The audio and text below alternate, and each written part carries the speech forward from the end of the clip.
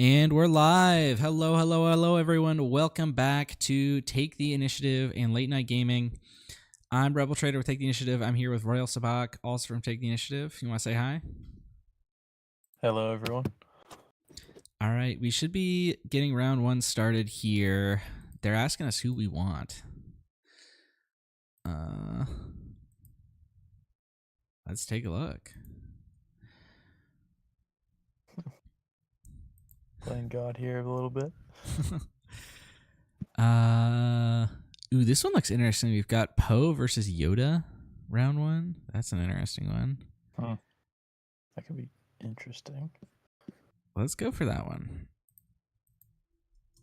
Sounds good.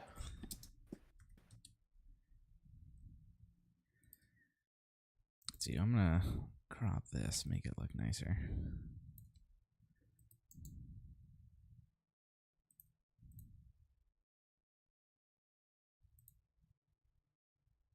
Oh, what's that doing there? All right, so this is gonna be the first major tournament post suspension of Django et al. And we've got, I think, 35 players at least, if not more. So we're going to be at full 1K level prizes. They were worried about participation, but lots of people registered day of, so. Excited to see what people are bringing. All right. If you were playing today, what would you be on?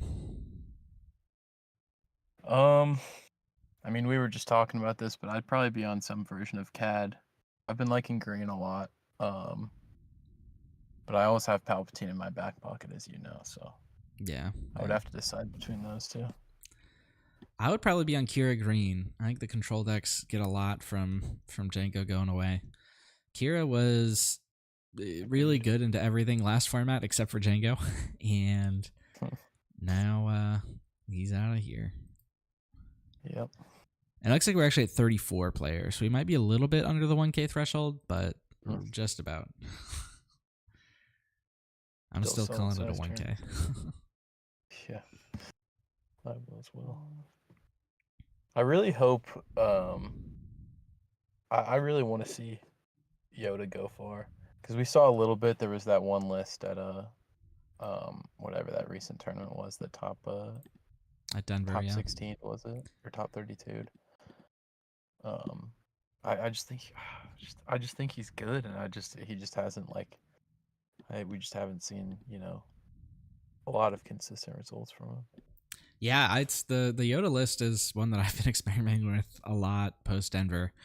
The one at Denver wasn't running home ones, which I thought was kind of weird. Like we played a league game and I loaded in with the exact list and I was like, "There's no home ones in this deck." Yeah.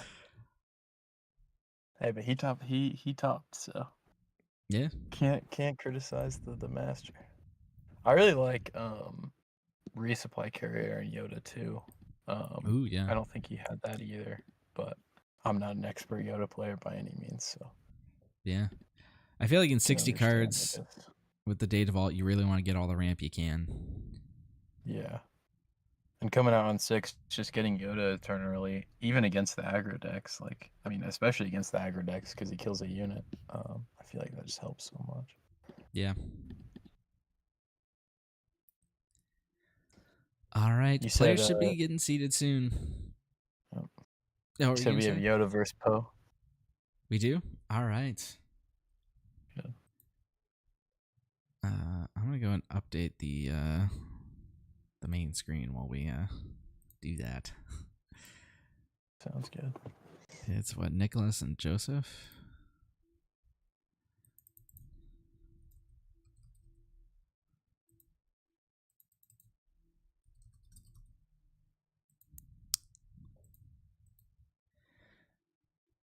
All right.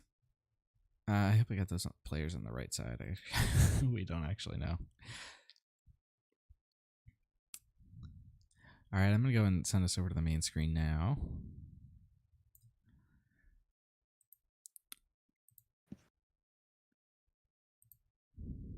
So yeah, due to popular demand, we're now side to side instead of up and down. Players the viewers in the community seem to like the side to side view better. We'll see how it does today. Yeah. Fair. And I've also More I've also equal got these ground. game win markers, and they're now updated because people said the green and red was not colorblind friendly. So I added this extra marker to indicate that one player had won. So yeah, you can see clearly who won what game.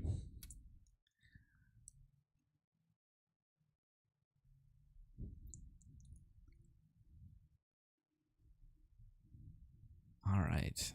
Royal, are you on the melee as a staff? I don't think I am, no. Okay, so you can't see the deck list then, probably. I can take a look at these. I'm not going to show the lists, but I can look at them and tell you if there's anything really interesting. This Poe deck looks pretty much how you'd expect it to. It's got all the good aggro stuff. Yeah, with ECL. Makes sense. All the good stuff. He's got a Jex in there. We'll see if those come in. The Yoda deck list it's Yoda with Data Vault, and I think it's exactly the one from Denver. Does it got the Starhawks and the Endless Legions in there? Yeah, it does. Fire. No home ones.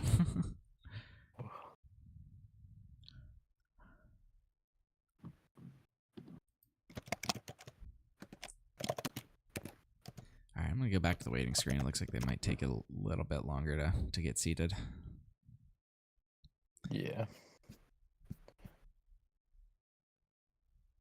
Looks like they're delayed a couple minutes.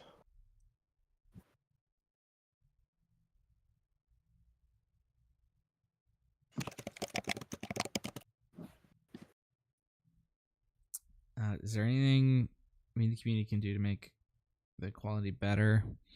Not really. The quality basically depends a lot on the store internet and our internet. So there's not really much that you guys can do on your end.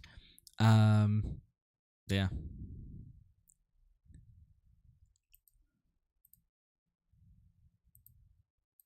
see.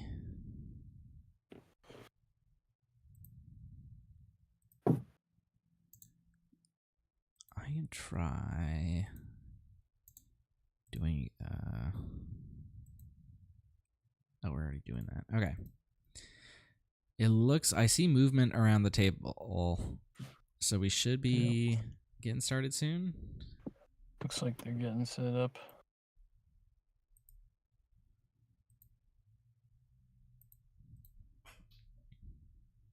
Any predictions on what'll come out on top early post Django? I think it's going to be control decks. Kira's, Bosk's. Solid prediction. Let's see. Ooh, DJ's gone too, so that helps them. Data here. We have access to the deck list, so I can tell you exactly how many of each leader is represented. Just 1 second, because I need to upload all the data to Google Drive.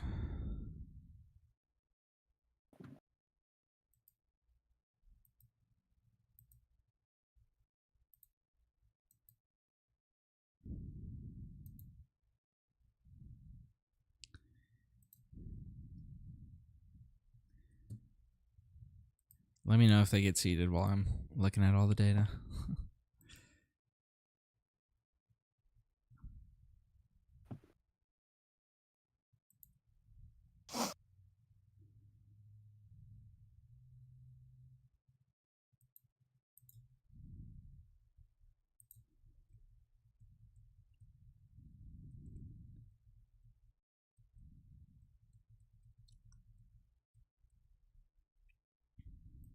Okay, we're gonna do that. Sort A to Z. It looks like... All right, so we've got...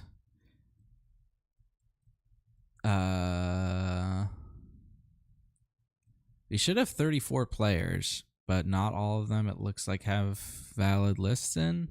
So this might not be 100%, but it's the best we got right now. So we got one Piet Colossus, one Anakin Colossus, one Boba ECL, that's the JTL Boba, one Boba Yellow, or two Boba Yellows actually, one Boba Daimyo Blue, one Bosk ECL, one CAD Blue, three CAD Tarkin Towns, one of the new Vaders on a yellow base, three Gar Yellows, two of the new Throns, one on green 30, one on Tarkin Town, one Leia green, one Luke red, that's Luke Hero of Yavin, I think that's a new one, with Tarkin Town, one Poe ECL, one Kira ECL, three Quinlan Tarkin Towns, one Yoda Data Vault, and 1, 2, 3, 4, 5, 6, 7 Sabines, 6 ECL, 1 Tarkin Town. So it looks like it's Sabines that are coming out in force here. Yeah. And our players are sitting down. Django is definitely a bit of a gatekeeper for her. So. Let me now check if I got the players on the right side. It is Nicholas on Poe, Joseph on Yoda. I'm a fortune teller. They sat on the right side.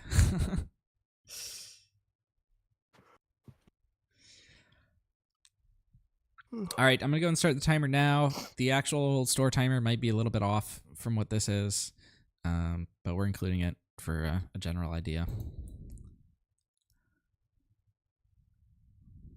Sounds good. Nicholas sitting down to read Yoda.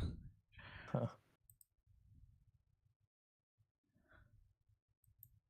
Making sure he knows what he's playing against. Yeah.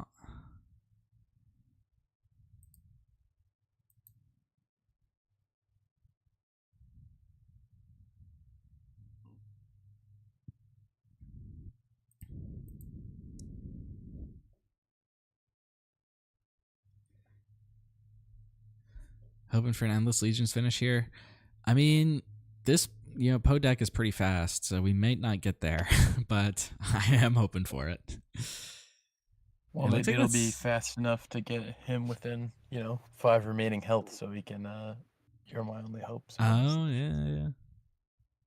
But I would say that's still pretty tough to pull off. I was gonna say Joseph has the Hyperfoil Data Vault.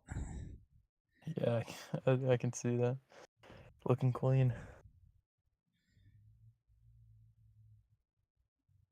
I haven't seen very many like foil bases ever. Because they don't do the normal ones in foil, do they? It's only the rare ones. I couldn't tell you. That sounds right. I guess I haven't seen that many either. Now that I think about it. Because I don't think I've ever seen one of the normal 30 bases in foil. I don't think I own any, at least. A lot of hyperspace bases, but. All right, looks like Nicholas is going to start us off. Plays Luke to the Grand Arena.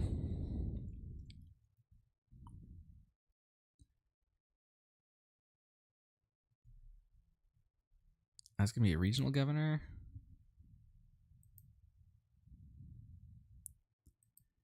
It looks like we are not getting audio from the table. I tried to set it up so that we would, but I think their camera might just not have a microphone on it. We just got in the chat, though, that Red 5 was the call. Wait, Red 5? No, Red 3. Okay.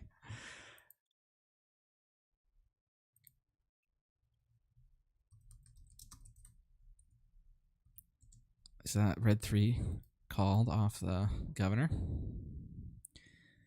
And onward. I think that's a solid open from Yoda, but I don't. A 1/4 isn't exactly what you want to see into a 3/2 statted ground unit on the start. Yeah.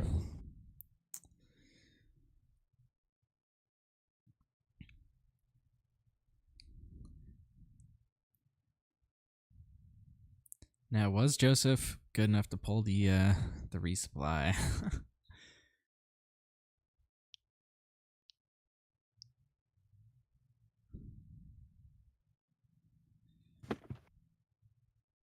All right, looks like black one coming down in space. I'm gonna refresh myself on what that card actually does.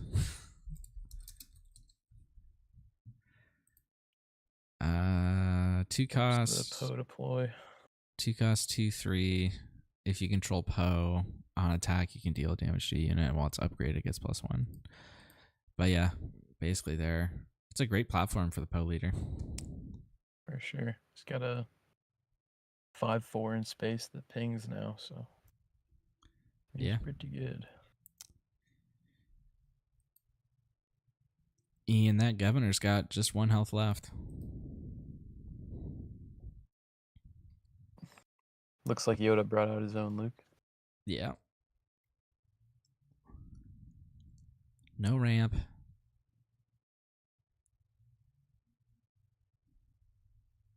Interesting, he trades Luke's. I probably would have thrown the governor in there, assuming that governor would probably die to Poe or to black one. Not swinging it yet, though. 3 resources. I think Nicholas is a wing leader in hand. Which, it's gonna be Leia. Or that's Leia, that's right? Good. Yeah. Yeah, I think so.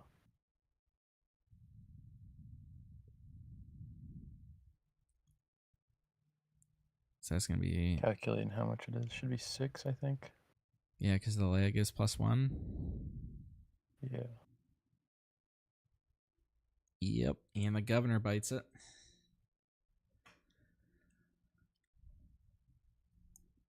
It's like a decently strong start for the Poe player here. Oh, this is real good. Okay, Spark of Hope, though. That's important. Gonna help. Maybe he has the second one, and that's why he traded the Luke in. That makes sense. He was playing 5-dimensional chess there, and he's going to be able to flip Yoda next turn. Now.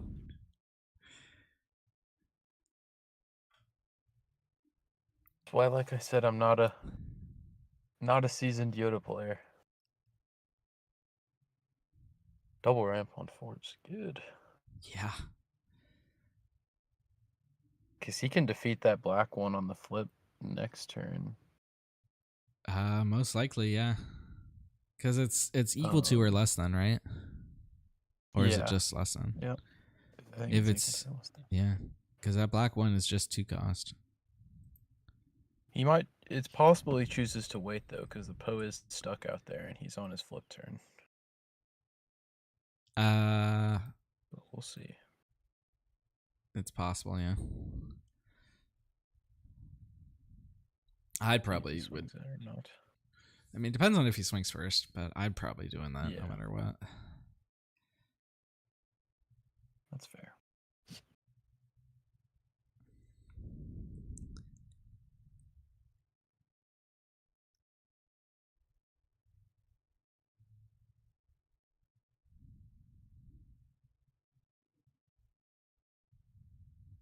Yep. Swinging in. Bringing him up to 14. That's a lot, but with Yoda flipping early, I'm not too worried if I'm Joseph. He's at 7 too. He's got a lot of good plays ahead. All right. He's at least going to slow roll the Yoda deploy, which makes sense. If you're not stopping the attack, no point in going early. Yep.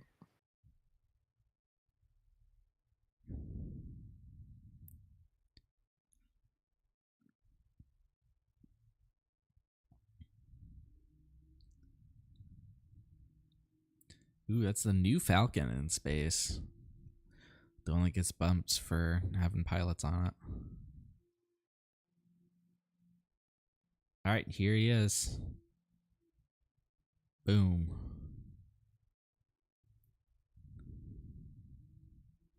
Is Leia 4 or 5 health? Do you remember? 4, I think. That would be great because that lines up right into Yoda. Yep. And into Obi. Yeah.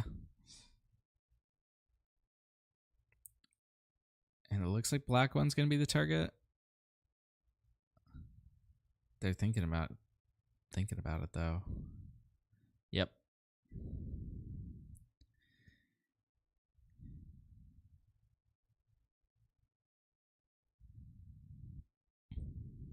Looks like Nicholas's hand is he's just gonna play that Phoenix Squadron A-Wing.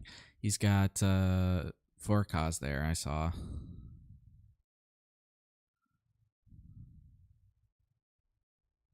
Goes to base here.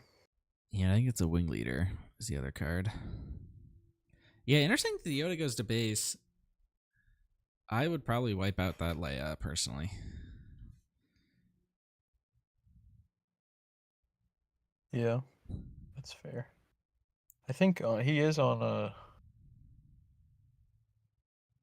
25 though, and at this point, Yoda's got so many resources that. Yeah, I guess if you got the Obi up, you know, Leia's not doing much anyway, so.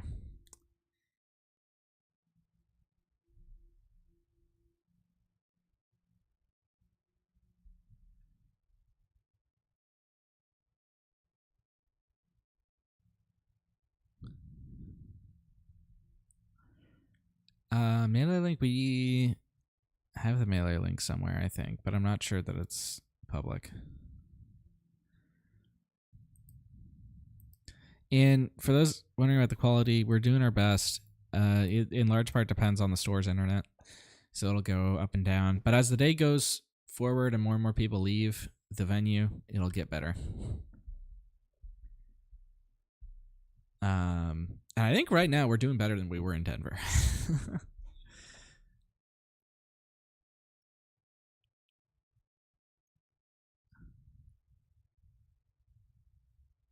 It's like Poe just claimed instead of flipping.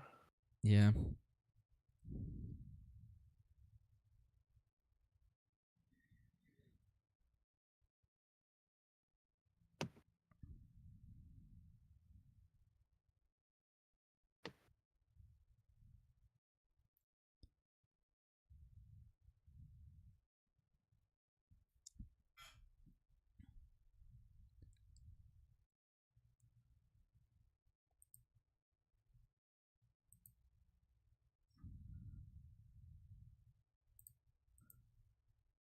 Ooh.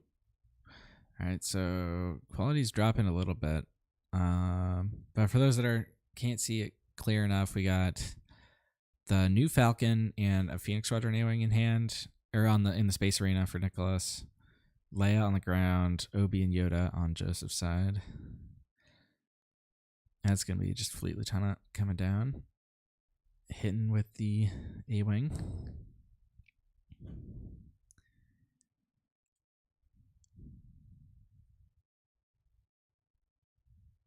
For takedown on the big Falcon before any pilots get on it.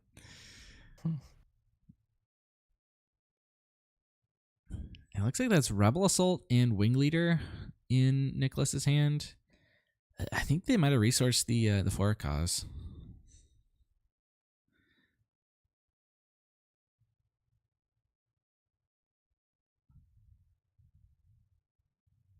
Okay, Christopher, you got us. It is intentionally lower because we do think it's funny. Yep, you're getting pranked.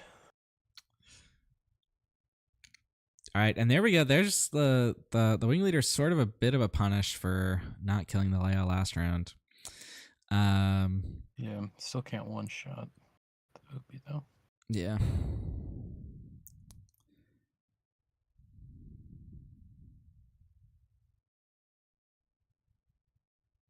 And let's see. It looks Yoda's gonna go to base. Joseph is saying I can race you. And he might not be wrong. He's got an 8 health structural advantage from the bases, so he's actually in the damage lead right now, if you count it by remaining health.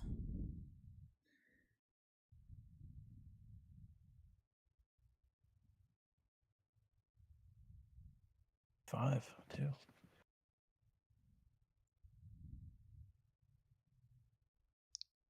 All right, A-Wing, that's going to help him compete in space.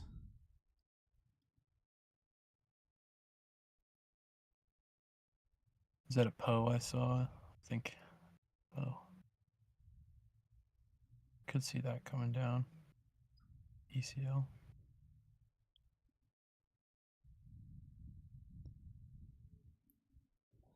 Oh, it might have been. So, okay, yeah, we were thinking last round Poe didn't deploy. It might have been that the judges didn't let him, which Poe should be able to deploy on the ground even when he's exhausted. I did see they were taking a look at it. I assumed they didn't say anything. That might have been what happened. We have a line to the judges so we can talk after the game, but we're not going to question their calls at the moment.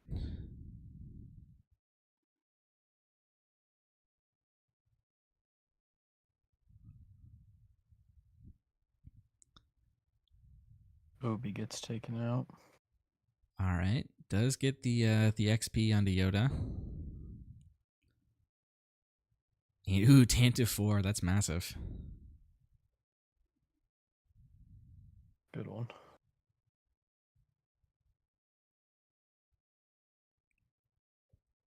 Did he not generate the X-Wing token? Or Doesn't can we look just not like see it. it? Maybe he's looking for it.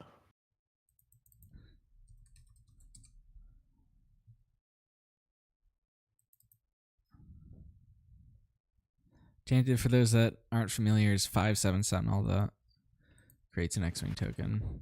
It is a mandatory effect. There we go. All right, there we go. Chewie. That is not big enough to get over the Tantive, though. He does have the Rebel Assault in hand, though, so that would make it be able to. Oh, you're right. You're right. It At would. least I think unless he resourced it.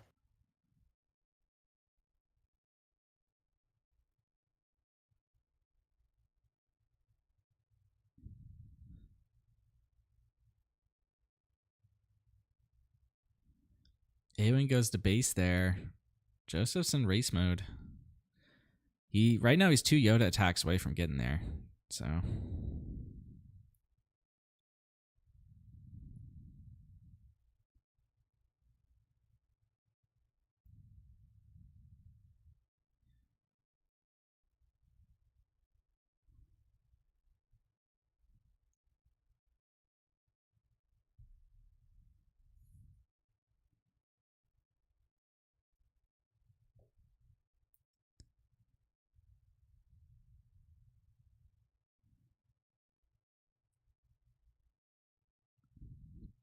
all right, and the wing leader's gonna be the second unit to attack there off the Rebel Assault. So he's at 18. Gonna go down to 16. Bring Neglas up to 21.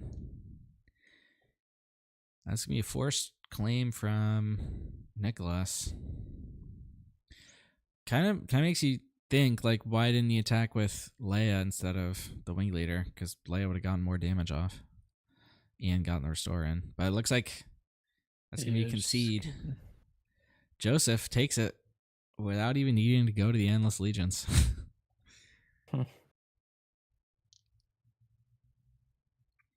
All right. For those wondering about the field, we did a little bit of a overview before the round started, but the number 1 represented deck at this tournament is Sabine. 6 Sabine ECLs.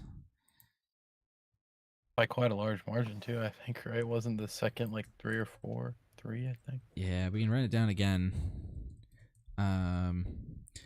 But yeah, 6 Sabines, 3 Cad Targan Towns, 3 Quinlan Targan Towns, I think 3 Gar Yellows, and then there's a bunch of one-ofs.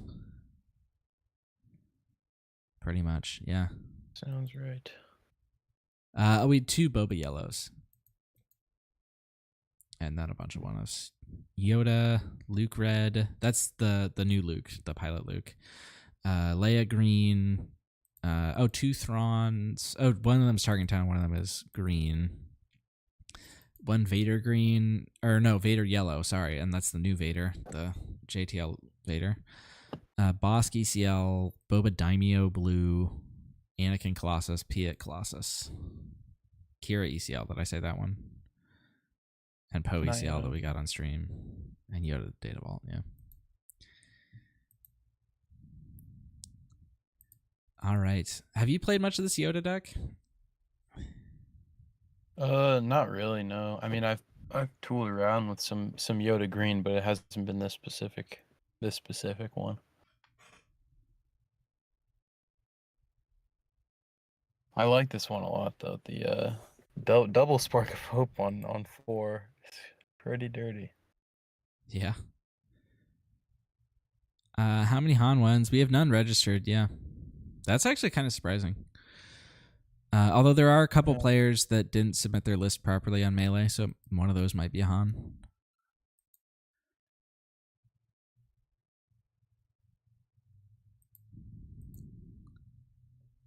Maybe all the Han 1 players are just discouraged that they lost DJ. Yeah. Oh yeah, Poe didn't use ECL last game. He didn't deploy either. Yeah.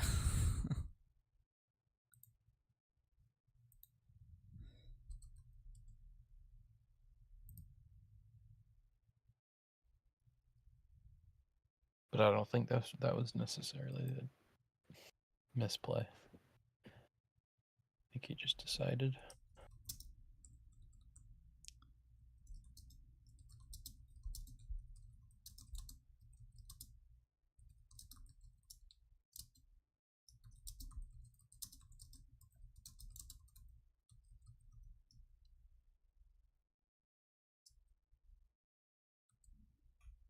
See an A-wing into a Chewie here from the Poe player. Ooh, that's a nice line. Any JTL Hans? No JTL Hans. Or a black one into a Chewie. Yeah, either of those lines would be killer.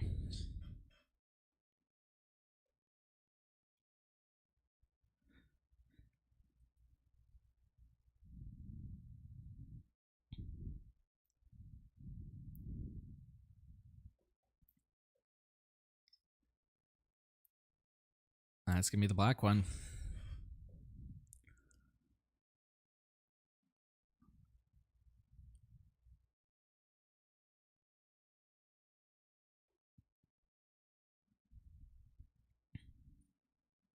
Luke on the ground for Joseph.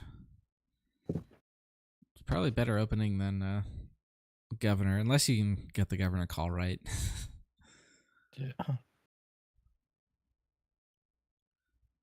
And there's Chewie.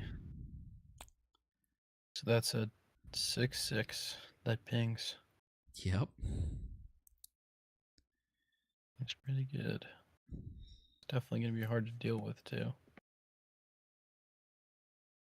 I don't think there's one specific card that would just take that out in the Yoda deck.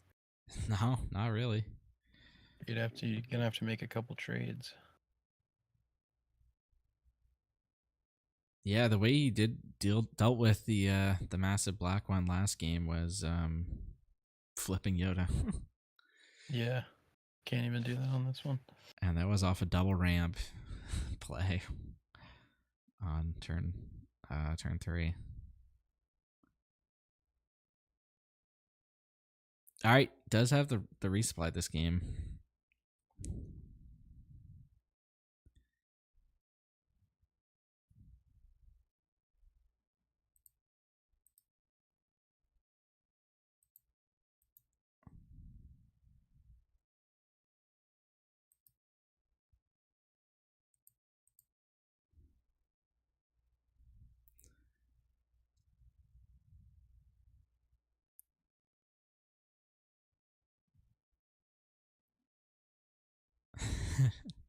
Just reading Chewie again.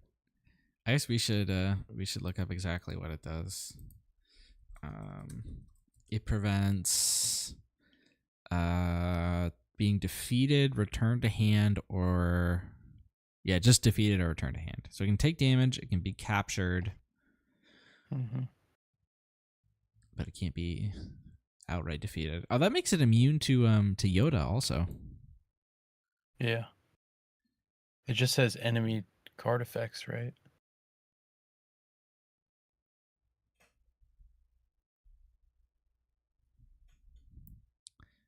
Yeah. Yeah, that would cover Yoda. It can be reduced out, so if he can get to a Luke to hit something for 6, that would do it. Yeah. Until then, he's going to be taking some big hits, though. Yeah.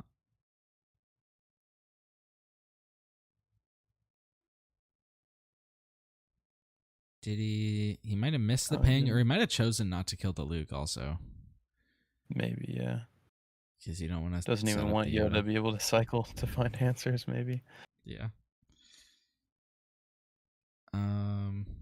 Let's see. We also have, he has Starhawk, which if he can like do True. You're My Only Hope into that, Mm-hmm. that gets there.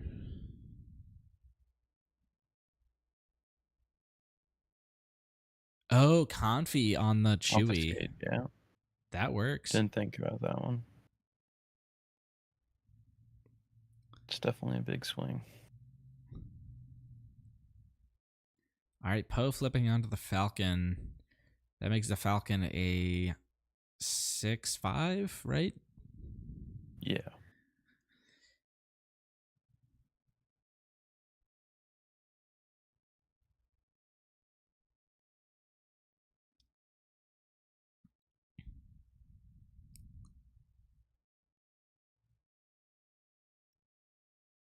All right, blue leader. Blue leader.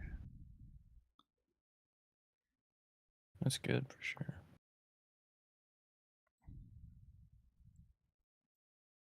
And, oh yeah, and that lets him trigger the Yoda ability because the black one died.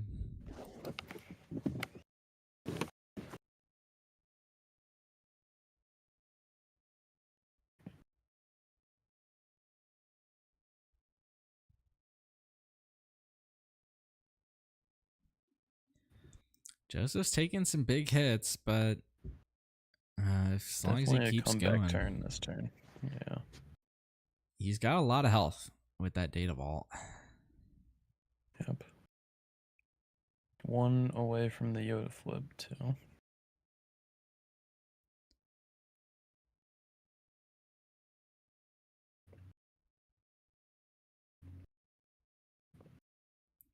Someone asked if this is a tournament. Yes, this is a constructed 1K.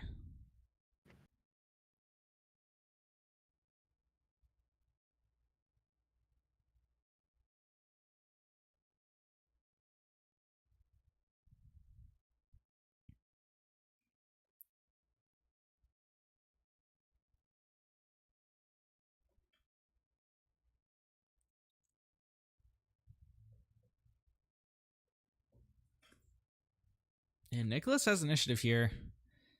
Probably just going to swing with that Falcon.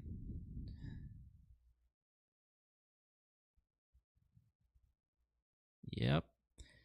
Brings Joseph to 18. Joseph's base damage now old enough to vote.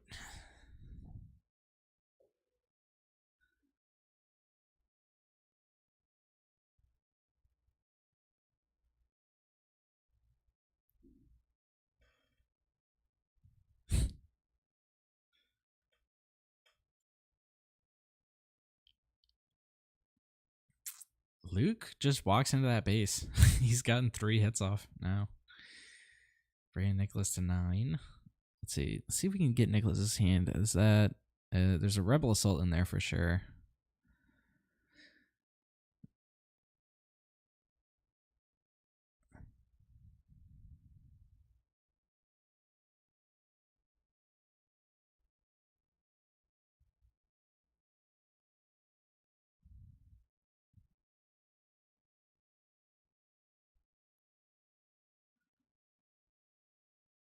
Did Joseph just claim? I think he did. Oh, Nicholas might have passed. Yeah, if Nicholas passed, I'm definitely claiming it's Joseph there. So now we're on to the Yoda flip turn. What round are we in? Oh, this is round 1. Oh, I just realized this overlay that I have doesn't have an indicator for what round it is. That should be easy enough to add, though. All right, I got the video back up. Sorry, my internet just wiped out for a sec. Wondering where you were. Yeah. All right, we'll get a Wasn't round ignoring indicator you. up.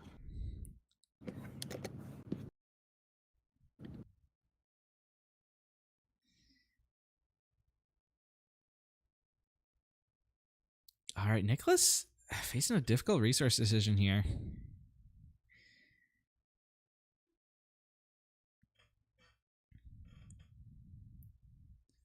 All right. Now, if you're Joseph, do you just YOLO Yoda here? All right, he's not going to do that. Gonna play Tantive. Be a bit safe. There is a good chance, though, that you hit something that kills that Falcon. But there's also a chance you miss. Ooh, Chewie. That's a big Falcon now. And it's immune to Yoda. Oh, does he not realize that it's immune?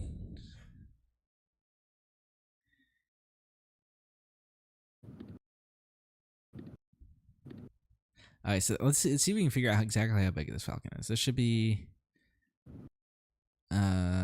it's Poe, so it's 3, 4, 5, 6, 7, 8, 9, 10 attack and 10 health. Right? The Falcon? What's on there? My mind's getting a little blurry. It's Poe. Oh no. 8 health. It's Poe and Chewie. Yeah. That'd be 8 health. 8 health, 10 10 attack. Yeah.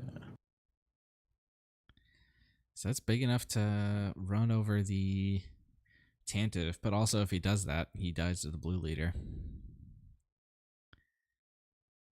Yeah. Ooh, Sabine's masterpiece. Hmm. What was the point of that? Interesting. Masterpiece doesn't get any triggers. Yeah, I think he was thinking that he could give an experience to the Falcon, Oh, maybe. so it wouldn't die. But the pilots are considered units, right? So Yeah, they don't count. Yeah, that's probably what it was. That feels bad. yeah.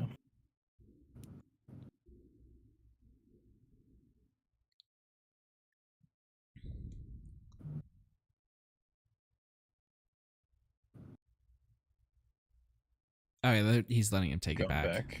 back. That's good sportsmanship on Joseph's part. Very gracious.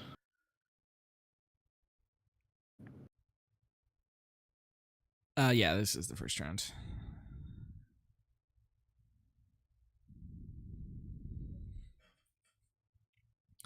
All right, so it looks like we are gonna swing the Falcon into Tantive.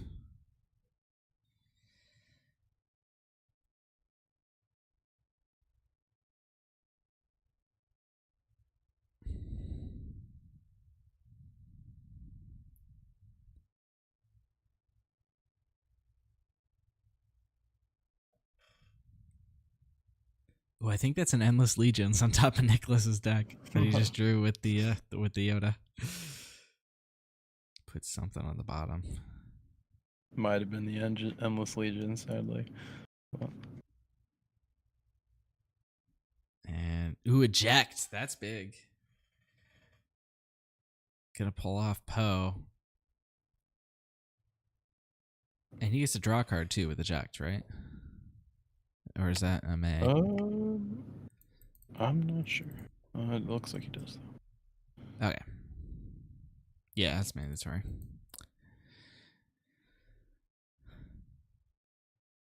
All right, Yoda. Ooh. Is that a? That's Annihilator. Oh, okay. I was gonna say I didn't know this list was on. Oh, it looks like Yoda. So Yoda must be non-leader unit then, if Yeah, that's I not think he is. working. I honestly can't remember. I'm pretty sure he is. But yeah, Annihilator's the spicy tech with Endless Legions. Because what you can do is, if you pull it and a regional governor, it doesn't even matter what you destroy. You just get it just so you get to look at their hand and call the best thing with governor.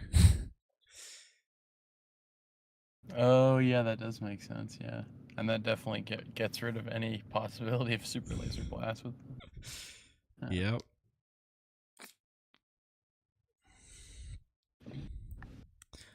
All right, so the Falcon does end up dying.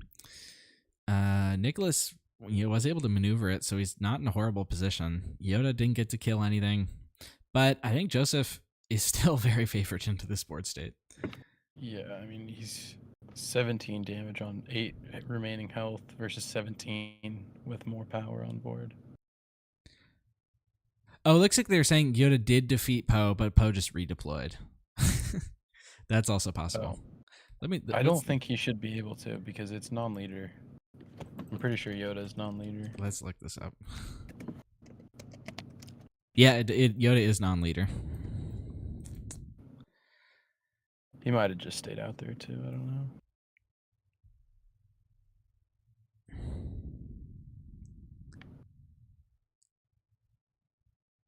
Well, Joseph's got lethal on board. Yeah.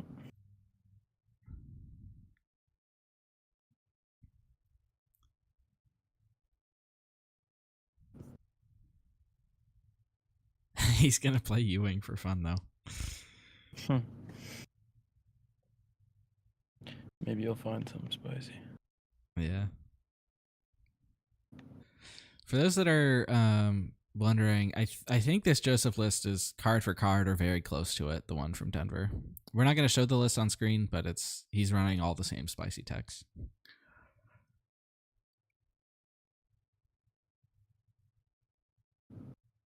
There's a Luke. Poe's not a leader as an upgrade. He wasn't an upgrade at the time. He was on the ground.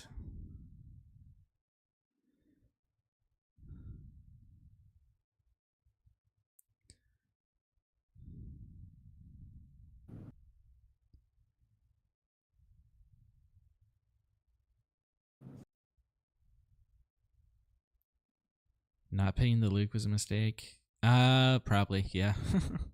This Luke has been out since the first round of the game. There's Masterpiece, and I guess he doesn't use ECL. He's quiet quitting the match. Sorry, that's mean. He might have just forgot that he still had an ECL open. Yeah. Don't think it would have made the difference though, so. Yeah.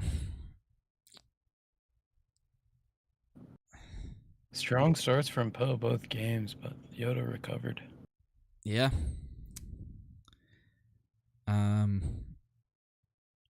Yeah, the data vault gets you so much health, and he didn't even really come up because I think he only got up to like 18 damage at most. Yeah. Yeah. It's just all this Yoda value stuff is crazy, and the ramp. Very true. Yeah, he got to that flip, 2 turns earlier and then 1 turn earlier. So, and then he just started swinging base and healing. So those 6 damage swings, I think, won him the game. That is Yoda data vault, not Colossus. All right, let's see. Let's check on some of our other matches. Specifically, I'm looking at Loopy. Did Loopy win?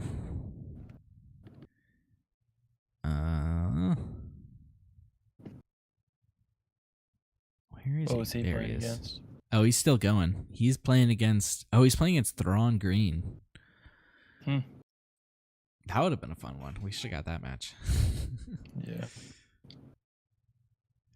All right. For those that are just joining us, we're at, I think, 34 players now. Yeah, 34 players. And we've got 32 of the deck list. 2 of the deck lists were not submitted properly, so don't know what they are. But based on what we have, the meta is very tilted towards Sabine. 6 Sabines, or 7 Sabines actually. 6 with ECL, 1 with Tarkentown. And we've got 3 Cad Tarkentowns, 3 Quinlan Tarkentowns, 3 Gar Yellows, and then a bunch of 1 and 2 ofs. most of what you expect. No one that we know is registered with Han though, either green or yellow. We got one person playing Bosk, but it's ECL, not blue.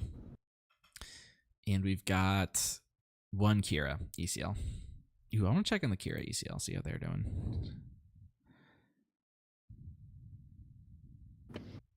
Secretly always rooting for carries, yeah. Yeah, we were talking earlier, and that's what I would have brought if I were playing today. They are still playing. It's against a Sabine.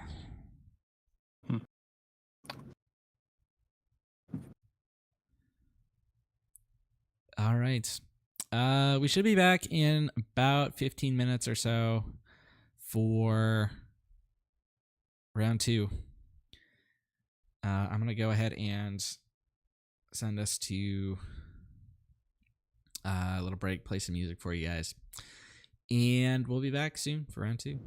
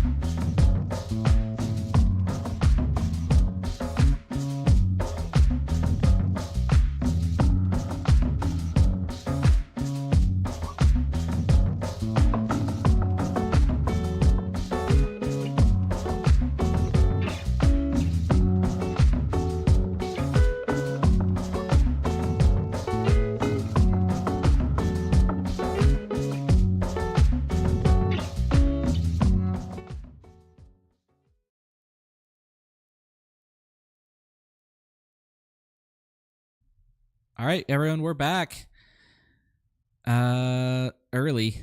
Not all the games went to time, so we should be starting round 2 here pretty soon.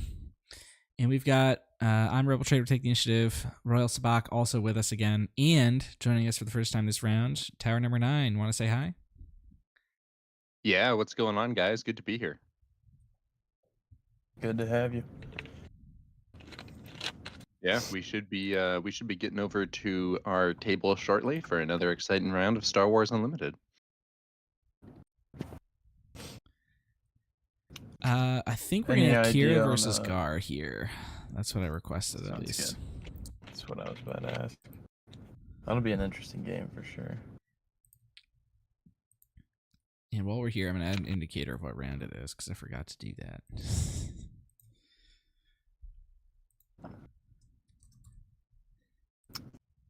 2 of 6.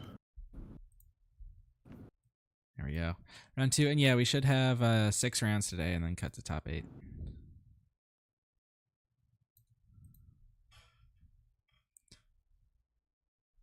Let's see, I'll add this. Kira versus Gar should be an interesting match. I'm not actually sure who's favored in that. But. Now, it's interesting to me. I think one of the reasons that people were playing Gar is that it was perceived as a potential counter to Jango Fett. So it's interesting that Gar is sticking around now that Jango is suspended, but we'll see how it does. Yeah. Yeah. I will say if I was Kira, I'd feel pretty good about it.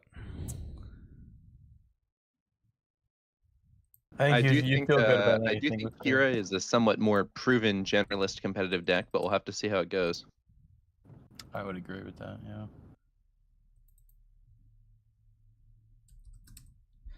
All right, so our Gar player is Jim, and our Kira player is Brian. So we got Brian on the left, Jim on the right. I see Tower. Are you in the video room? The VDO room. Yeah. There's a link I put in the production group chat a bit further up. Okay, I'll check it out. Because that's where you can watch the stream.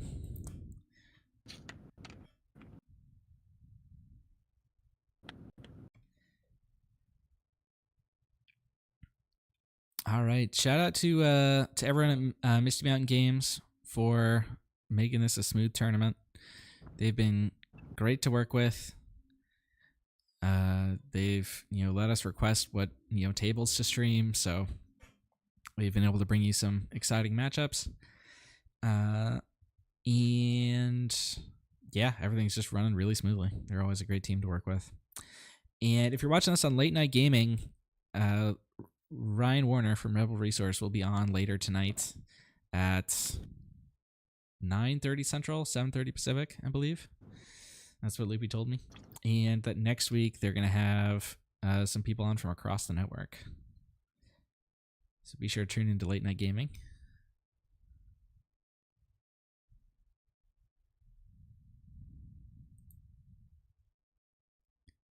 I think they're getting set up here.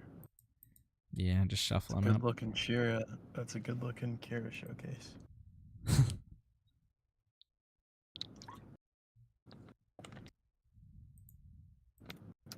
I think the 25 HP might be a bit of a drawback for the Kira player, just because, obviously Gar tends to be a bit aggressive. And the soft control elements of Kira might be a bit weaker into shields. But, They're rolling it up, got some nice big dice here, and looks like our Gar player is going to win that roll off. There's the handshake, and let's get going.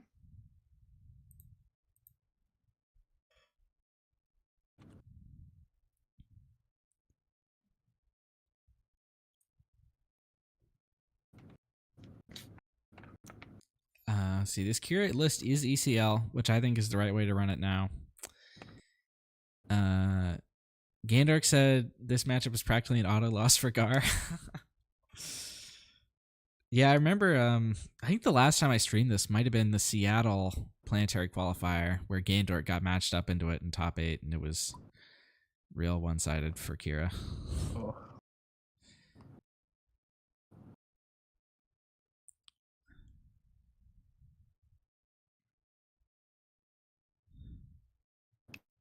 I really haven't been following Kira much. What exactly does she play in the new set? There's not much from the new set that you bring in, honestly. Really? Yeah. Maybe Idens, maybe the Onyx Squadron Brute. Trying to think. Sometimes you might bring in Annihilator, but it's mostly the same as it was last set. Some versions are playing the MC30, but not many. That might just be me, actually. Some of those I new yeah. capital ships are pretty interesting to me. I do like the MC30 with ECL. I think it could be good. Yeah. Okay, so Although we've seen it's- Krennic removed by Power of the Dark Side and replaced by a crafty smuggler, which I think is kind of a funny demonstration of how good that 2/2 shielded profile is. Crafty Smuggler sees play in competitive decks, and there are cards that are Crafty Smuggler but with direct upside that exist in the game, yeah. And like it's Director Krennic or L337 in those heroism builds.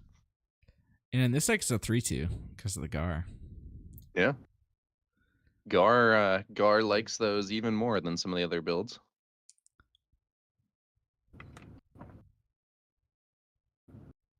All right, Brian played resupply here, which means Kira's online. Flipping it here isn't terrible, although you might want to get a little bit more value out of it. But it's a nice way to remove that shield.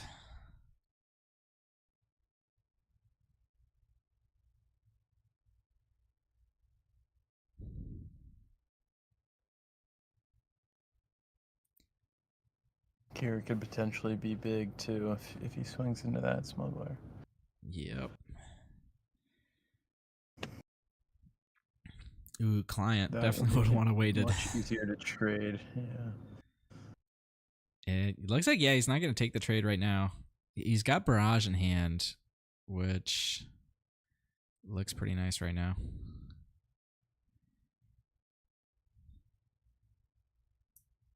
Also got like No Glory, a couple other things that could take out the client.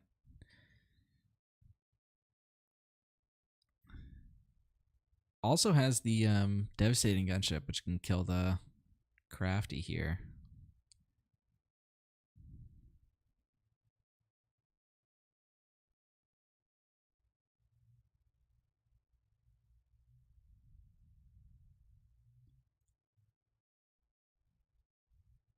Pulling it over.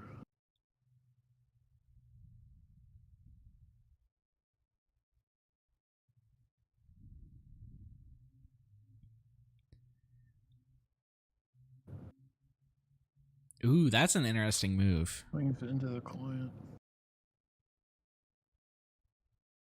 Doesn't kill anything, but I don't know.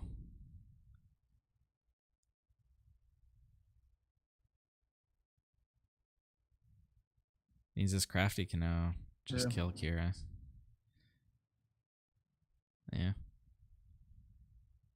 The client is I think maybe high on the list of the cards that have been most overrated in this game, and that people thought it was going to be like incredibly broken, and it ended up being merely quite good.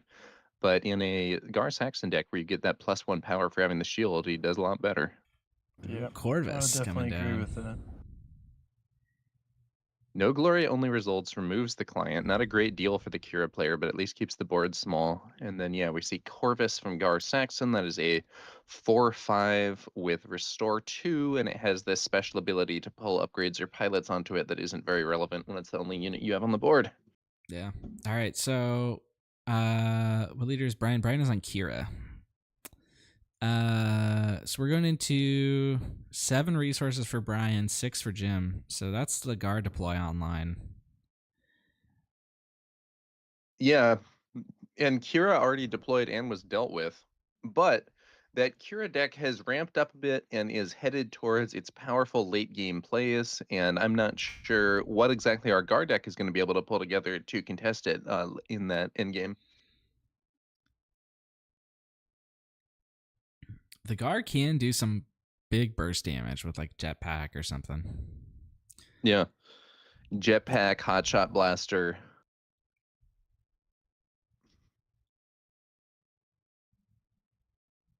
Asteroid Okay, looks like Sanctuary. that's Yeah, Asteroid Sanctuary exhausts a unit that's already exhausted, but it does give a shield to Corvus, which is not only going to protect it from that gunship, but is also going to allow it's also going to allow Corvus to get +1 power from Gar Saxon's ability. So now swinging for 5,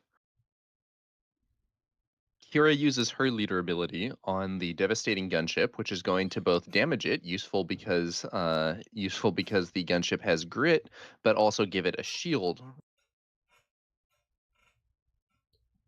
So that gunship is itself now going to be swinging for 5 with a shield. Would normally allow it to take out Corvus, but that Asteroid Sanctuary may have been quite well timed here for our Gar Saxon player.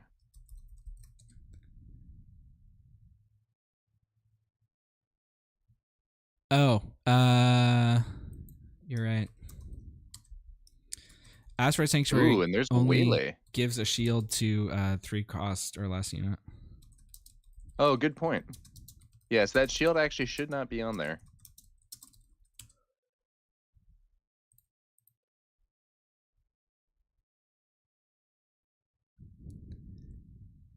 Looks like they're figuring that out now.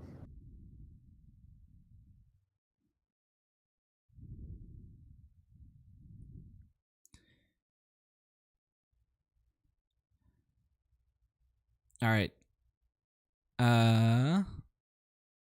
So the Waylay was big there. Bounced the gunship, which means the barrage in Brian's hand is not online.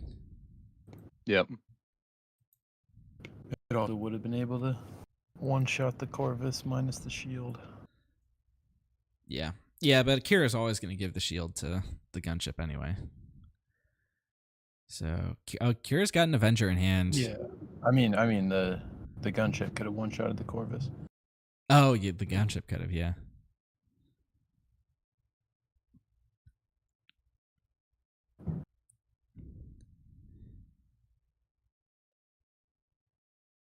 All right.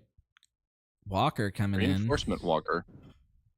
Now, this is also a pretty decent target for a potential overwhelming barrage. And additionally, the on attack and when played ability is going to provide substantial healing or card draw for our Kira player. Another Waylay here would be great. Doesn't look like he has it. It's going to be a tie advanced buffing Corvus here.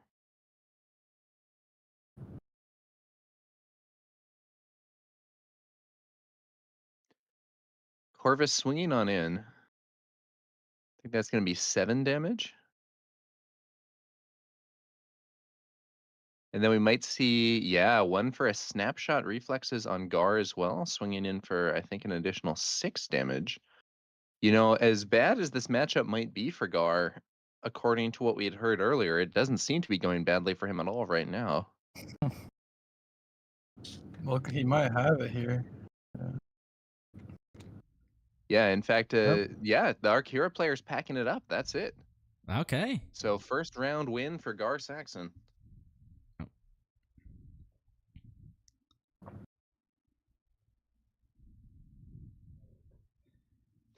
Now, Yeah, what do you think about the base selection here for Kira? I think it's totally correct at this moment. The only reason you really ran 30 ever was for Django. But with Django out of the meta, I will say that as someone who is playing Sabine recently, I would much rather play into ECL than 30 for Kira. I think you're totally wrong.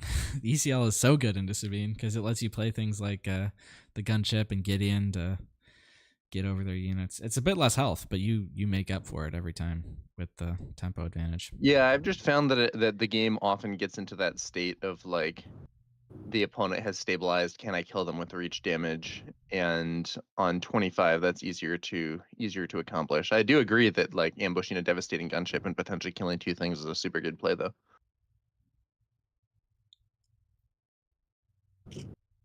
I think it's a bit worse in this matchup just because the ECL is a bit rough into some of the shielded units. Yeah, that's an interesting point. I think Gar Saxon is more resilient to some of these things thanks to his shields.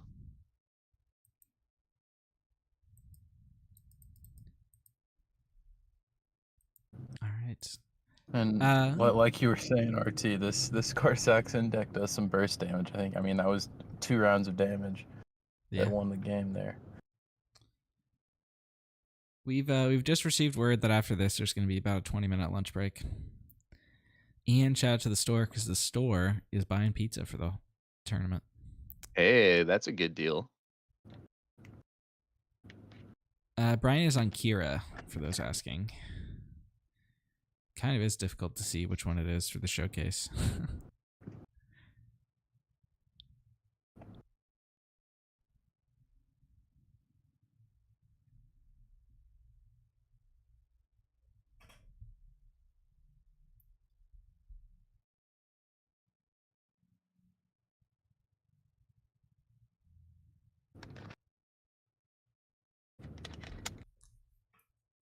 Like they're still siding in here. All right. We've got about 150 concurrent viewers across both channels, Late Night and TTI. So thank you to everyone for tuning in on this day. We've got about 34 players here. Most represented deck of the day is Sabine, for those wondering. Which do we have information on which base is being played? It's ECL. 6 ECLs, 1 with Target Town. Interesting. Okay. Personally, I am a yellow Sabine fan these days, but it'll be interesting to see if that, like, what that will look like after some, after some changes and testing and so on with some of the new cards. Yeah, I wonder how Yellow Sabine has changed in this set. I haven't seen a ton of people on it. Yeah, I think at least before the suspensions, I felt more confident in it relative to Green Sabine. That's fair. But I would want to do some more testing, and also if we do see a bunch of control decks coming back, I think red has historically been double red Sabine has historically been very strong against control. Double red? Really? I haven't seen much double red Sabine at all. No, I Other mean, than so I think passing. that we haven't really had the type of meta where it's great since honestly set 1. That's fair. But into control, double red has access to aggression. It has potentially Chaos of War as an answer to the decks that draw a large number of cards. It's very good against upgrades. It has some interesting stuff going for it, but I think it really is specifically against control decks where it shines more, and that's not where we're at right now. Fair. But maybe it will be with those changes now. No, I definitely think control is gonna. You were saying this earlier, RT. You think it's gonna be a control-oriented meta post Django? Maybe not oriented, but I think the control decks get a lot more. Yeah. At least they get buffed. I think it's gonna be pretty wide At least open. soft control, yeah.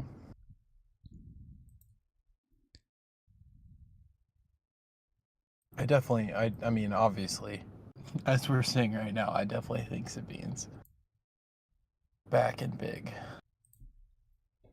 Yeah, I mean, I think that if you look at the PQ results from the previous set, we had Han on top, and then we had Sabine and Django behind.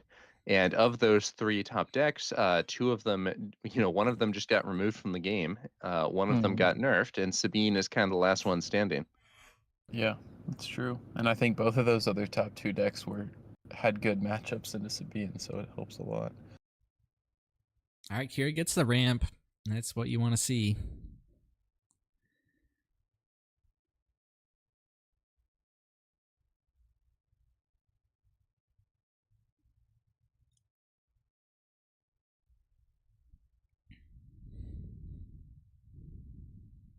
Ooh, Phantom. That's where the ECL is going to come in handy, probably. For sure.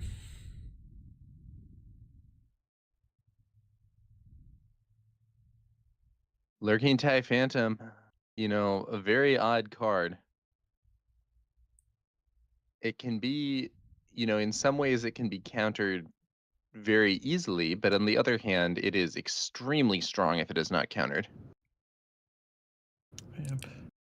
It also confers immunity to cards like Power of the Dark Side and Merciless Contest because you can select it and then have it not be defeated. All right, Brian does have Devastating Gunship in hand, but he can't get to it this turn.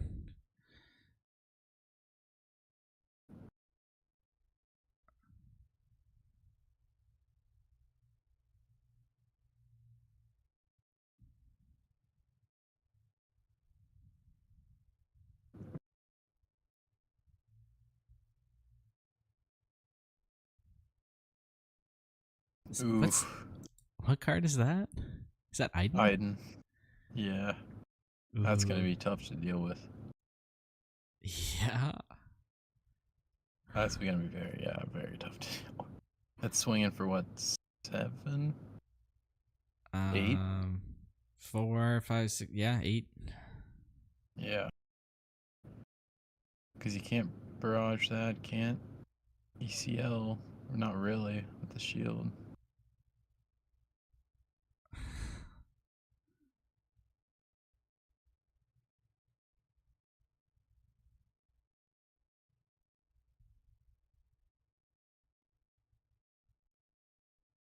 Might need to find a no glory. Yeah, that's. I mean, yeah, that would do it. Or Oh wait, Traitorous. he just picked up Traitorous. Yeah, You're that's right. better actually. I didn't predict that, by the way. I saw him draw Traitorous and said or Traitorous.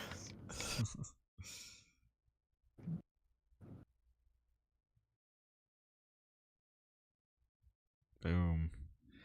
Now, did Jim bring in confiscates? Is the question. If he did, that'd be a blowout. We don't even know that he has them, but Even if he did, yeah, he might. I don't think he saw Traitorous last game, so. And are the lists open? they're not open. I have access to them, but Yeah, so. Yeah, it's you know, I wouldn't vote him. there are a lot of events where lists are not public until the cut or Yeah, similar. I figured. all right. I mostly- Waylay Yeah. used on the Phantom. You're fine with that, as you know, Traders is basically taking up 3 cards. Yeah. And you have that devastating gunship if you really need to deal with it next turn. Yeah. ECLing that, I mean. And Jim's only on 5, so he can't replay it immediately.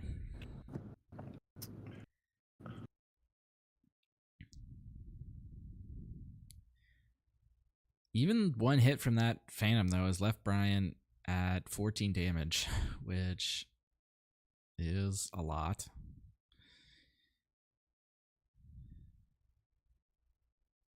True. Brian might be contemplating a Kira flip here. Decides against it.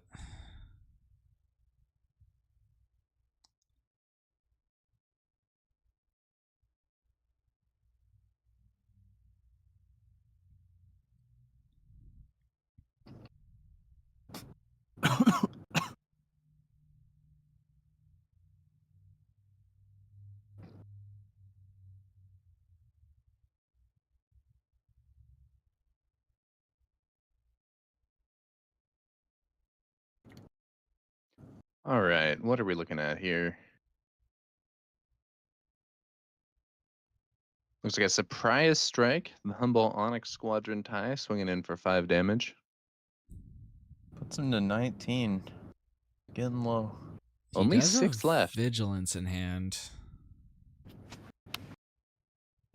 Yeah, it might be a good time to get that going. I mean, if the Onyx Squadron tie is defeated, it will heal Gar Saxon's base, but I can't imagine that Kira cares very much about that at this point in the game. I think that's really something that is more being considered.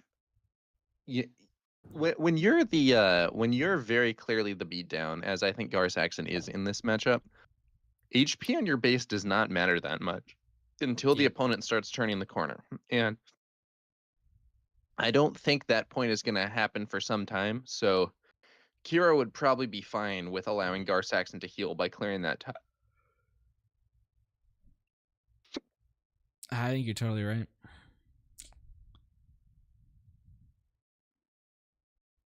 He's also got to be very careful of jetpack here, because he's only got 6 health left.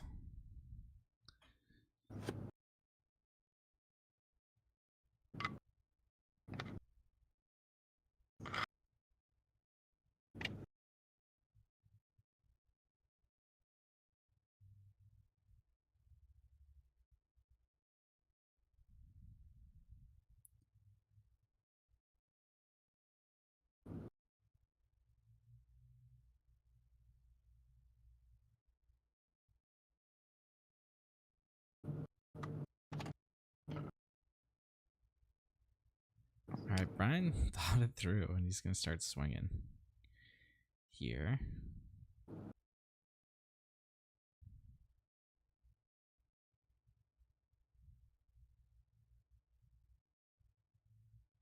All right, and there's that Vigi.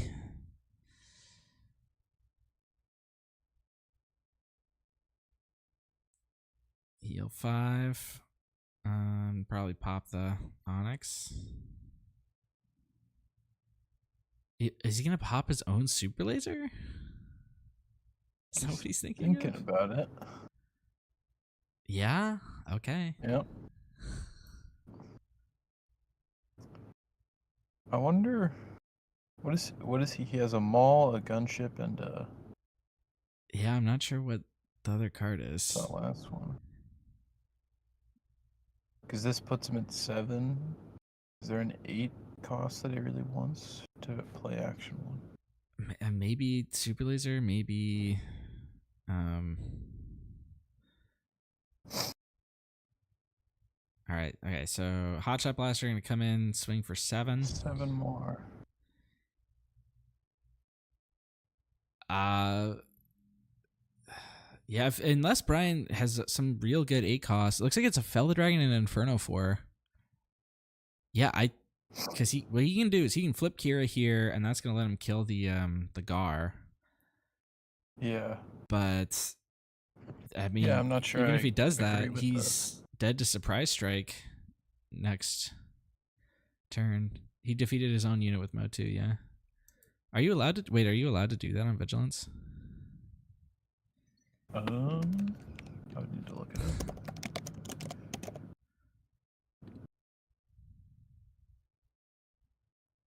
Yeah, you can defeat a Okay. unit. Alright. Kira's gonna flip here. She pretty much has to trade with the Gar.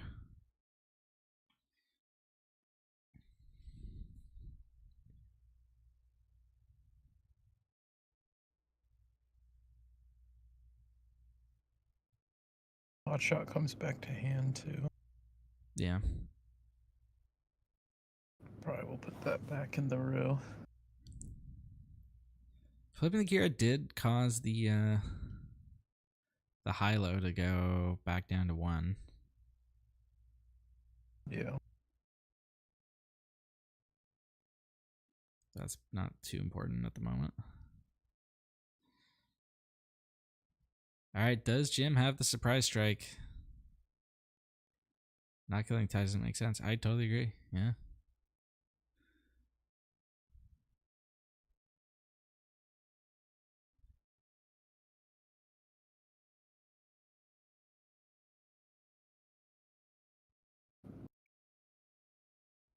Alright, Aiden. He's got Fell the Dragon for it, so he's not going to die. Yeah. Is that Fell the Dragon? That is going to trigger that heal, but as we were discussing, I don't think Kira's very worried about giving Gar that heal. You're right. Now if Brian can what's pick going up on with Gar's resources? Did he forget to ready those? No, he He just played the played Aiden. Aiden. Oh, yeah, that's right. The pilot Aiden. Okay. If Brian can pick up an Avenger next round, he might actually be happy that he killed his super laser here. Ooh, Lurking TIE Phantom, though, does not die to Avenger. Ooh, yeah. He does had Now, an if there's a Inferno no for at glory one only point. results, that can be used to remove the Lurking TIE Phantom. We could also see a perilous position, potentially. One swing from that Phantom ends the game, though. So if he didn't draw an answer, that could be it. Or He's ECL got with any space unit. gunship, yeah. Yeah, ECL on a space unit, also a good answer.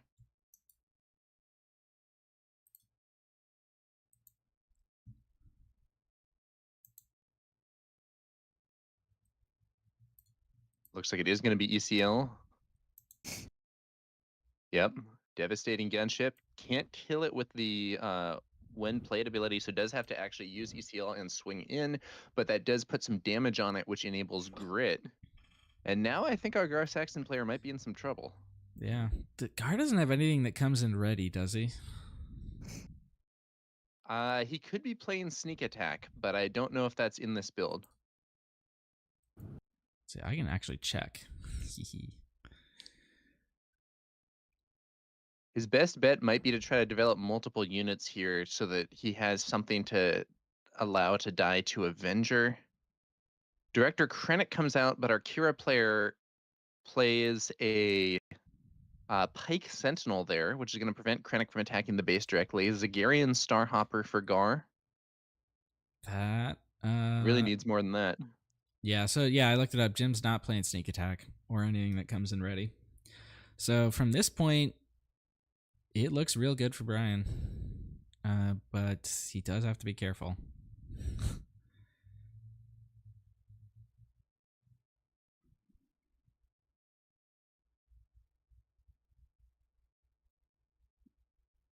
Oh, the gunship needs to go back to hand.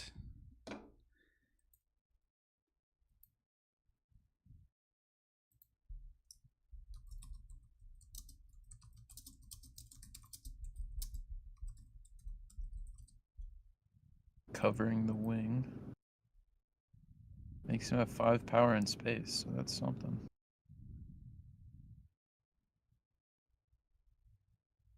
I don't see an immediate answer to space in Kira's hand. Well, the gunship should be in his hand, which... Oh, right. Okay, there we go. They got it. Yes, that's an answer. So that can kill the X-Wing. Yeah. But the Zagarian is going to be difficult. Where did he get the... Yeah. Oh, got the shield from covering the wing. That's what it is. Mhm. But if Jim has Surprise Strike in hand...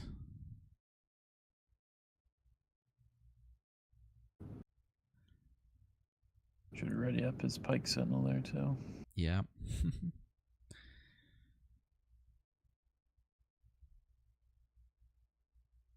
Oh, he hasn't even ready yet. Never mind.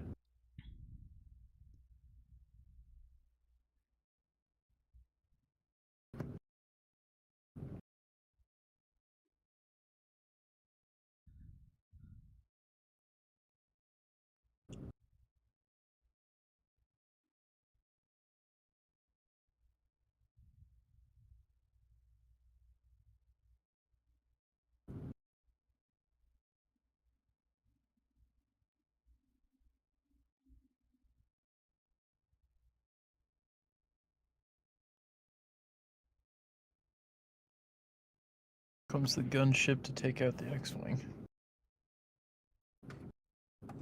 One snapshot, and that's going to be it. Forward base. Oh,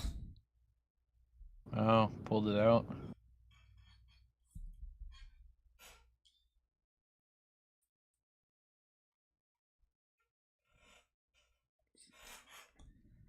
There's 2-0 for the Gar Saxon player. Maybe Yeah. it wasn't as bad of a matchup as we thought. Yeah. He was able to sneak on in there. Now,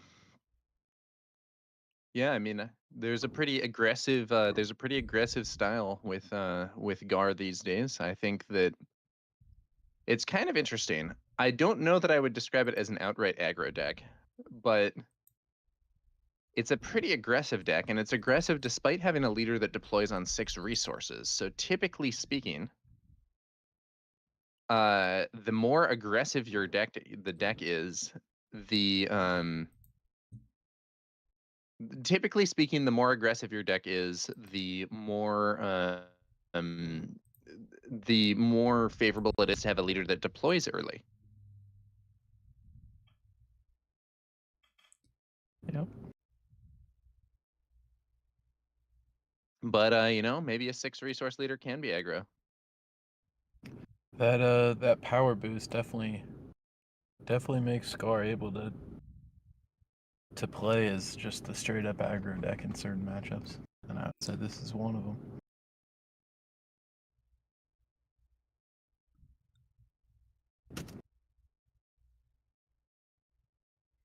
Yes, Django is banned for this event. Triple Dark Raid is not, though. They're not recognizing that one. I'm kidding.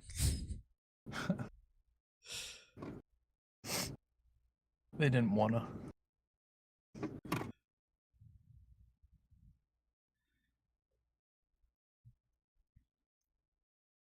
All right. Let's see if we can check on our other matchups. Loopy won his round 1, but still playing round 2. Let's see what else is doing well.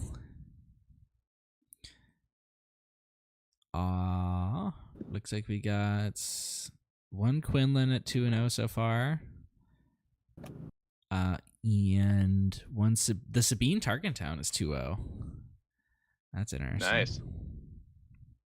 I was a big Sabine Tarkentown fan in the early days. It might be time to check that one out again. Yeah. Looks like one of our other Gars also won. So we got 2 Gars at 2-0.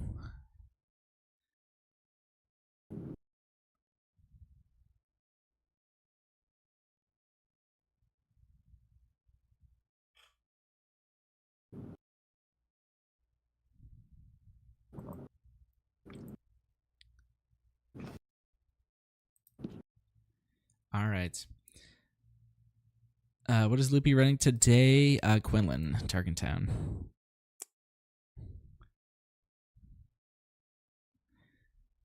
There was 3 total Quinlans, right? That's what you said. Yep, 3 Quinlans, all Tarkentown.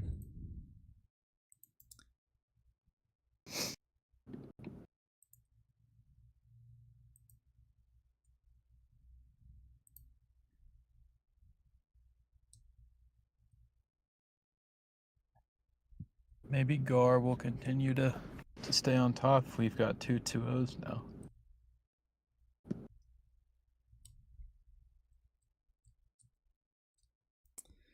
Yeah, it's possible. All right. So there should be about 20 minutes left in this round. Then after that, they're going to do a 20-minute lunch break. And I kind of want a lunch break myself. So we're going to see you a little bit. Any P at red? No P at red, but there is 1 P at blue. So we're going to go to the waiting screen, and we will see you in a bit.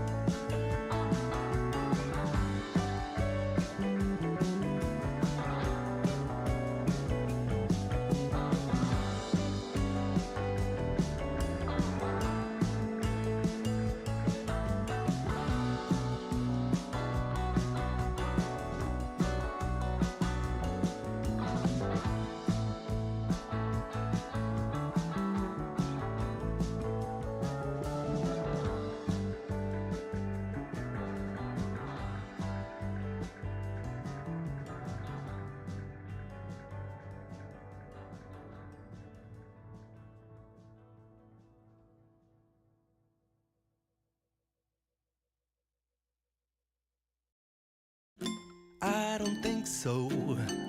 No, no, no, no. I don't think so.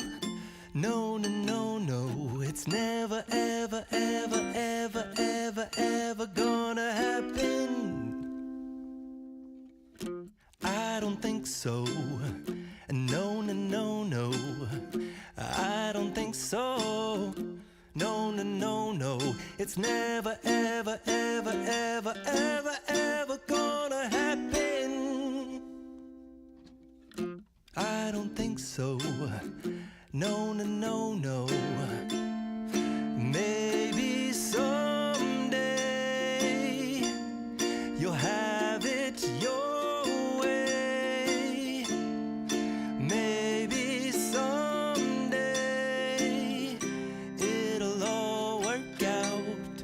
Until then, nope, a nope, a nope, a nope, definitely nope, a nope, nope, a nope. Probably never, ever, ever, ever, ever, ever gonna happen. Oh no.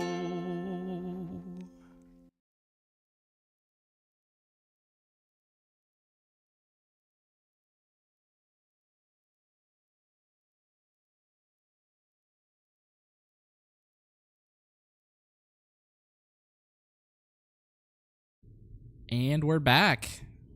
Hello, everyone. Should be going to round 3 in about 3 minutes. We've got. I requested a table with a Vader yellow. Which Vader are we talking there? The jump to lightspeed one, the pilot one. Nice. Yeah, Pilot Vader's an interesting leader. Do you know what that player was matched up against? I believe Han yellow. Okay. Yeah. So I know we said earlier there were no Hans, but there were 2 unknowns, and it turns out one of those unknowns was a Han. The other was another Sabine. Okay. So I guess we can give a rundown of all the decks. We got 7 Sabine ECLs, also another Sabine Target Town, which I think is 2-0 right now. Actually, I think I'm wrong. No, I'm right. It is. 2-0 right now. So hopefully we can get them at some point. 3 Gar yellows, 3 CAD Target Towns, plus a CAD blue. 2 Boba yellows. That's the JTL Boba. 3 Quinlan Target Towns, and then we got 13 1-0s, which is Piet blue, Anakin blue, Boba ECL, that is the JTL Boba, Boba Daimyo blue, Bosk ECL. We already mentioned the CAD blue, the Vader yellow. Boba Daimyo blue. That's interesting. Yeah, we got Thrawn green, Thrawn Tarkentown, Leia green, Luke Tarkentown. That is the JTL Luke. Poe ECL, Kira ECL, Yoda Data Vault, and that Han yellow. Okay.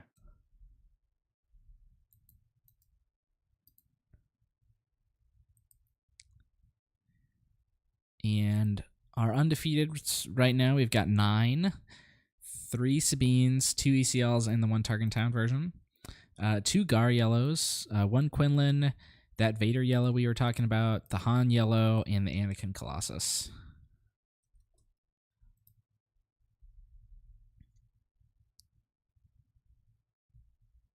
Should be interesting to see what happens. This is really one of the first events we're going to get that's using the new post suspension meta, and I think it's really gonna be shaking some things up. Do you have any predictions as to what's going to end up on top here, Rebel Trader? I mean, Sabine's looking pretty good right now. Yeah, I mentioned it earlier, but being the only one of the top decks in the previous set that didn't get nerfed seems like it means a lot, but we'll have to see. And it looks like we have the players on screen now. They're getting set up. And there's a Tarkentown, which means I don't think we got our Vader game. Alas. Oh yeah, it looks like we have a. Oh, this is going to be interesting though. Looks like we have Pilot Luke double red with Tarkentown versus a double yellow Han 30 HP. Really? That doesn't make sense to me.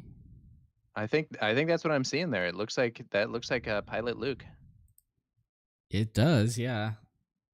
But it doesn't say Wait, that. he might have been trolling. Okay. Or we may have had someone at the wrong table. It looks like he's packing his stuff up. Maybe we're gonna get that Vader here after all. I think we might. Because this is the one Han yellow in the tournament. But yeah. Okay, so maybe somebody went to the wrong table. Ooh, the old school. We got the Netrunner old school box there. Let's see what happens here. And yeah, there we go. It is Pilot Vader. Both players running 30 HP yellow bases. Yeah. I did get a chance to look at this Vader yellow list. It's very aggressive. Okay. Yeah. Most expensive cards are Barrage and the Genoshan patrol ship.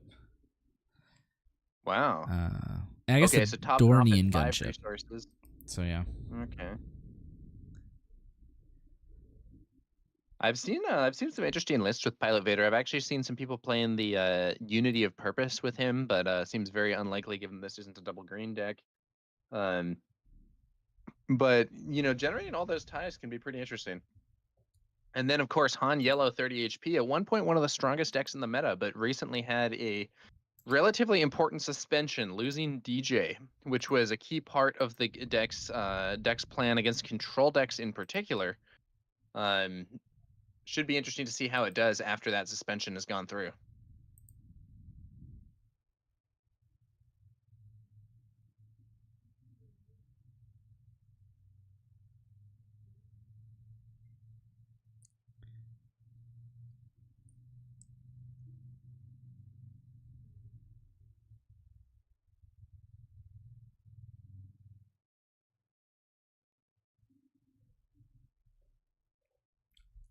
All right, let's see. Let me look at this Han Yellow list, see what they're doing, because there's a lot of ways to build that. Looks like this one's got... Yeah, they're shuffling on up. Not too much of the more expensive stuff.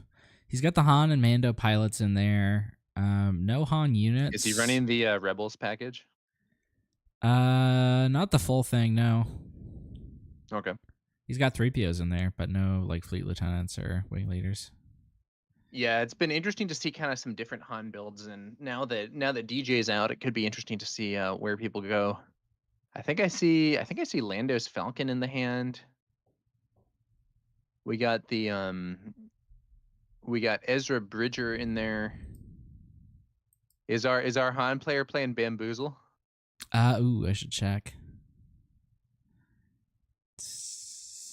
Nope. All right. Well, they're starting things off as a Gary Oh, wait, actually- Starhopper here for Vader. I lied. There are 2 bamboozles in there. Bamboozle is a very, very strong counter to pilot leaders, able to return upgrades to hand, which on a pilot leader actually just defeats them. So we'll see whether or not that's going to come into play here for pilot Vader. I think there's a reasonable argument for heading to the ground arena to avoid that. Now, Han goes up to 3 resources and plays the Falcon, but it's actually the new Falcon, the one that gets buffed based on number of pilots on it, which means that he's not going to be able to clear the Zagarian Starhopper immediately. Normally, starting space into a Han deck is very risky because the Millennium Falcon can clear most starting ships on that first turn.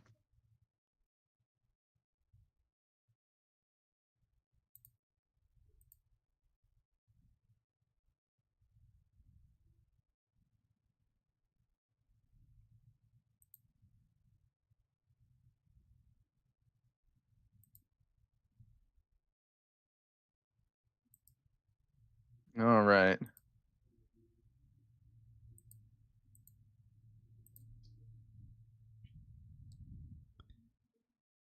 That was the Han pilot played, it looks like.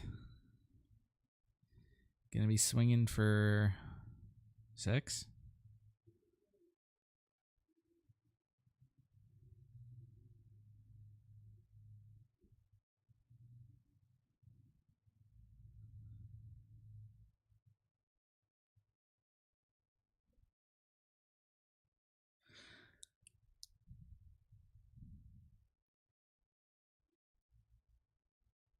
All right. Yeah, Han pilot. He's just focusing on pushing damage through. All right, there's our first Vader trigger. Mega TIE Yep. fighter.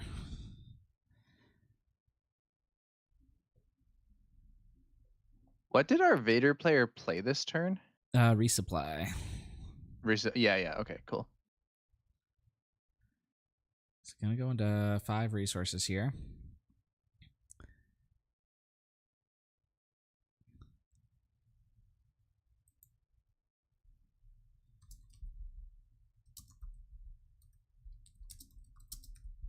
Spark of Rebellion. Looks like we see No Good to Me Dead, Basic TIE Fighter, Overwhelming Barrage, and is that what is that card? I think I can't remember the title of it, but it's attack with a vehicle. It gets +2 for the attack. Oh, Punch It. Yeah, okay. So that's 1 for attack with a vehicle, and it gets +2. What do you take here, Rebel Trader, if you're our Han player? Let's see. How big is that Falcon right now? It's 6 power or 6 health? 6 power. No Good to Me Dead on the Falcon would be rough. Overwhelming Yeah. Barrage is probably the strongest card in the hand. Yeah, that's what I was thinking. And is it could be used this turn, but it doesn't have good targets. It can't actually kill the Falcon. So yeah, I think I would go No Good to Me Dead, and our Han player agrees. Yeah.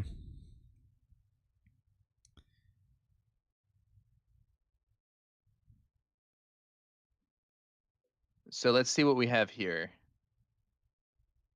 There's a question about like whether you barrage here.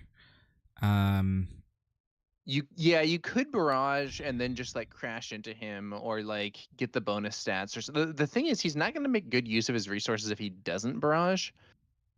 Yeah, so he does go for it. He's going to throw 4 damage on that Falcon. This is. I probably would have 3 left. I probably would have attacked with a unit first. Ooh, Mandalorian pilot. Ooh. Ouch. That's going to get the exhaust on the unit that used the barrage. Now, Vader's ability is not going to be able to go off as it requires a non-token unit to attack. This TIE can attack for a damage either to that Falcon or the base. Goes for the Falcon. 5 damage on there, but it's been buffed up further by the Mandalorian. And it gets an additional +1 for having another pilot. So this thing's actually hitting very hard now. Yeah. It's hitting for what, 3, that a 4, 10 5, 6, damage 7, hit? 8, 9. Yeah, 10 damage. And it's 4, 5, 6, Yeah, 7, 8 removing that health. no good to me dead is definitely looking like the right decision here for our Han player. And if Vader can't stop that thing fast, he's going to be in big trouble. Yeah.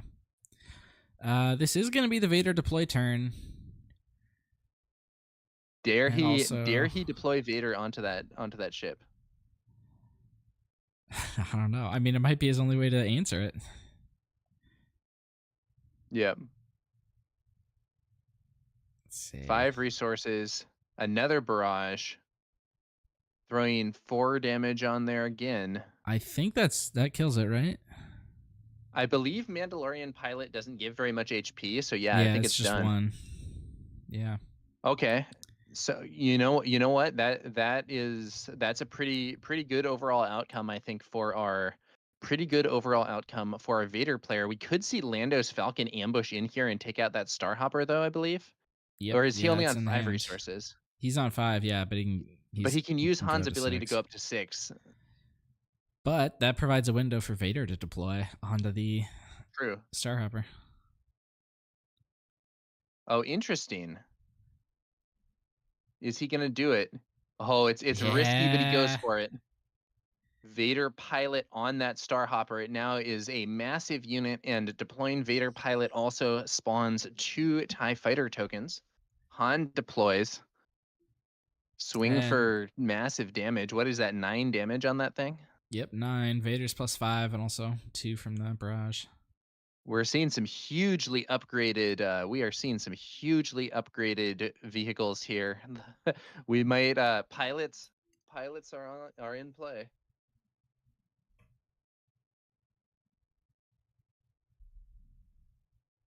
Han in for another 4 though, and now Vader is only on 10 HP. That is really not a lot of hit points.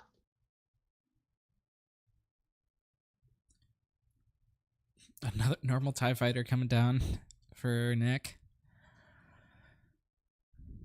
Yeah. Ooh, Zori. Zori Bliss smuggled out. I think our Han player may have decided, Vader has some strength in space, but what I'm going to do is just take him out on the ground. By bringing out these ground units, it lowers Vader's ability to interact.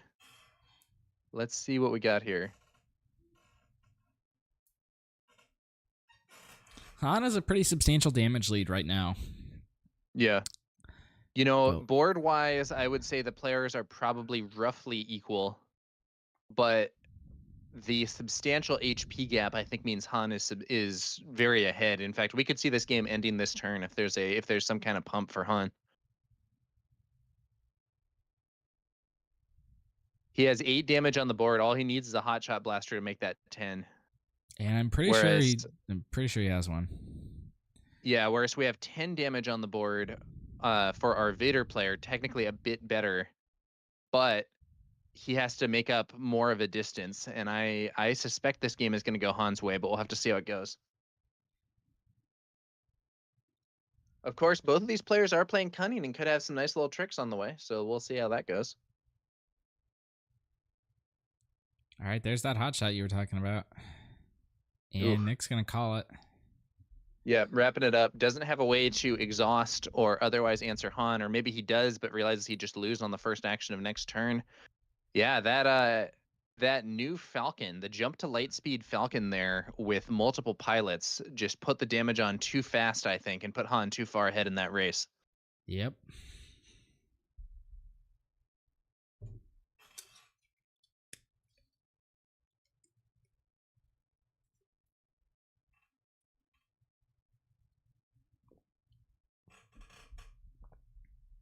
All right. Now we're going to go to sideboarding here, see what these players are going to bring in.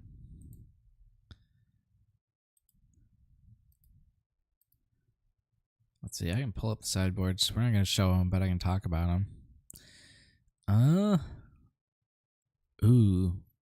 Vader's got outmaneuver in the sideboard. Interesting. That Yeah, could actually if we be see helpful. the game going into a state like we saw in that last one, where one player has ground and one player has space, outmaneuver can be an excellent card.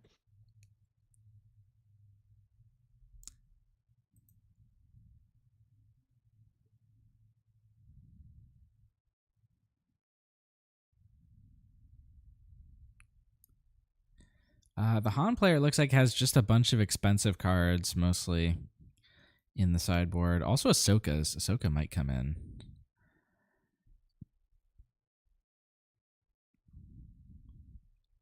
But I don't know if we're going to see all the expensive stuff come in. Yeah, it's hard to say. At least that last one was a pretty straightforward aggro race type scenario where some of that expensive stuff might not have time to come into play.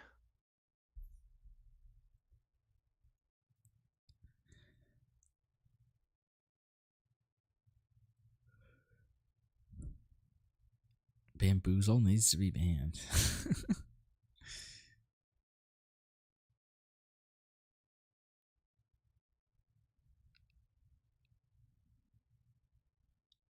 I don't know. What do you think about Bamboozle?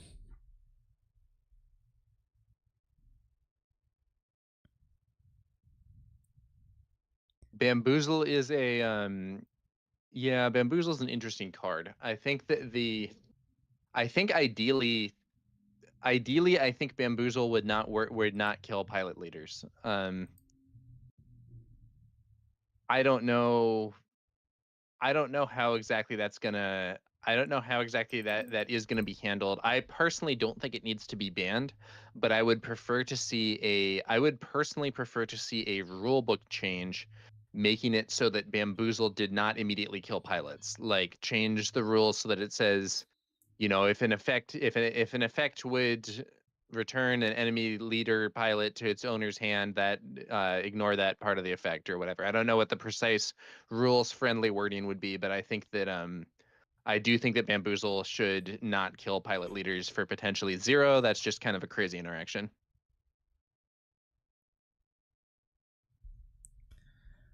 It also does some funky things where, so for instance, Bamboozle kills Pilot Luke even though he can't normally be defeated by upgrade removal. Bamboozle returns unit Pilot Luke to hand, and therefore gets around his bounce onto the ground thing because it's not actually defeating him. It's just a very, very strong card against pilots in general.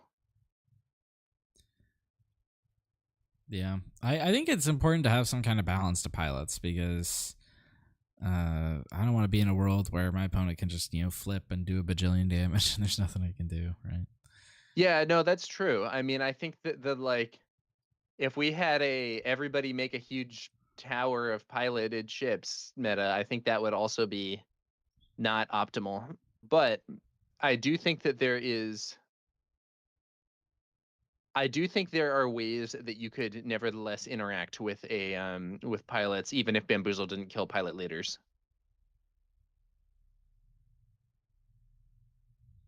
All right. I was gonna say we got word from the judges.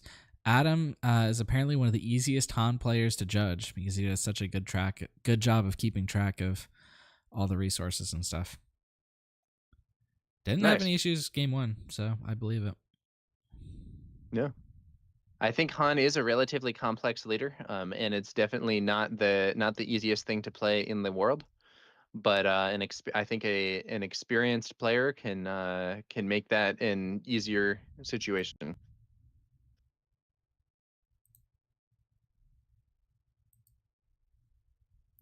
All right, looks like we're gonna be starting game 2 here, and let's see where we go.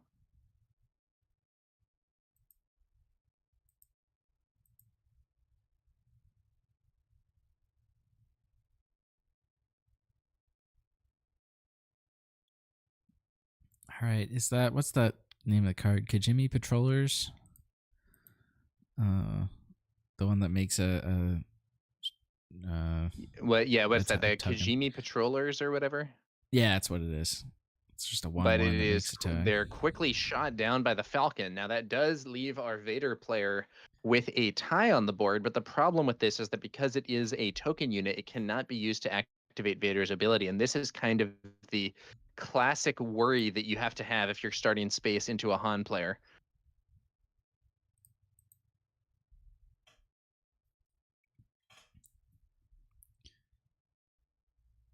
Falcon is a great turn 1 play for any Han deck, especially if you play Space Unit into it. Yeah. Yeah, and that's one of the things about the Falcon. If you're playing aggressively, even if the opponent doesn't lead with a space unit, just bringing that out and putting some damage on your opponent's base is not at all a joke.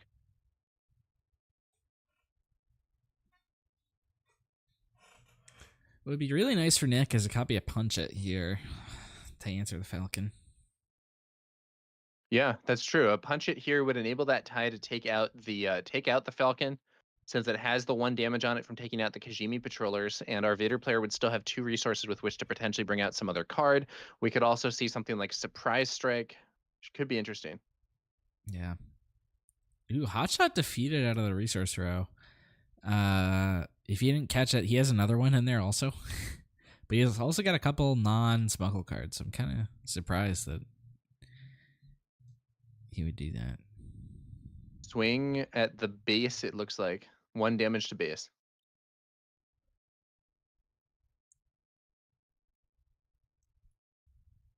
Bodhi, Ooh, kinda and now we nasty. see Bodhi Rook. Ooh. And a lot of That's a events there. tough play. Man, this is not I think what our Vader player wants to see. We could easily see, so I assume his plan this turn was to resupply, and our Han player can potentially block that. There is also, though, a No Good to Me Dead and an Overwhelming Barrage. What do you think here, Rebel Trader? Do you just take the resupply? Probably, yeah. Yep, That's what he he's going does. for. So this turn is going to be a lot less I mean, what do you do? What do you do here? I guess you fire off No Good to Me Dead and exhaust the Falcon. I'm probably exploiting that ship and bouncing Falcon. Oh yeah, okay, bouncing the Falcon instead. Yeah, that's fair. And that is what he goes for. That does also develop a non-token space unit that can potentially get the TIE Fighter train rolling again. Yep.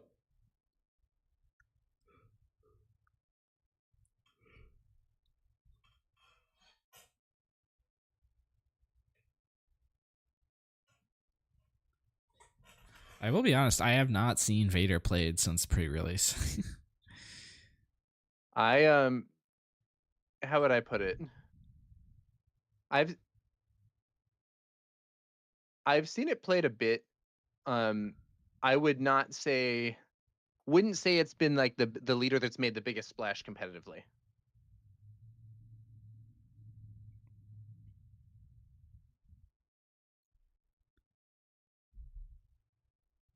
All right.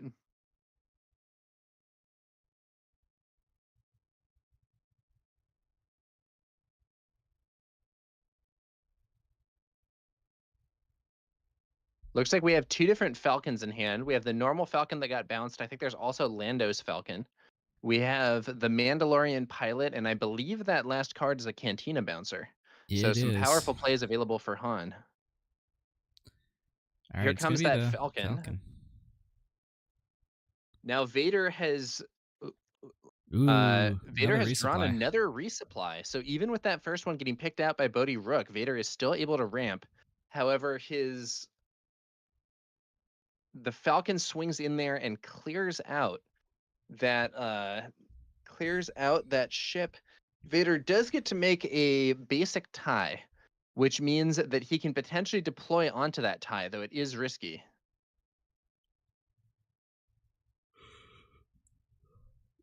Yeah. I wonder if in this matchup, like with all the bounce stuff, you just deploy Vader to ground.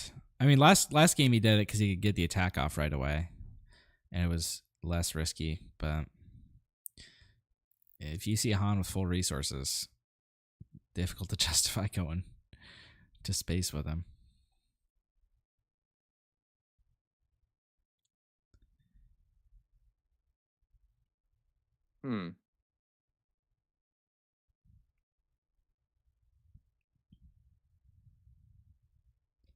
Okay, so we see the looks like the Falcon was bounced back to hand here.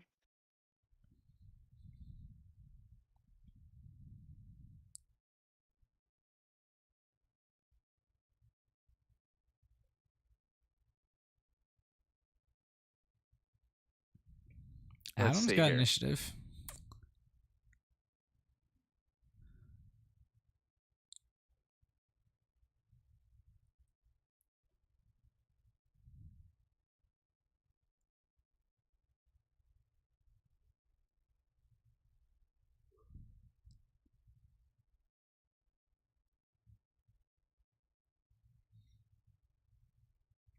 Lots of resources being spent here. It's wow, the Cantina Bouncer to kill that tie. I think he's trying to block Vader from deploying to space here. Yeah. That's a very unhyped Cantina Bouncer compared to some, but it does mean that Vader doesn't get to deploy space and swing.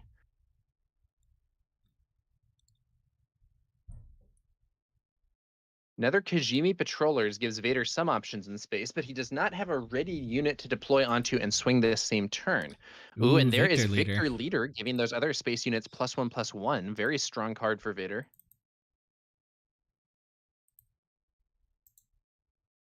Now, if I'm the Vader player here, I'm thinking it may be time to just deploy ground. But he doesn't do it. He deploys onto his Victor Leader.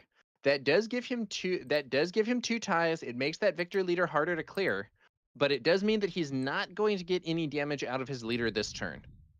All right, he got initiative right though, so he gets to swing with it once at least. That's right. And I would say that this is the play that he went for has less immediate value but more long-term value unless he gets blown out by Bamboozle. Yeah, I will say I probably would have deployed onto the Kijimi Patrollers there because the Victor Leader is going to be a higher value space unit anyway. Like, you don't want to trying to like split up the most relevant targets. Yeah, if he got bounced or something. Well, I guess he's a leader unit, so there's not much that bounces him. Yeah, I think the leader units are broadly immune to bounce. The main thing I'm worrying about if I'm the Vader player here is getting hit by that Bamboozle. Yeah. And I guess at that point the Victor and the Kijimi are swinging for the same amount, so it doesn't really matter. Yeah, I mean, in some ways, doing it this way allows him to shield his Victor Leader from bounce effects since they more or less all say non-leader. Yeah.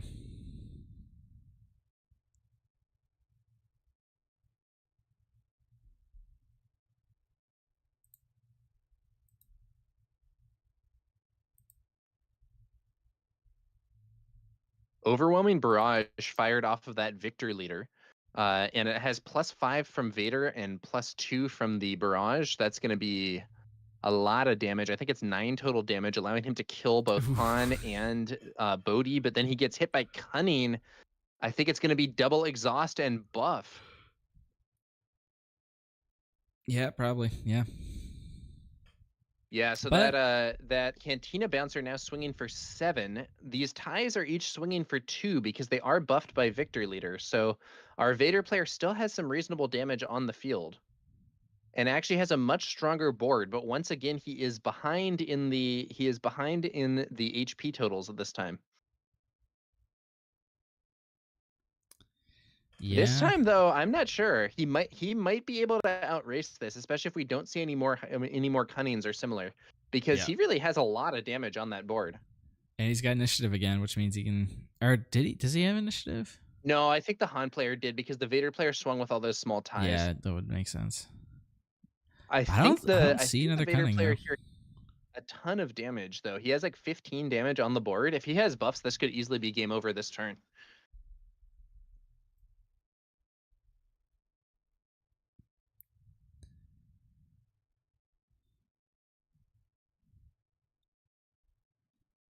Chat's saying it looks like a win for Vader. It does look like it, but this Han Yellow deck can pull a lot of things out of. Yeah, Han Yellow is not a deck that lacks tricks. We could see something. We could see something crazy here. Is that? It looks like double TIE fighters, a Dornian gunship, and that might be a second Dornian gunship. I think it's that rebel ship that does indirect damage based on the number of ships that you have. Yeah, it's the Dornian gunship. Yeah, and then I think the other one is maybe the assault frigate. Yeah, I think it's a Dornian gunship. The what's it called? Is it MC-90 assault frigate? MC-30, but that's not in this list. MC-30.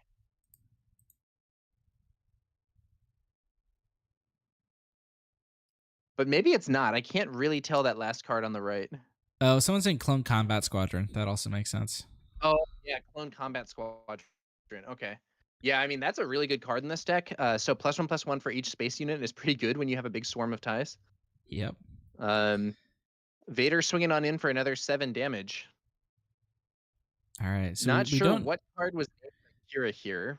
Also not sure how much it matters. Judge has been telling us this stuff before, so maybe they will again. Yeah.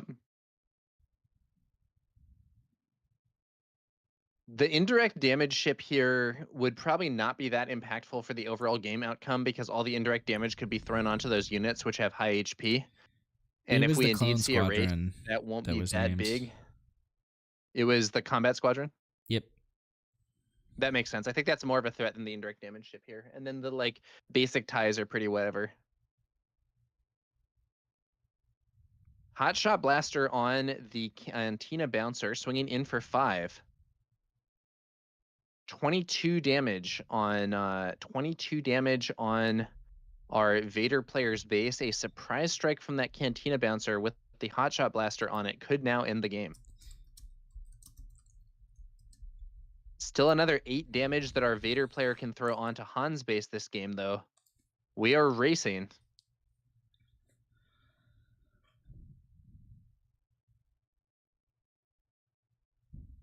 All right. Han Okay. up by 3 in damage. Okay, so he's gonna play the gunship, which is gonna be 6 indirect, I think. Yeah, But- he misplayed this slightly. It's not gonna matter, but he misplayed this slightly. He should have played the other tie and then played this. Oh yeah. He could have gotten an additional point of indirect damage, but because of the high HP of these units Han has in play, it doesn't matter. The indirect damage can just be thrown onto those units. This is the downside of indirect damage, and there's the bamboozle in hand for Han. But the But I gunship's don't still know. lethal. I don't think playing bamboozle wins here. He still has lethal from the indirect damage ship, I believe.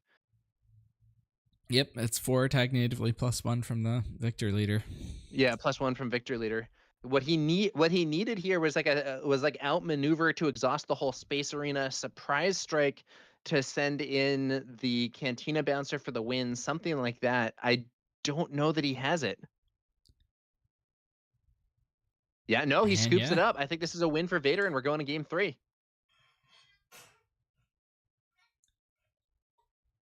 That was interesting. In some ways, the dynamic in this match was similar to the one in the previous match, with the Han player opening up an early lead, and then the Vader player getting a lot of strength in space and racing. But this time, the Vader player was able to get there with his powerful flip and a lot of stuff out there to get that win.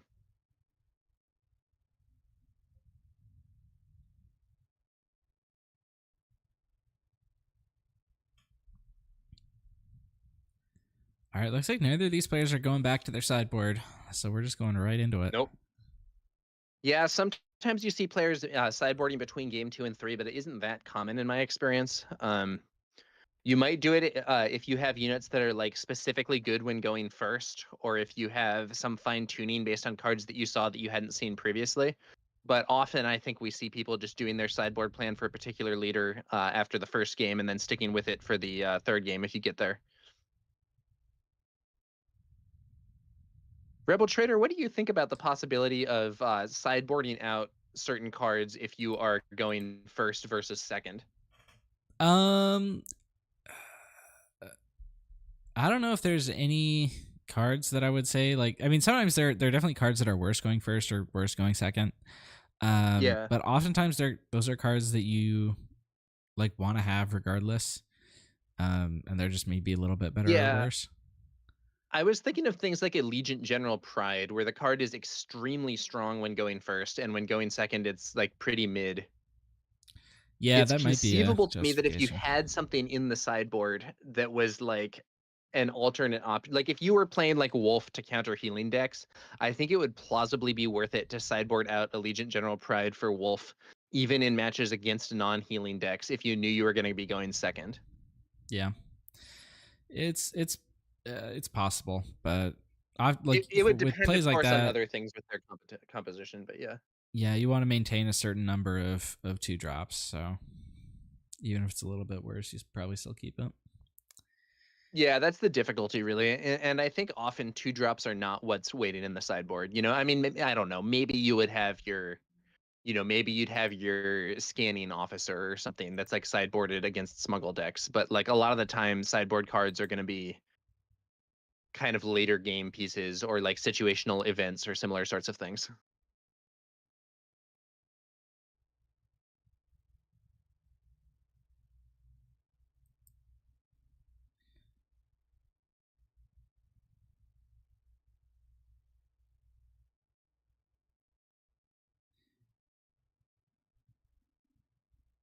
Okay.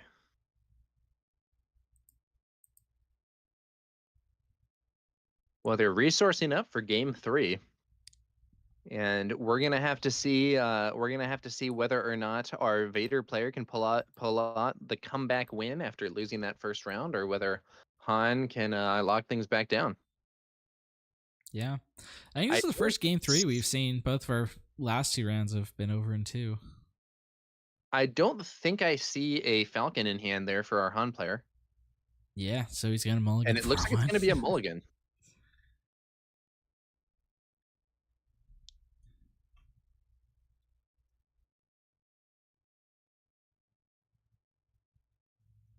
For those looking for the melee link, if you scroll up a ways in the chat, I posted it.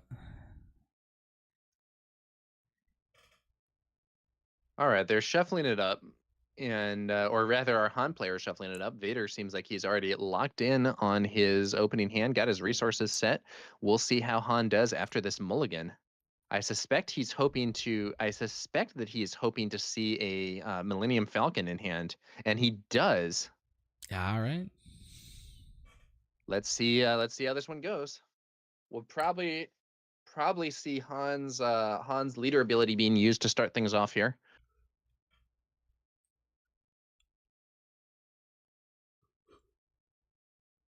They're going over their resource choices.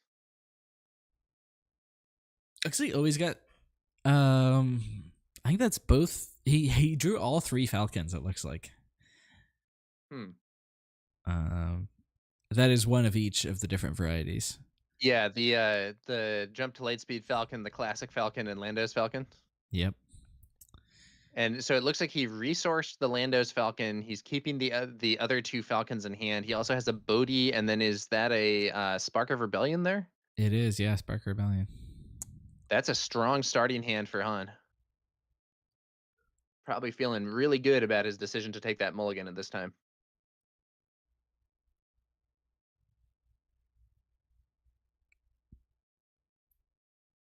Eight Falcons.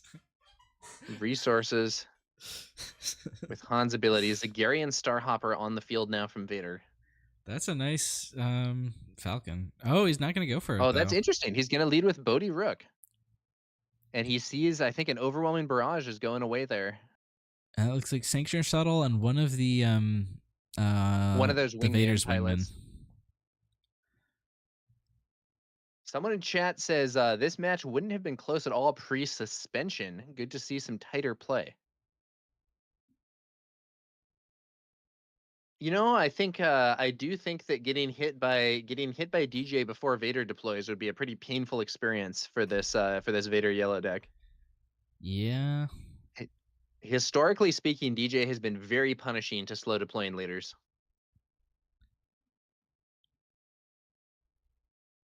Nick is running some removal and some ramp, but still would have been tough. Yeah, I mean, plausibly we could see. I don't know. I mean, the options aren't great. Like maybe you could get like a 3-attack ship and hit DJ with a swoop down or something.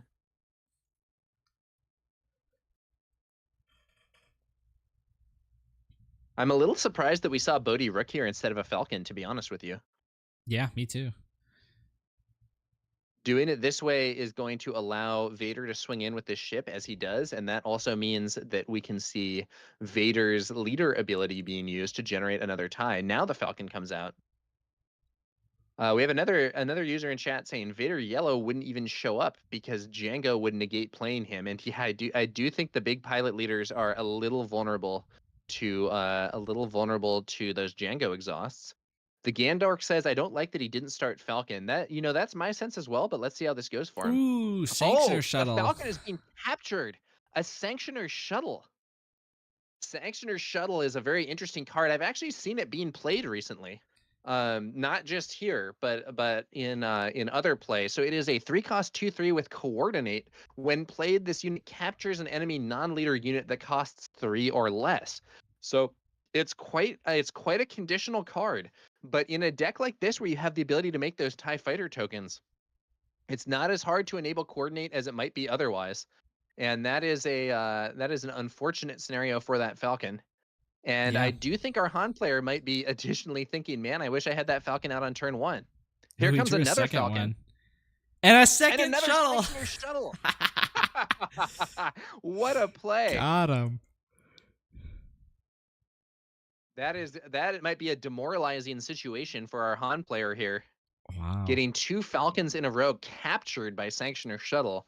And a really funny thing about Jump to Lightspeed is I have been playing L337 from Shadows of the Galaxy for some time. And recently, in the Jump to Lightspeed meta, her ability to rescue units from being captured is actually relevant, because it seems like capture had become more prominent in the meta now than it was in either Shadows of the Galaxy or in Twilight of the Republic.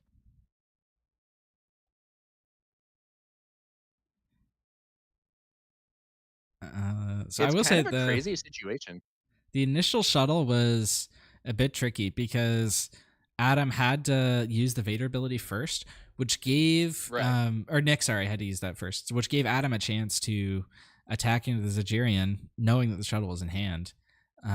Yeah, that's right. So chose not to. our Han player could have countered that play, but kind of ended up walking into it. And there's that indirect Ooh. damage ship. And this time there is not a 6 lot damage. of HP with which Han can absorb this. He can put 2 damage on Bodhi, and then 4 damage on the base, I think. That's a hard hit, Yep. especially because it also develops a unit. Lando's Falcon arrives, ambushing one of the Sanctioner shuttles and defeating it. And this other Falcon actually comes back ready, because Falcon does not have a when played ability. It just says it comes into play ready. So because of that, this Falcon is going to get a chance to attack another one of Vader's ships here. Tada says, I feel like this game is just over turn 1. If the Falcon just attacks the Starhopper, none of this even happens. Yeah, Tada, Yeah. our Han player actually led off with the Bodhi instead of the Falcon, but I do agree with you that a Falcon start would have been a lot stronger. All right, now the Zagirian does 2 indirect on its defeat, so we'll see where that goes. Yep. Looks like 1 damage is thrown onto Lando's Falcon, still 1 more point of damage. If Probably he puts onto it the on base. Lando's Falcon, it can be removed by one of those basic TIE tokens. Yeah. He might just throw it on the base here. Yeah, it looks like it's going base. All right. I haven't actually been keeping track of Nick's resources. Is he on 6 yet?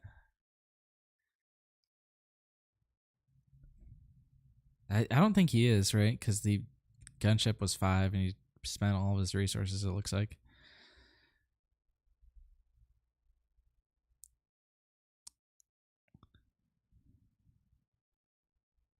But next turn he should be able to deploy that Vader probably onto the gunship, maybe onto the shuttle.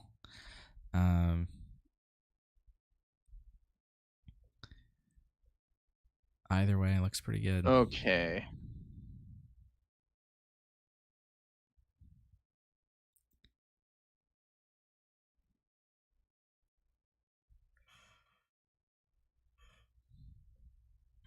All right, Han's got a pretty impressive board state, but Nick is up by 6 damage in the race. And he's also got a couple good units out there.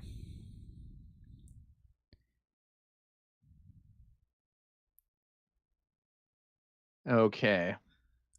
Yeah, it's an odd scenario that we're looking at here now. We have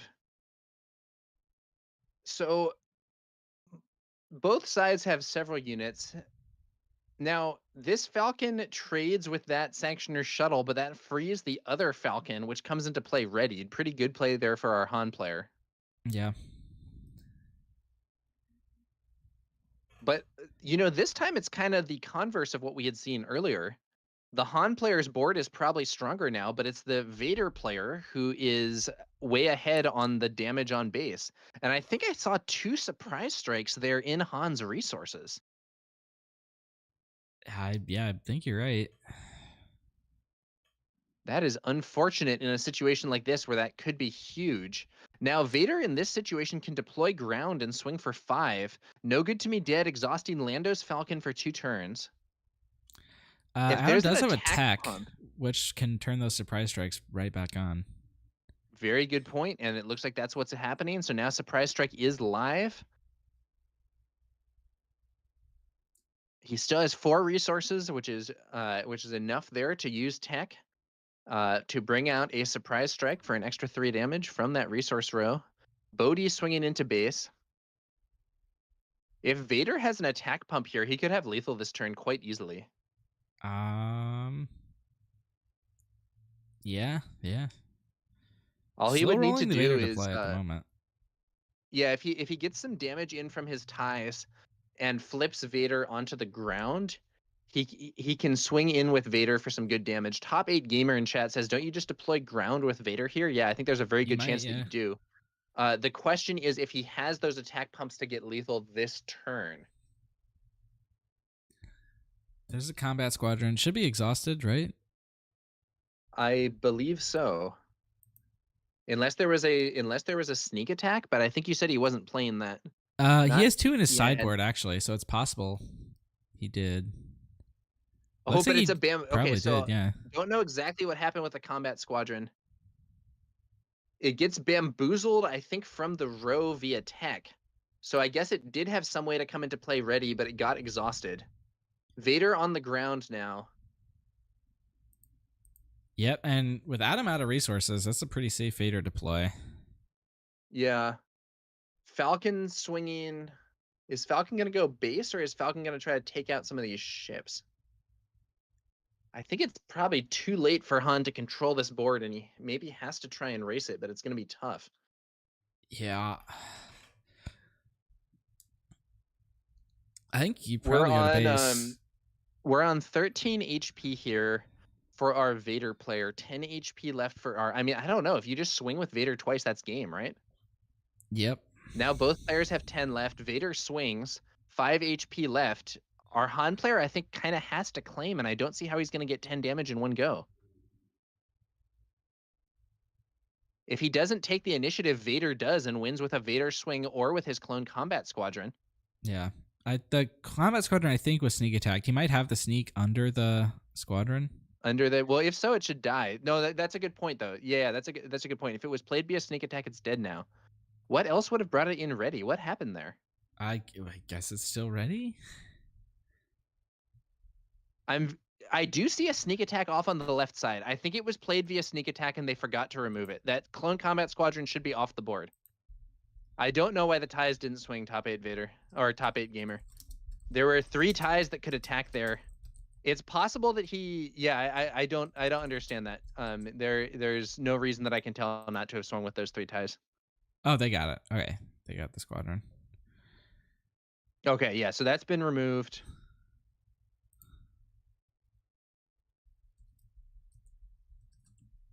All right, Judge was on it before we were. Nice.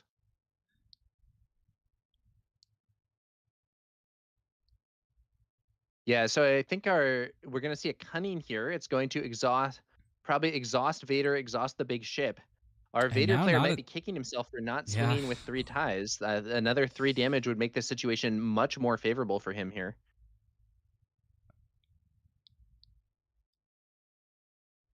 Don't know what happened there. Were those ties exhausted? I don't think they were exhausted. No, they wouldn't have been.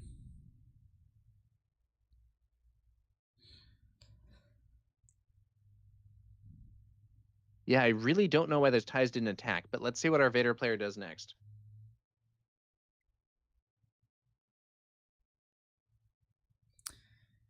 Adam does have lethal on board here. Yeah, the question is, does our Vader player have some way to, like, you know, if he could swing with 1 tie and then do a surprise strike, he could kill in 2 actions, which I think is going to be faster than Han. or the Han player is still deciding what to do. I think he goes for a +4 on the +4 power on the Falcon. So our Han player can now win in 2 actions. All And there's the right, that's handshake. it. Wow. Man, if those 3 ties had attacked, our Vader player could potentially have won in 2 actions without any other cards. Very strange situation. Although I think Adam, if he has the surprise strike in the resource row, he could have played that out with tech, and then he would have had 10 on board that's anyway. true. No, you have a very point there. You have a very good point there, Rebel Trader. Surprise strike from the row with tech would have won the game in 1 action anyway. So he would have had to have made those attacks with the ties and have a pump of his own. Yeah. Yeah. He is on a lot of them, though. He could have Weird. punch it. He could have had, I think he's on surprise strikes. So. Yeah. Ultimately, though, it is going to be a win for Han. You know, it looked like our Han player was in big trouble after he didn't start with the Falcon, and he got those units captured early on. But he was able to turn things around and win this race thanks to the power of Cunning, one of the best cards in the game. All right, so we've got some updates from the rest of our tables. Looks like going into the next round, our undefeateds are going to be a Sabine ECL, a Sabine Tarkin Town, this Han Yellow, Anakin Colossus, and Quinlan Tarkin Town. Interesting stuff. And Loopy won, so he's at Oh. 2-1. Nice. What's Loopy running today again? Quinlan Tarkin Town. Nice. All right. Well, that's gonna do it. That's gonna do it for this round. We will hopefully have another round for you guys shortly. How much time is left before we get to that? Before we get to that next? I've got Before we get to about that next one, we got about 6 minutes left, but if it ends early, they'll start it early. Sounds good. And we could also see double blue Iden versus double blue Iden or whatever, drawing the game out longer than we would normally, though that I don't think that's been the case for this event thus far. Yeah, there's not many control decks in here. It's really just the Kira, and that game already finished. It's interesting. I think that one of the predicted results of the new suspension was that control would become more viable with TDR removed, which was a very strong piece for some of the more aggro or tempo builds, and maybe more importantly, tech no longer able to deramp them away from their endgame. But at least at this event, it has not been a huge swarm of control decks descending on the field.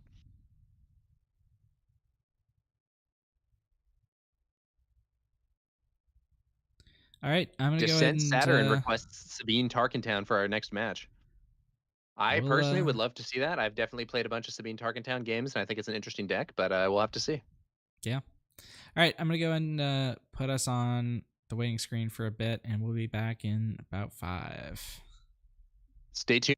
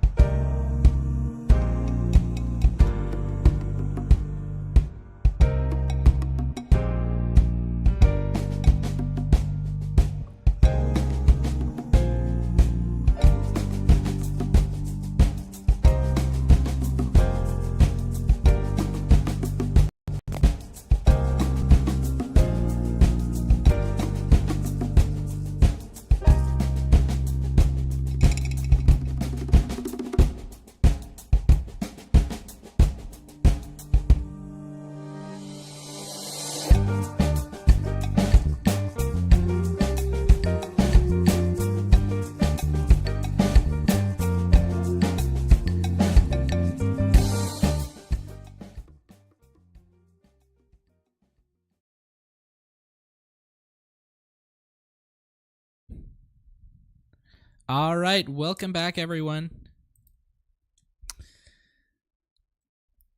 Round 4 should be starting shortly. I put in a request for the Sabine Targentown, so I think we're gonna get that. They're up against Quinlan Targentown. Should be an interesting match. We are going to have a exciting event here at Misty Mountain Games in Madison, Wisconsin. I'm TowerNumberNine. I'm Rebel joining Traitor with the initiative. Rebel Traitor here, and we'll be bringing you another match soon. Now, Quinlan versus Sabine is an interesting matchup. I think depending on what exactly the two decks are playing, it can be a very different sort of experience. I personally have felt pretty favored into Quinlan when I'm playing Sabine yellow, but I do think that the conventional wisdom is definitely that Quinlan has what it takes to stop Sabine. What do you think about that one, Rebel Trader? I don't play a ton of either of these decks consistently, but my mind tells me Quinlan's probably favored, but it's not not 100% for sure. I played at the Denver Planetary Qualifier, or not Planetary Qualifier, Sector Qualifier recently. And at that event, I actually ended up against 4 Quinlan Tarkentowns, believe it or not. And I won 3 out of those 4 matches. But potentially a big difference is that I was playing Sabine Yellow, and Sabine Yellow has 1-drops, which make a big difference to the early game because most Quinlan decks are not necessarily running 1-drops. And if you lead with a 1-drop, their ability to ping off your unit and clear it with Tarkentown is greatly diminished. Whereas if you're playing Sabine ECL, that deck normally plays 2-drops, which are more vulnerable to Quinlan's ping and Tarkentown start. All right, so we got Carlos playing Quinlan Tarkentown, Xavier playing Sabine Tarkentown. Yeah, now Sabine double red. I've traditionally thought of this as being a version of Sabine that is unusually strong against aggro, or I'm sorry, against control in particular, not against aggro. So for instance, back when Lieutenant Childson was a very common control play, aggression is a very solid answer to that. At the same price point, you can deal 4 damage and also defeat up to 2 upgrades, which allows you to, even if they played him as the full 6/6, you can defeat 2 of his experience tokens and deal 4 damage to remove him. You have access to Chaos of War, which is really good against like the boss decks that draw a bunch of cards. And you have some other double red plays that are relevant. I mean, just having Tarkentown can be quite good as well into certain threats. But I think there's a real choice you have to make between playing more of the specific double red cards versus incorporating For a Cause I Believe In, where if you're playing too many of the red focused cards, For a Cause becomes very inconsistent. And to an extent, you can mitigate this by playing Chaos of War instead of For a Cause, but it depends a lot on situational factors. And it'll be interesting to see what version of Double Red Sabine Xavier here is going to be playing. Yeah, looking at this list, he's got no copies of For a Cause and only 1 of Chaos of War. Oh, he's got the second one in the sideboard also. Yeah, Chaos of War is often like a somewhat sideboardy card because For a Cause is a little more versatile than Chaos of War. Chaos of War is really best against control decks that draw cards in particular. But as someone who's definitely played it, I think it can be a very funny situation to see one of those players bringing out Dr. Pershing or something, and they're drawing these cards, and you're like, yeah, why don't you draw a bunch of cards? You're just charging up my endgame, you know? Looks like Xavier's got 2 copies of Twice the Pride in the main deck. That's the upgrade that gives you +4. Yeah, Twice the Pride is a really interesting card. You can play it either as so you can play Twice the Pride either as a attack card or actually as removal. So it has a really unusual profile where it is a double red upgrade that gives +4, and when played, it deals 2 damage to the unit it's attached to. Which means you could play it on the enemy unit to hit them for 2. You could play it on a friendly grit unit to power it up even more. Or sometimes you're going to be playing it on a unit just to get those bonus stats. And yeah, you damage yourself, but you want to get those swings in. It would probably be a better card if it was +4 -2 instead of +4 and when played deal 2 damage, because you would then be able to use it to defeat certain units through shields and to clear Lurking TIE Phantom and so on. But I think it's still a nice card in its current incarnation.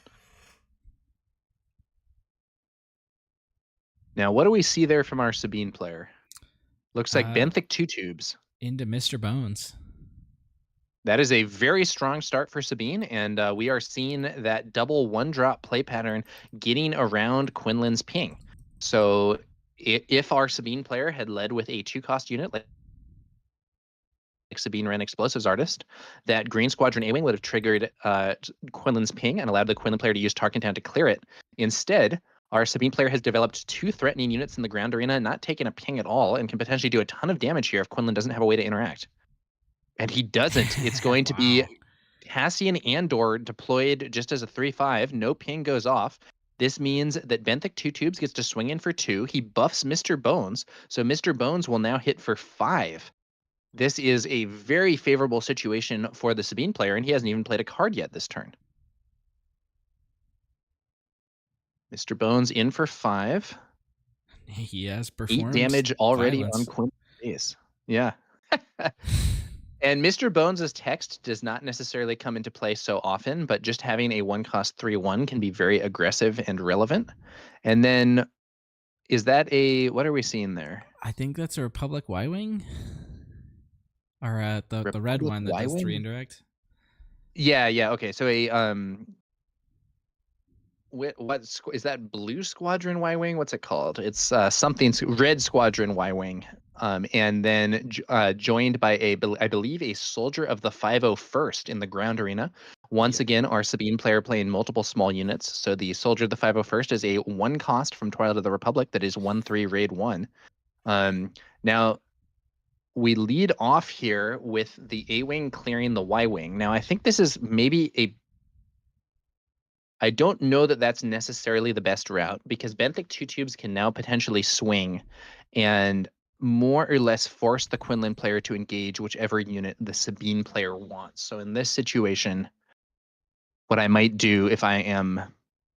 No, it looks like he's not going to do it like that. I'm just going to swing with Mr. Bones for the increased guaranteed damage. Yeah, I'd feel fine killing any of these units with Cassian if I were Carlos. So, and I know that if I'm Xavier. So maybe he's going to try and save benthic 2 tubes to potentially buff Sabine, who can't be killed in one attack. And we see a off aspect Rebel Assault. That would have actually been... Yeah. Oh wait, no, neither of those cards are rebels. So yeah, Kira is showing off aspect Rebel Assault, and what's the other card there? It's a Heroic Resolve, the upgrade that gives Heroic you +2. Resolve. Yeah. Now the funny thing about this is Kira doesn't really have a great choice, because the off aspect Rebel Assault is, I mean, it could actually be played here after Sabine deploys. Which would allow both benthic 2 tubes and Sabine to swing. It was Rebel Assault. It was called. We heard from the judges. Okay. The Heroic Resolve though also costs 1, so we could, even if it were called, it could still be played here. Rebel Assault off aspect, that's a tactic that was used in the past by Sabine decks in order to gain an advantage in racing matchups. I'm a little surprised to see it main deck here, but I think part of the reasoning behind that is, like, if the card wins you the game, it doesn't matter that it costs 2 more. Yeah. So you might see a scenario where you're looking to take the initiative and then play that at the start of the next turn to deal massive damage. But our Sabine player is very far ahead right now. Having done 15 damage to the opponent's base, this Heroic Resolve is now going to buff Sabine. And so that's going to be another big chunk of damage. And it looks like he's going to... Is he immediately firing the Heroic Resolve? He is. So that's going to be... makes sense. Sabine firing at +4, so that's going to be 7 more damage. 22 damage. So now if Mr. Bones or Sabine gets to attack again, it's game over. I think our Quinlan player is in a very, very bad position. Yep. And then Tarkin Town used to clear out Cassian Andor as well. So I don't know what Quinlan could do to get out of this. So an outmaneuver would work, or at least delay things. No, it's just going to be a swing with the A-wing into the base, maybe just trying to end the game defiantly. And then Mr. Bones in for 3 to close things out. Very strong performance from Double Red Sabine. Really convincing win here. And we'll see what happens in game 2. But That those, one took about 6 minutes. yeah. Sabine games can be very fast. And sort of as I was discussing earlier, the Double Red player was able to avoid Quinlan's ping by playing multiple small units instead of playing on curve. And I don't think the Quinlan player was able to fire a single Quinlan ping all game. And he was defeated with his Tarkin Town unused. Yeah. Tough situation there for Quinlan, where you're often relying on that ping plus Tarkin Town to slow down the momentum of aggro decks. But if they play under your curve, you can find yourself in trouble. Yeah, I think some Quinlans have started to run more 1-drops to counter that, but Carlos didn't see any of them if he is on them. Yeah, I think in one of my matches in Denver, I played against someone who sided in some 1-drops to try and contest me there. I did end up winning anyway, but it was, it does give some options in that area. I think he had brought in the same Soldier of the 501st card that we saw the Sabine player using there. Looks like Carlos has 1 copy of R2-D2, and that's it. For ones. Okay, I mean it's something. I don't know that that's going to be enough, but it is something. Which R2 is he running? Is it Pilot R2 or Classic R2? Let me check that actually.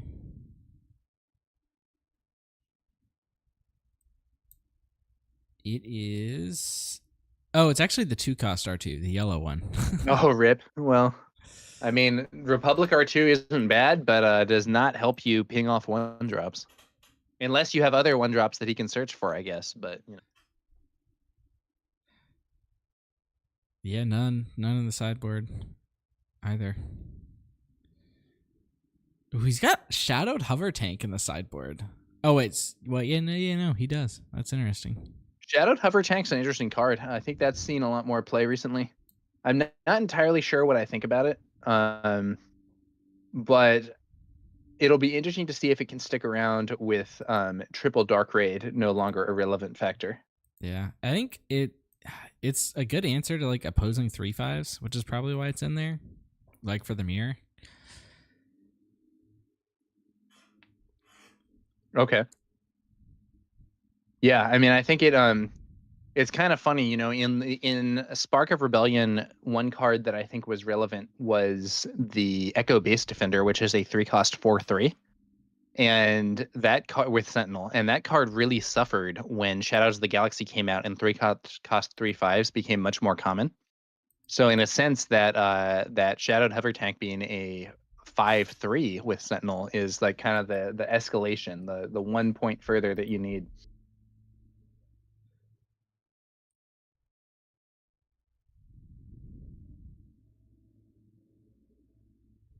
All right, looks like Xavier took a mulligan here.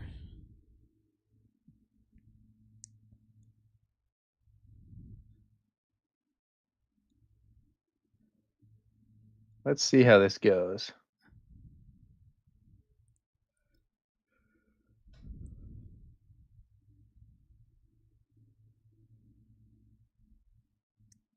Let's see. Looking at the Sabine sideboard, ooh, they've got some hand control in there. Pillages. A lot more reach, as we might expect. Yeah, it's basically what's in there. I don't want to share too many details. Yeah, we'll see how this one unfolds. It looks like the Quinlan player has opted to go first, which is not always what you do in this matchup. Yeah. But brings out L3. L3 is actually a very good counter to some of these small units. But now the Sabine player brings out Sabine Wren Explosives Artist, which has the ability to potentially kill L3 through her shield, or perhaps just push more damage to the base. Now, if you expect 1-drops, it makes a lot of sense to go first and get the L3 down to put pressure on the 1-drops. Yeah, and so it looks like L3 is going to swing into Sabine for 2 damage. Now, what we could see here is I'm seeing a Crafty Smuggler in our Quinlan player's hand. So if he plays that Crafty Smuggler, he can use the ping to kill Sabine without having to use his Tarkin Town. Now, of course, Sabine can either kill L3 or hit the base. Opts to hit the base for 3 damage here. And we could see Tarkentown used. We could see that Crafty Smuggler plus ping. It is going to be Crafty Smuggler plus ping, retaining the Tarkentown for future turns. Tim asked, do you think you can gain an advantage using Sabine ping and claim strategy on an opponent pass to avoid Quinlan or Cad pings? I think that is a conceivable tactic that you can use, Tim, but I personally prefer the tactic that involves using 1-drops instead. And we are seeing a lot of 1-drops this turn. An impressive 3 cards played by our Sabine player. We have a Soldier of the 501st, Mr. Bones, and I forget what this card is called, but it's the 1-cost 2/2 ship that takes 1 damage if you don't have another ship in play.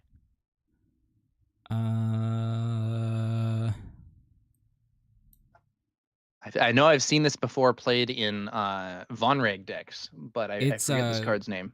Crackshot V-Wing, looks like. Crackshot V-Wing, okay.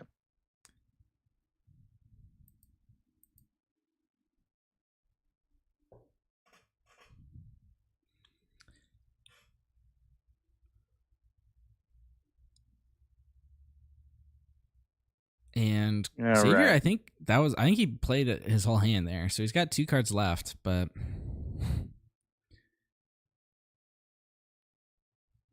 and there's that Tarkentown on the V-Wing.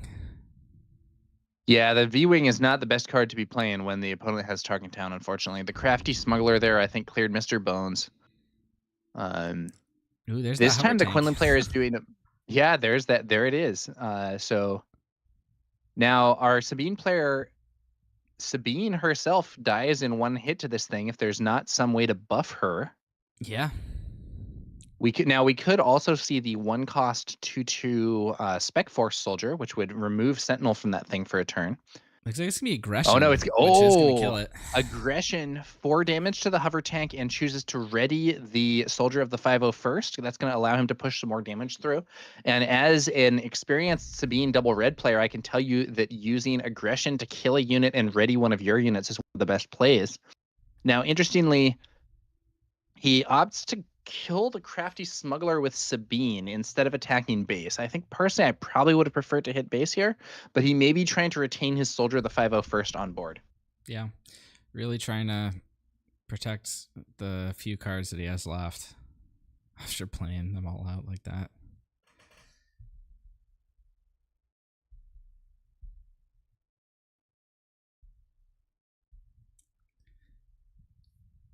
I think Gandork got the name of the ship correct.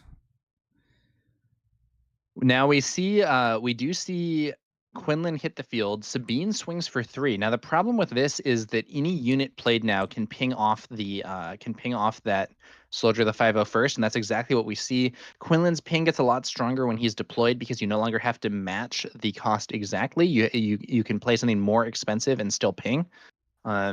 So even though Sabine attacked into that Crafty Smuggler to maybe preserve the Soldier of the 501st, it's still going to be cleared. I think if I were the Sabine player, I would rather have had Sabine swing for the base here. Quinlan going to defeat Sabine. Another Soldier of the 501st was played, and we'll see if Sabine has more cards to play this turn.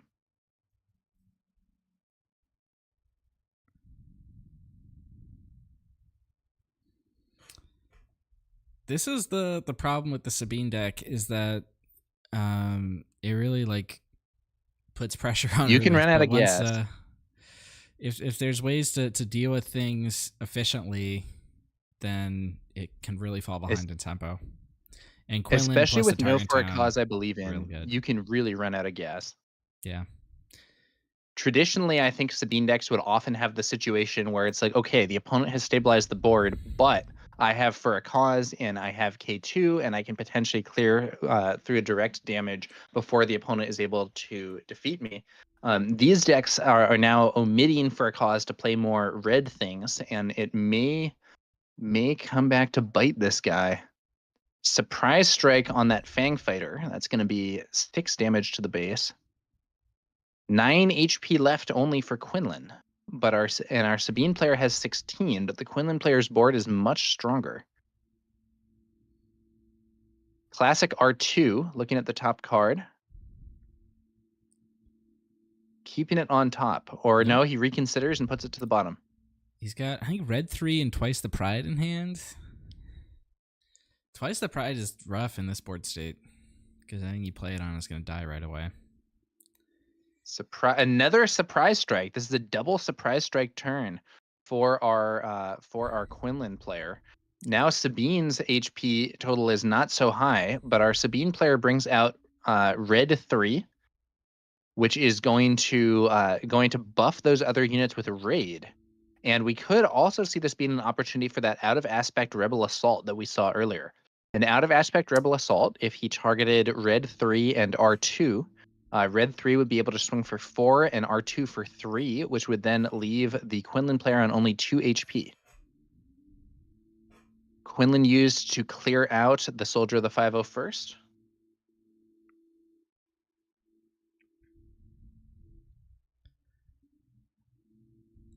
Yeah, it's at this point, like, Carlos has so many ways to get, to take out Xavier's things and plus and card advantage. Just difficult to get a foothold back. Xavier does take initiative, and he picks up a Rebel Assault, which is going to be, what, 3, 4, 5, 6, 7? I think it'll be 7 damage because red 3 is buffing R2. Yeah. So if he has that and he has some other, the problem is that the out of aspect Rebel Assault is going to cost 3. But he could potentially have that Rebel Assault plus a Daring Raid, and that would win the game here. His other card's the Twice problem the Pride, is, so he doesn't have it. yeah. So there's the Rebel Assault. I think it's 7 total damage, but the problem here is that I believe our Quinlan player has lethal. He does. And so if there's no Daring Raid, or we could also see a Reckless Gunslinger potentially, for direct damage to base. That twice the Pride is out of the hand, but I think our Sabine player is off by 1. Yep, because Sabine Ping gets him. Sabine Ping gets 1 Quinlan away. to 24. But because that Rebel Assault is out of aspect, even if there's a Reckless Gunslinger in the row, it won't be able to be smuggled out. He'll have 1 too few resources. And yeah, I think he's scooping it up, seeing Quinlan has lethal. It's game 3 time. He got close but couldn't quite get there. Yeah, I think that game is probably more typical of the way this matchup goes, which is why I was saying I thought Quinlan was favored. But I mean, game 1 is totally not out of bounds. The first one was kind of a dream scenario for Sabine in some ways. Yeah, We'll see whether or not we'll see what the third game looks like. But yeah.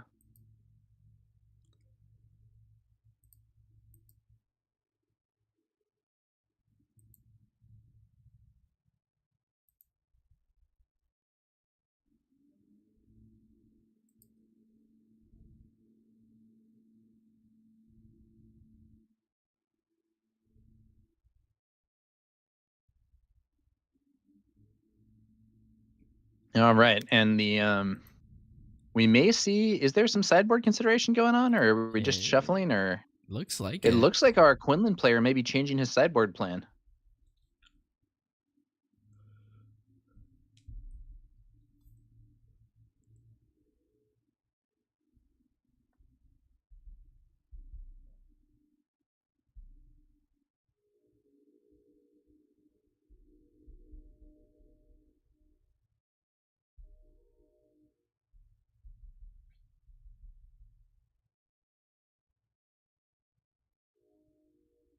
All right, here we go.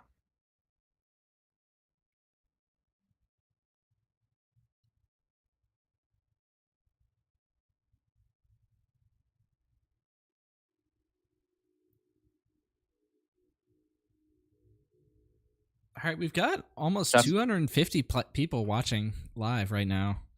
108 nice. on the TTI stream, 141 on late night, plus probably a few on the Misty Twitch. Well, hey, whether you're regardless of where you're watching this, we're happy to have you checking out the event, and we will soon have the third game of the round here. Should be interesting to see how this one goes. We saw kind of a dream scenario for Sabine in the first round of this match. Then we saw a scenario where the Sabine just barely didn't make it, and now we're gonna see how that third game is gonna go.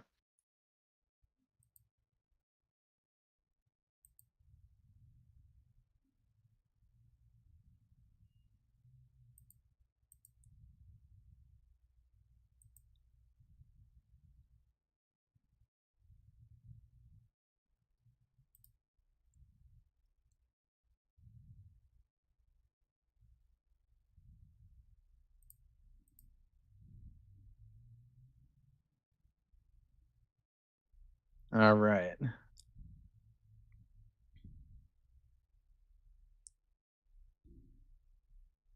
All right. So as we were talking about earlier, Sabine is by far the most represented deck at this tournament, but almost all of them are on ECL. Xavier's the only one not playing ECL. There are 6 Sabine ECLs plus Xavier, or 7. I think Sabine ECLs. I do think that Sabine ECL has definitely been the kind of classic and probably most popular version of that deck for some time. There have been some periods where I have felt that either that some variation of Sabine Yellow or Sabine Double Red can be stronger than ECL, but I think ECL has almost always been the most popular. Yeah. And I will say there is a spirited debate as to which Sabine is best. I remember there's been some discussion of that. I think there were even some show matches played on the KTOD Discord between Rebel Resource advocating for Sabine Yellow and Chrono for Sabine ECL. I think the set was never concluded, but at that time I believe Chrono was ahead with the games they played. Now we're going towards this. We're going towards the start of this game. Both players have shuffled up. Our Quinlan player has maybe adjusted his sideboarding for this one. Now in chat, Tim asks, Tower, are you on the Luke and Chewie train for Sabine ECL? I think that Pilot Luke and Pilot Chewie are great cards for that deck, Tim. Now Sabine ECL isn't personally my favorite. I have been running Sabine Yellow 30 more recently. But when I was playing Sabine ECL, I felt that Pilot Luke and Pilot Chewie were great. I also really liked Blue Leader. I also really liked Sabine's Masterpiece, which can be really great against Falcon starts in particular.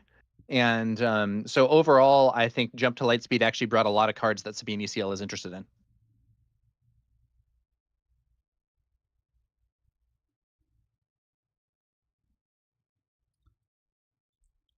And I believe Carlos's brother, Emmanuel, is playing Sabine ECL today, and he just won his match. Nice. Oh, this is a very interesting start.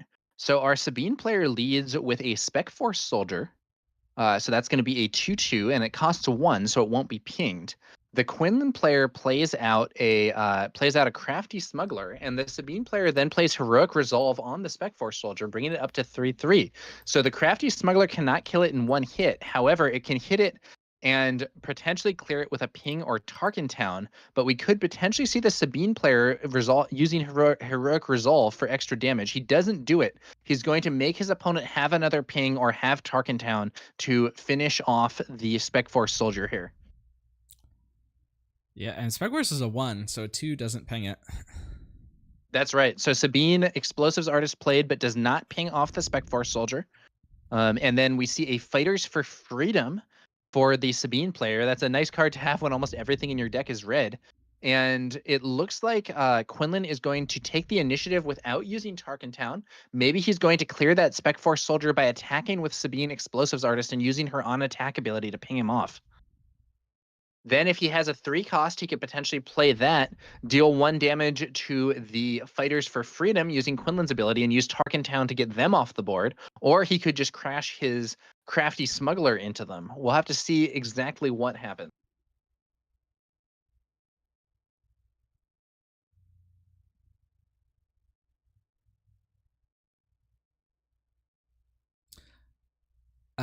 People are saying he couldn't have used the Heroic Resolve because it would have caused the Spec Force to die because the Crafty got in first.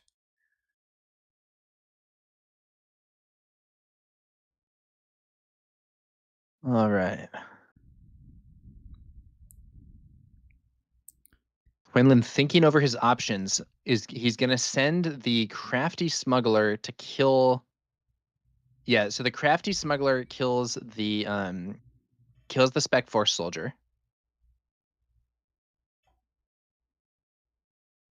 Our Sabine player swings for 3 to base. And that's going to be Carlos restoring 3 from the attack. Ooh, hot shot out of Did he hand. restore 3? Yeah, No, he hot just shot from accidentally hand. moved it down instead. Up. That is going to allow Sabine to clear that unit in 1 hit, and also it means that Sabine is threatening leader Sabine, because with the on attack, that's an extra damage, and it could be a kill. Now, this ping, I think, means that our Sabine player does not have aggression. If you have aggression here, you would really, really want to play it to kill Sabine and ready the Fighters for Freedom. But he doesn't have it. He does bring out K2. Tarkentown used to clear the Fighters for Freedom after Quinlan is played. Now, what do you do here if you're the Sabine player? Do you just take the initiative? If he deploys Sabine, she just gets killed by that other Sabine. I probably pass at least. Force the Sabine to attack. All right, I guess he fell for it. How many players? 34. Our Sabine player takes the initiative. He's not going to deploy, he did deploy Sabine, and she got hit. And he just takes the initiative and doesn't use his Tarkentown on the enemy Sabine. Maybe just trying to guarantee some damage with K2. I think Sabine's in trouble here. Could be. It's going to be fleet 6 straight to base, though. That's a big swing. I will say I don't like the way that Xavier does his resources. It's not entirely clear that they're all tapped. Yeah. I think he should have, 1 or 2, depending on if he resourced. That was He's got 2 Fleet up, Lieutenant on K2. Brings out classic R2. Now he is managing to rebuild a bit of a board here.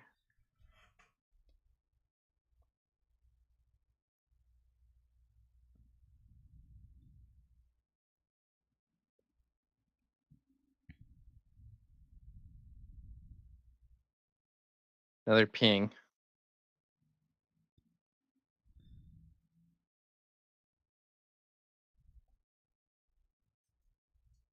Let's see here.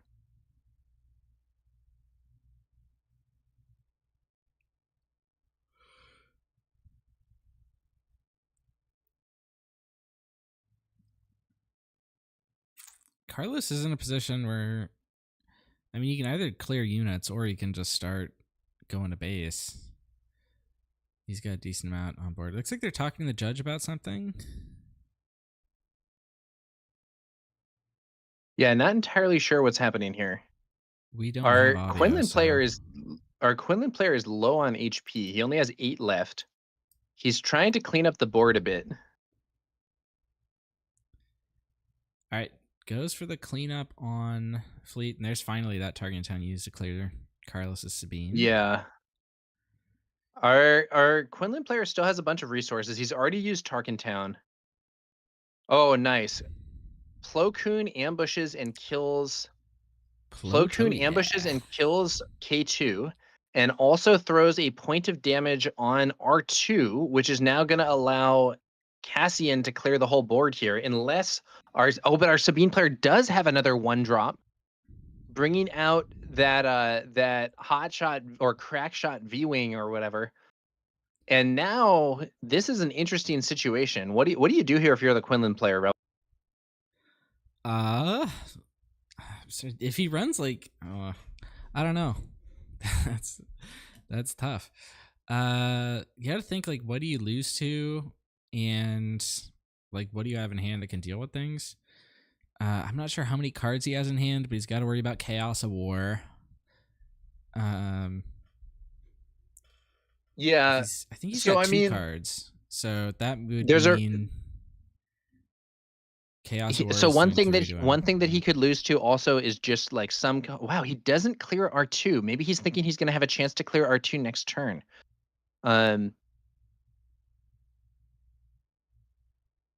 Interesting. Yeah, so in terms of what the Sabine player could have, so like heroic sacrifice on the V-wing for 4 damage plus a Sabine ping would win the game pretty straightforwardly, I think. Yep. We could see something like a wing leader or a heroic sacrifice on R2 for 3 damage to base, then a Sabine ping, 1 HP left, and then the Quinlan player has to win this turn or loses next turn to that Sabine ping. But it looks like we don't have a heroic sacrifice or any other direct buff for the V-wing. It swings on in. There's 3 HP left. Oh, Alright, and there's the there hover tank. is hover tank preventing R2 from getting into base, but we could see what armed to the teeth on R2, it looks like. Yeah. Smuggled in.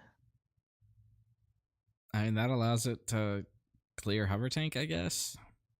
Yeah, I mean, it doesn't seem optimal, but yeah, another thing that we could potentially see is something like Surprise strike for 9 there with the Quinlan. wow. And I think that's Quinlan going to has be lethal it. this turn. He Yeah, there's the does, and that's handshake. it. There was Good no game. extra damage from the Sabine player. If he had had a heroic sacrifice, a daring raid, he could have closed things out, but our Quinlan player was able to turn the corner and get this win. Yeah.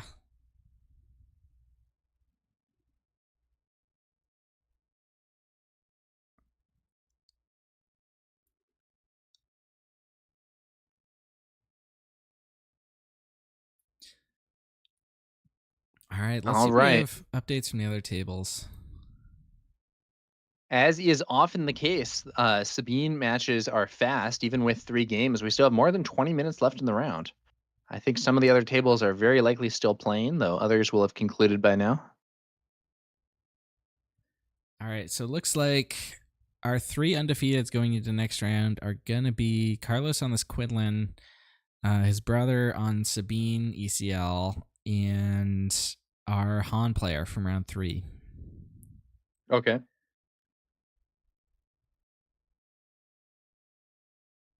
Loopy's still playing. Oh, Loopy's matched up against the Boba Daimyo deck. They're both X and 1.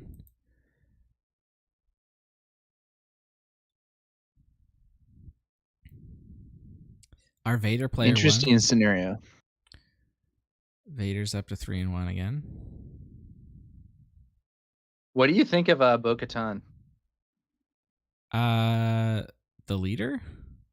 Yeah. She's interesting, but she just doesn't.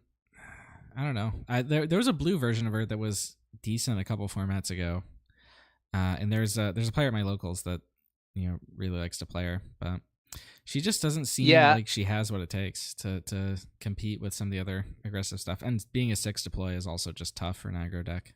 Yeah, being a 6 deploy is rough. Her ability is really good, but like the Mandalorian synergy didn't end up being anywhere near as strong as I was hoping.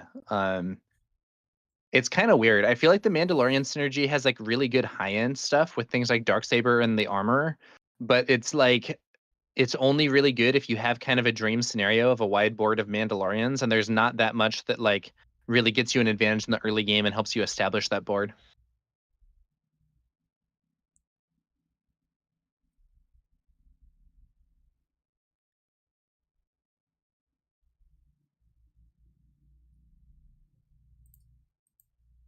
All right, I think we're gonna head over to the waiting screen for a bit, and we should have round 5 soon.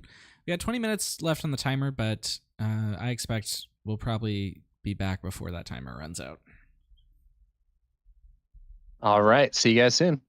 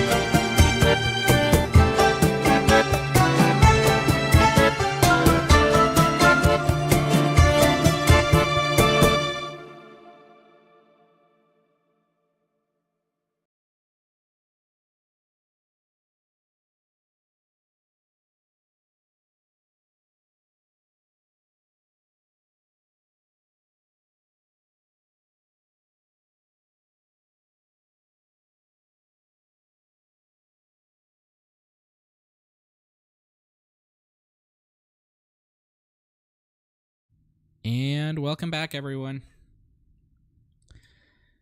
We're gonna get started with round 5 here pretty soon. I think we're gonna have Carlos again playing against Micah Overly, who was top 4 at Denver, and that's gonna be Quinlan Tarkentown versus Cad Tarkentown. Carlos is Should be an interesting 4-0. match. Micah's gonna be 3-1. But I thought Now, it was Quinlan versus more Cad. What interesting. do you think about that matchup, Ripple Trader? I'm not sure. I think it really could go either way. I know there have been multiple different versions of Cad Bane that have been seen play recently. I know that there was the Colossus Cad that George and Guy were using at the Beatle event. I know there's the Cad Green 30 HP that has been popular among several players from the McClunky Gaming team, and of course the the TTI classic team. Cad Tarkentown, which we're going to see in this match. Royal, who we had on earlier commentating, is a big Cad Green player. Nice. He's gonna be running it in the Take the Initiative League top 16, or he's in top 8 now. So was on Palpatine, switched off to Tarkentown. Cad after the ban. Cad Tarkentown's an interesting deck. I think that the ability to ping opponents and then get those Tarkentown plays is we were seeing it earlier as something that Quinlan has access to, and Quinlan's not the only leader that can combine ping damage with Tarkentown for some good ability to clear early opponents. In fact, Cad can do it more easily than Quinlan because he doesn't have to match the opposing unit's cost. For those wondering, Loopy is 3-1 with Quinlan Tarkentown.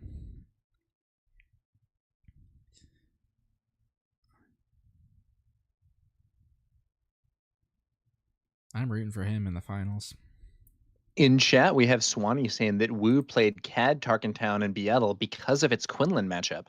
So if that's true, that would be an indicator that Cad might well be favored here. It looks like we're doing a repair, so we might not get that matchup after all. Well, we'll see how it goes.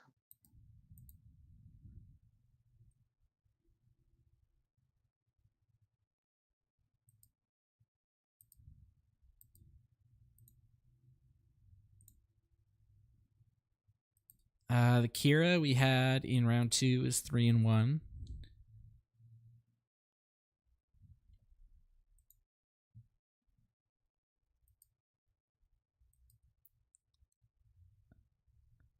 So that's exciting. The Vader player is also 3-1. I guess both of them just had bad luck on stream. They talk sometimes about players who are cursed or whatever to have bad luck befall them when it comes to streamed games. I don't know. Curses, I'm not so sure, but I do think that there are situations where you see the increased tension and pressure of having a game that a lot of people are going to be watching on stream can sometimes get to people.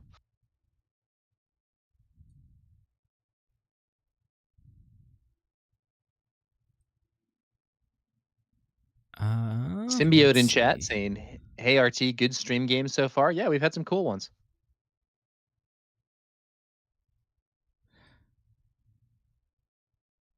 Let's do...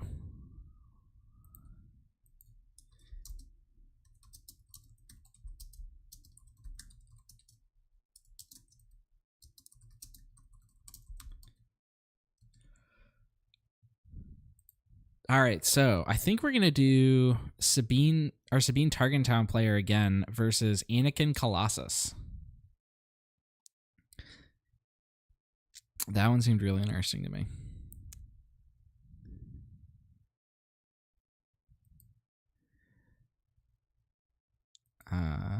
Both these players are going to be X1, but our top table is Quinlan versus Han, and we've had both those players on.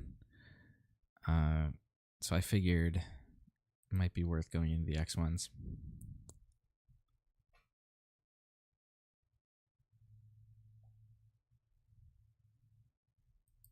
Yeah, we got me and Tower here. We had Royal Sabacc earlier. He might be back for Top Cut. we might also platform at some point.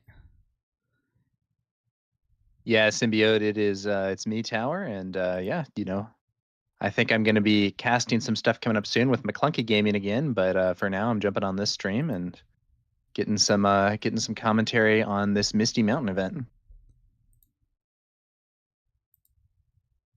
And Rebel Trader, are you in the area of Misty Mountain Games? No. Okay.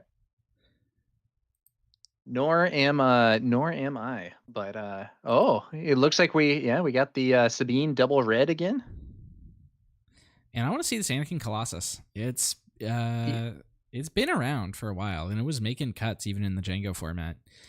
Now it seems like it might be a bit more unleashed. I'll tell you this: as a Sabine player, I do not want to play against Colossus if I can help it. 35 HP is tough to chew through.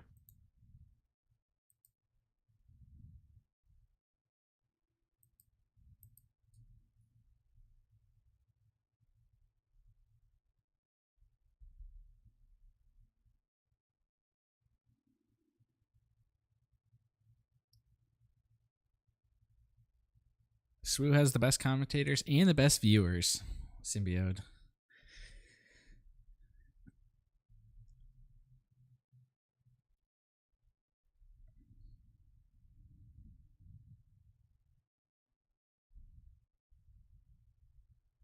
All right.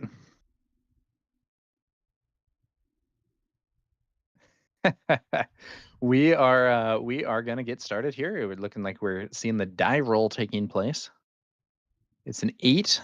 It's an 8 from our Anakin player and a 6 for Sabine. So Anakin's probably starting this one.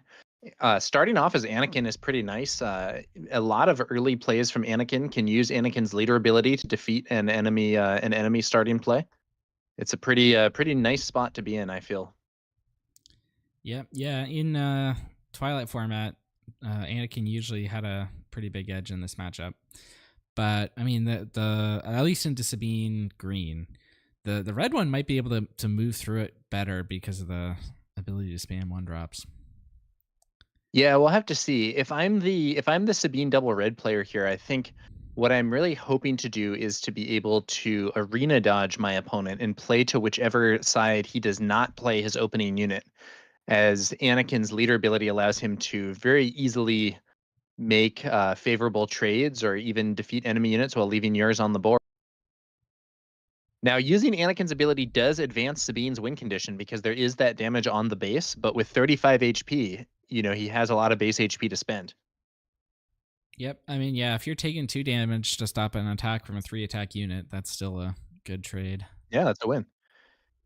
Anakin leading off with C-3PO, really good starting unit, and he guesses right. I think he said 3, and that was a Cassian, but I'm not 100% sure. That's what it looked like to me. But it looks like our Sabine player is indeed going to be able to head to the other arena, bringing out one of those V-Wings, and then using a Sabine ping. C-3PO is probably an additionally strong unit in this build because not only can you use Anakin's ability to hit somebody for 3 with him, but the card draw from C-3PO can mitigate the downside of playing Colossus and being down a card from the start of the game.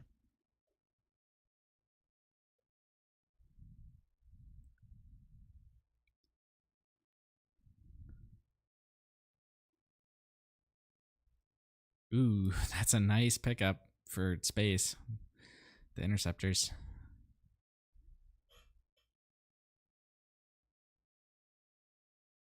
Yeah, the Conquered Dawn interceptors, very nice there. Xavier does have a Spec Force soldier in hand.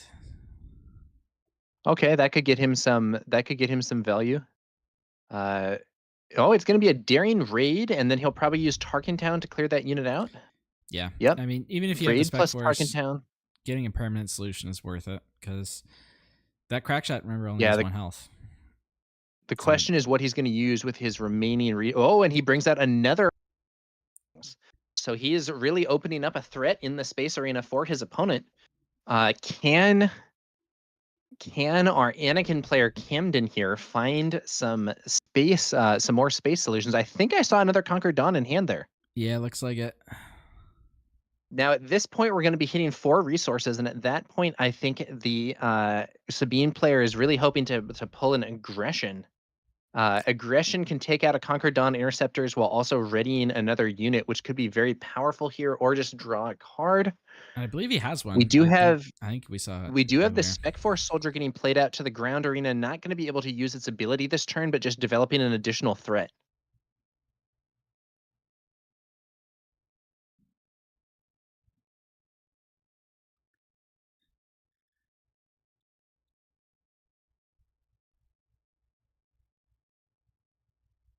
All right, not going to use the Anakin there to clear the Spec Force.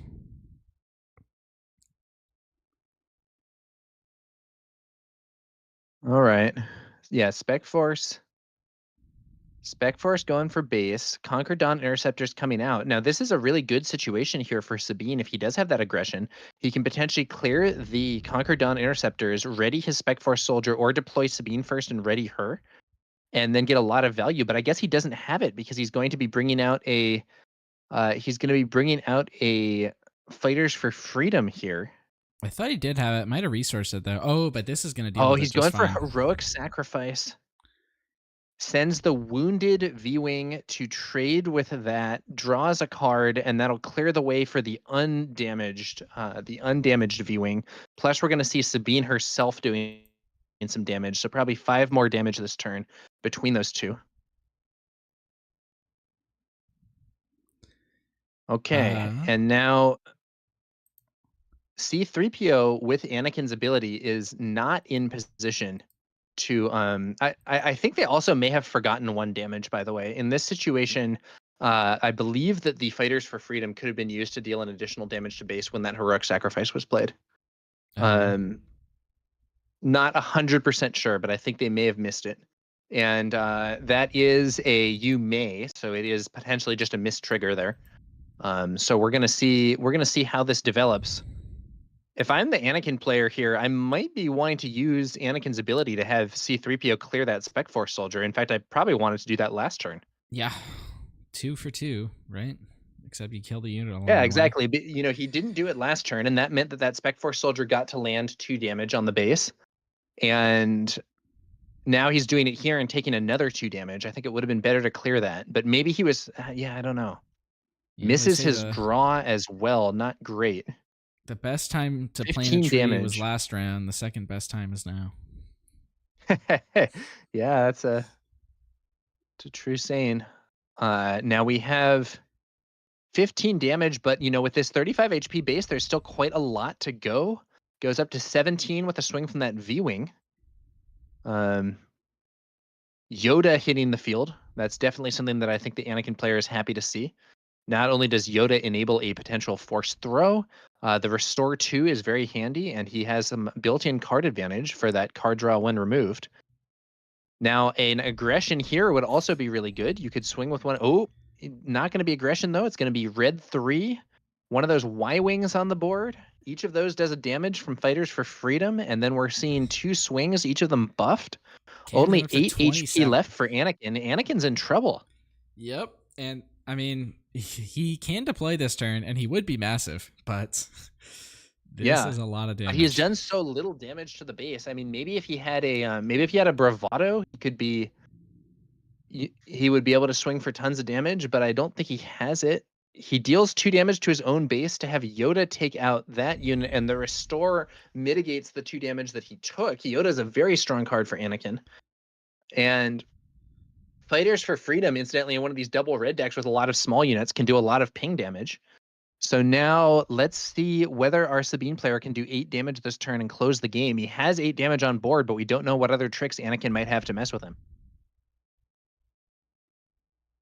It's going to be 4 to base from Sabine. Only 4 HP remaining. Oh, they're switching out some tokens. Yep. Now Anakin gets +6 power at this point, so he could actually swing for 10. If there was a bravado, Anakin could potentially kill here.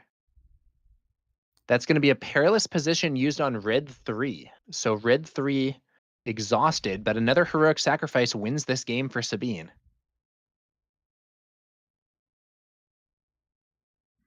Additionally, if that V-Wing attacks, the indirect damage is actually a major threat. It would potentially be clearing Anakin's units because he can't really afford to put more damage on his base at this phase. Ooh, Cassian. That's kind of big. Cassian Andor smuggled out, and Cassian is lethal if Anakin doesn't have a solution. The buff from Red 3 means he would be swinging for 4 damage here, and it looks like Anakin's picking up his cards. Sabine makes it.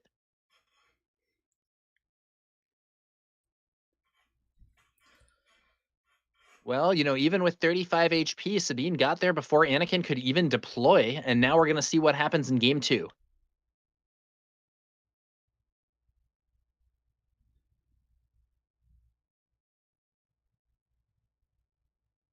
That was a pretty quick one. Over in about 8 minutes. I think took a bit longer than Xavier's game 1 in the last round. Yeah. You know, the 35 HP may be a lot, but as you had discussed earlier, Rebel Trader, the multiple small units that the Sabine player was able to bring out, along with his use of Tarkentown to get around that first copy of Conquered Dawn interceptors, meant the damage just started adding up too fast for Anakin.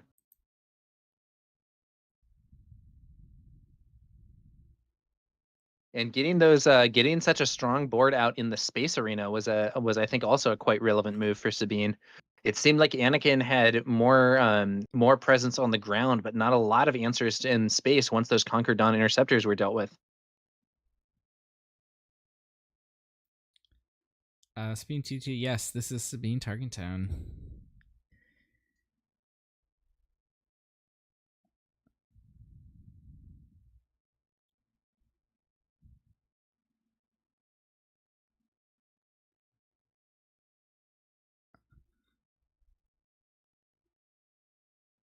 See, I'm taking a look at this Anakin list. It looks actually pretty defensive. Not running too much expensive stuff. Yeah, I mean, you probably want to play defensively against Sabine here. Yeah. But I mean, there are versions Someone of in this chat deck pointed that, out. Oh no, he's got redemptions in there. But there are versions of this that are running like Crate Dragons, Chewies. Oh, he actually has those in the sideboard, so. Nice. Yeah, that might be for his later game thing. Not what you want in this matchup. It can be very relevant in some. And Yep. someone in chat pointed out that he did move the damage before doing the heroic sacrifice, which is good. Ultimately, even if they had missed the damage, though, I'm not entirely sure that it would have mattered as Sabine was able to get there. Someone in chat saying this is why we're getting the rotation. I think in reference to Tarkentown, it's an interesting story. You know, Tarkentown has certainly achieved a degree of prominence recently that it did not have back in the Set 1 days. I don't think people considered Tarkentown a bad base, and I mean, I was playing Sabine Tarkentown even back then. But Energy Conversion Lab overshadowed it to a huge degree. These days, though, we're seeing Tarkentown more commonly played than ECL. Yeah, and Sabine also. It's just been around since Set 1, and she's always had prominence. Yeah, I think there has never been any time in this game where I felt like Sabine was a non-viable leader. There have been times where I thought, oh, she's clearly the best, and there have been times when I've thought, like, she's decent, but not necessarily what I would want to be playing. But she's never been in the, like, oh, don't play Sabine, or like, oh, you're playing Sabine? What are you doing? I don't think she's ever been at that state. Yeah, the only possible exception is like this, last couple of months with Django. And yeah, and even then, I liked Sabine Yellow. I didn't like Sabine ECL in that meta, but I liked Sabine Yellow. All right, we'll see how we do here in game 2. Sabine picking up the win in game 1. The players have their stuff shuffling on up, and let's see how this goes. C-3PO start once again for our Anakin player, but this time he's going to miss that top deck draw. And Xavier again dodging the arena. Yeah. Once again, our Sabine player able to avoid having his early unit picked off by a C-3PO buff by Anakin's ability, bringing out Green Squadron A-Wing to threaten some damage in space. Oh, I think Campion has the blow up a vehicle card. I forget what it's called. Shoot down? I think so.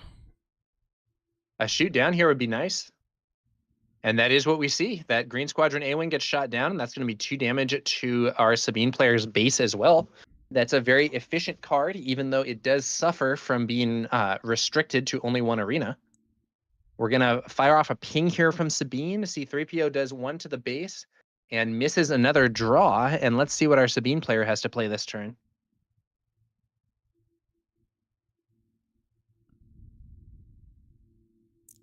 Now, what is that? Oh, he's bringing out the Soldier small the units again. 501st, That's it going to looks be like.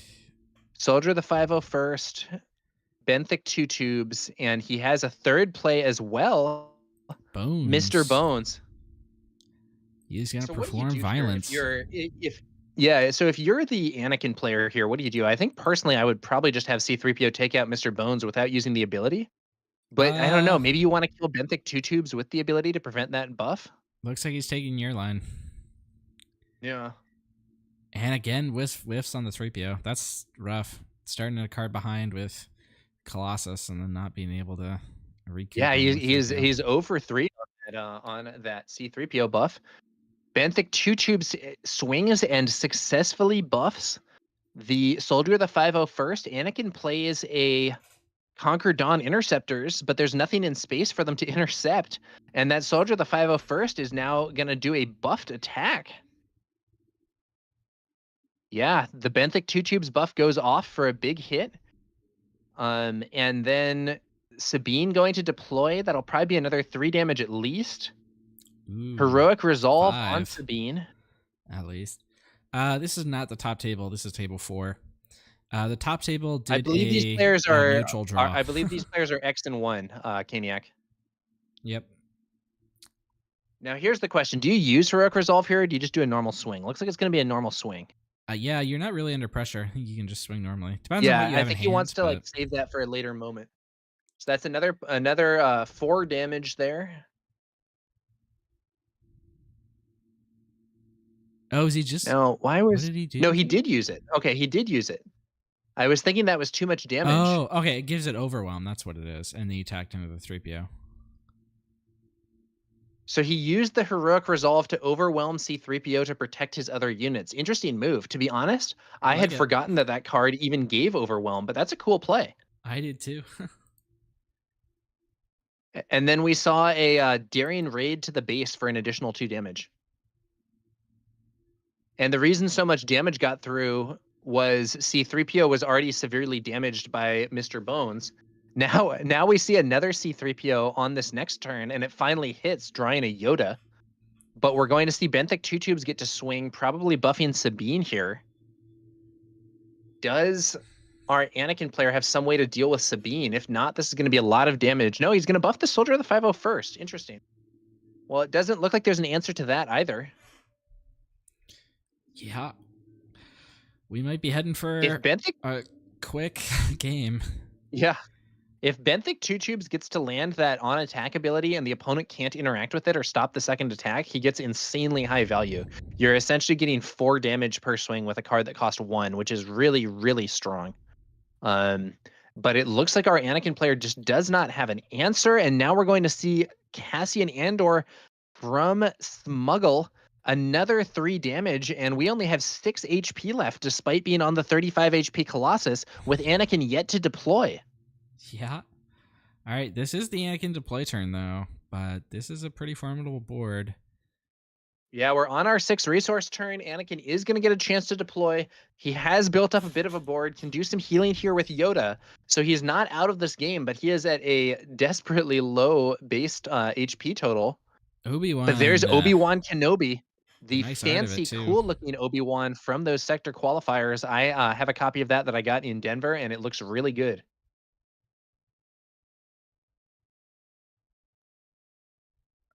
Now let's see how this goes. And we're at the point where I think 2 hits from Anakin is lethal. Once he flips. Let's see here. He'd get +5, so it'd be 9. Yeah, that's right. 2 damage, 2 swings from Anakin would be exact lethal. Now it looks like our Sabine player is trying to bash through this Obi-Wan. Doesn't necessarily have a clean. Has he used his Tarkin Town yet, though? I don't think he has. Yeah, no, and he there hasn't. it goes. Tarkin Town clears Obi-Wan. Now Does get to buff the the 3PO. Let's him clear the yeah, I the think you soldier. buff C3PO here. And then you can either kill the Soldier of the 501st without using Anakin's ability, or use Anakin's ability to kill Sabine. I think he's going to kill the Soldier of the 501st, maintain. Oh no, he does use Anakin's ability here. So that I think that ends up with him taking more damage overall than if he had gone for Soldier of the 501st. So Soldier of the 501st. Now wait a minute. Something's wrong. This should be 31, not 21, Yep. right? Yeah. There we okay, go. I got it. Okay. Just a manipulation error. Our Sabine player still hasn't spent a single resource this turn. Let's see what happens.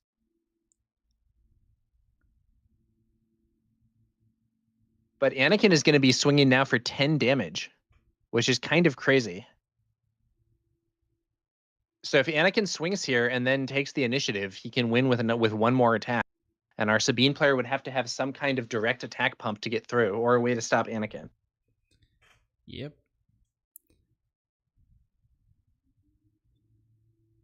Oh, apparently he drew the card when buffing 3PO. Oh, like he drew a card for, yeah, that is not correct. You should only draw a card if you buff a unit with the, is it force trade or force trade, I think. Yeah. Anakin swings in, not going for the base directly. He's going to defeat that. He's going to defeat that Cassian who only had 1 HP. That makes a lot of sense. He's still in range to defeat the base in one more attack, but by swinging into Cassian, he also removes a potential threat. And there's only 4 HP left, but our Sabine player can only swing for 3 at a time. He needs to have some kind of buff, a heroic sacrifice, a fleet lieutenant, something to allow him to do some more damage here. It looks like he's picking up the cards. I guess he doesn't have it. All right. We did contact the judges about the extra card, but I'm not sure what they can do about it. I don't think it was game determinative. In fact, I'm almost certain it wasn't. Yeah, it looks like Sabine was off by 1 there. Very interesting situation, and let's see what happens in here in game 3.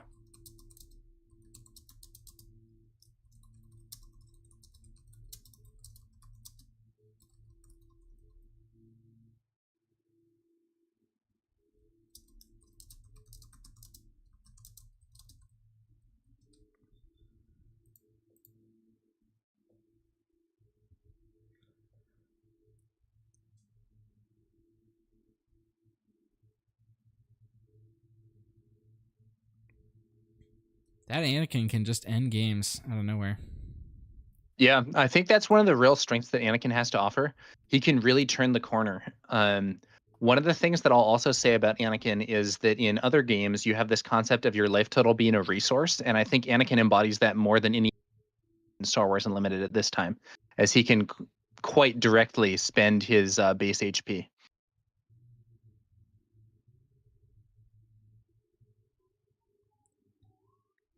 Now, I'm not sure that extra draw is crucial because honestly, I don't think that Anakin player played a single card after taking that draw.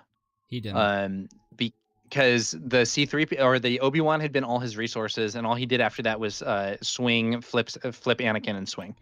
So unfortunate situation, but not one that I like you said earlier, Traitor. Not one that I think really changed the outcome. Yep, because the Sabine player would have scooped as soon as they realized they didn't have any any pumps.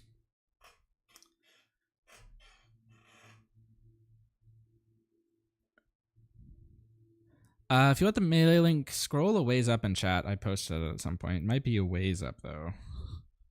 I'll try to post it again after this round.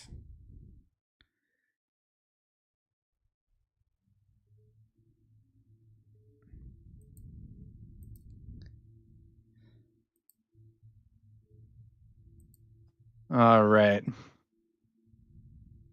Might be some more sideboarding going on. Might just be some shuffling. Not entirely sure what went on with the judge, but I think we are now going to move on to the third game of this match. After a strong Sabine win in game 1 and Anakin barely managing to make that comeback alive by 1 HP in game 2. Let's see how game 3 goes.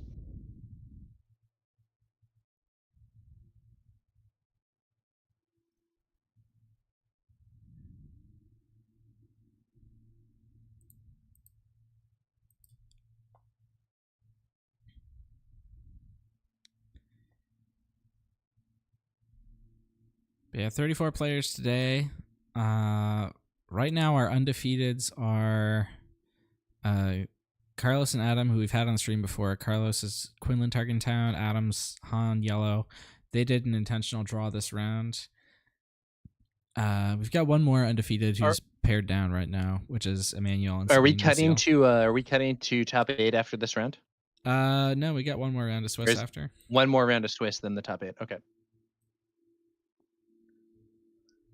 I'm not familiar with all the intentional draw math, so I don't know if they're doing it optimally or not, but okay. Might be nice to just have a round off, you know? Yeah. We'll see what happens.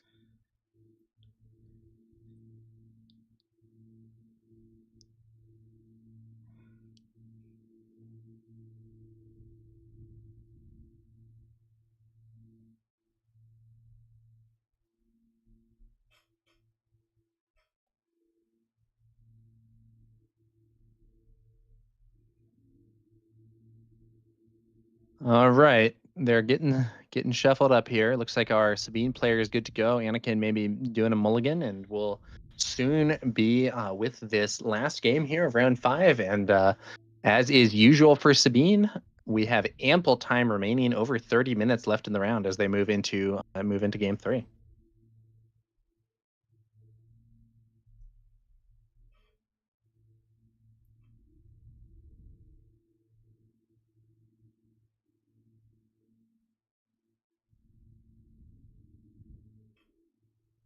All right, 3PO hits this time, and that's a nice hit.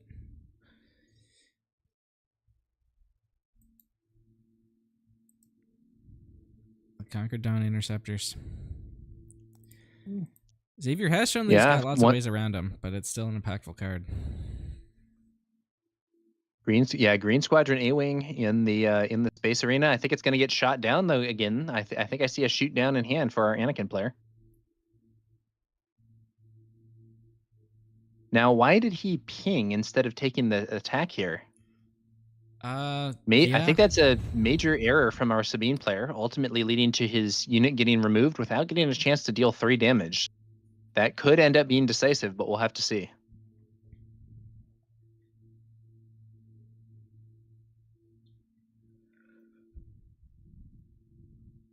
All right, tough start there for Sabine. Yeah, can he make the comeback? Not how he wants to start. Oh, well, he's got red 3. Maybe he was hoping that his opponent would play Conquered Dawn Interceptors, and he could then play red 3 and have the Green Squadron A-Wing clear it. And it looks like Xavier pinged again with Sabine, giving Camden the initiative. I think he might have a second copy of Shoot Down in there, if I'm seeing that right. That would be pretty brutal for our Sabine player, as Shoot Down will take out red 3. Red 3 has a nice buff, but has bad stats for its price.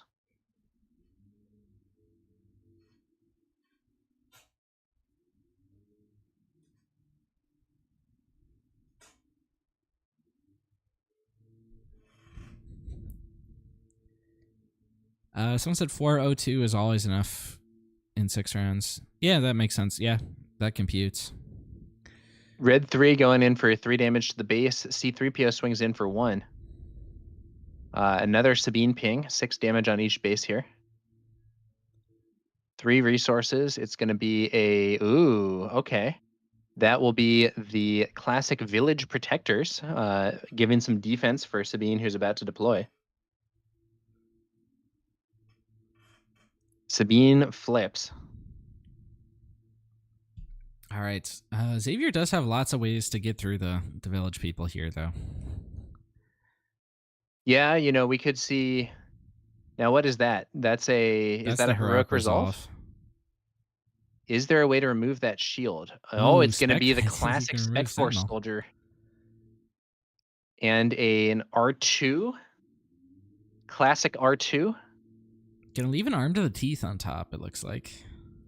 I guess that other card from Anakin was not actually a copy of Shoot Down, but was a Daring Raid, which was used on red 3.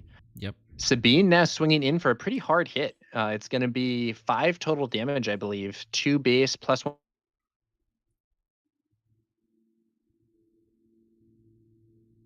for on attack, plus 1 for heroic resolve, plus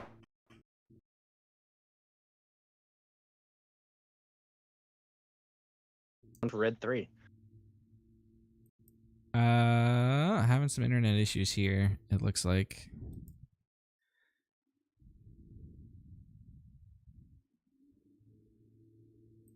Tower, can you still hear me?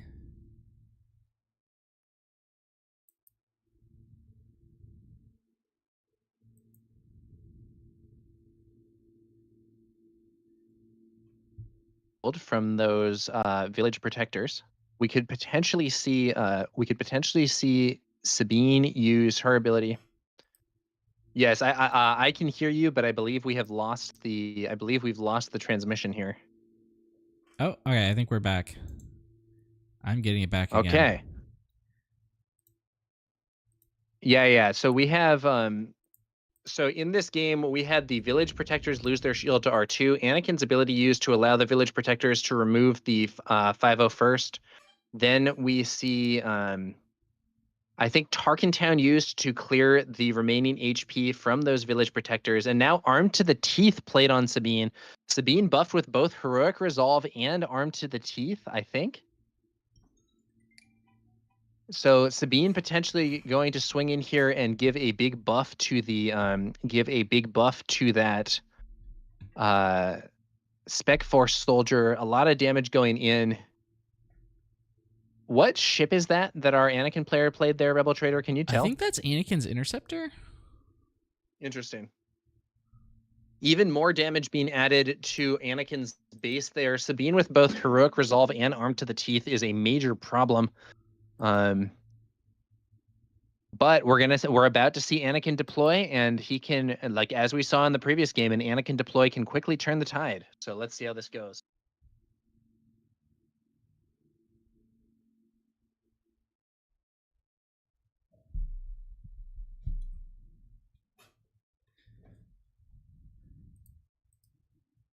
Yeah, it's definitely the Anakin's Interceptor. Another copy of Village Protectors on the field. Sabine sends R2 to knock the shield off once again. Anakin's ability used to allow C-3PO to clear the Spec Force soldier.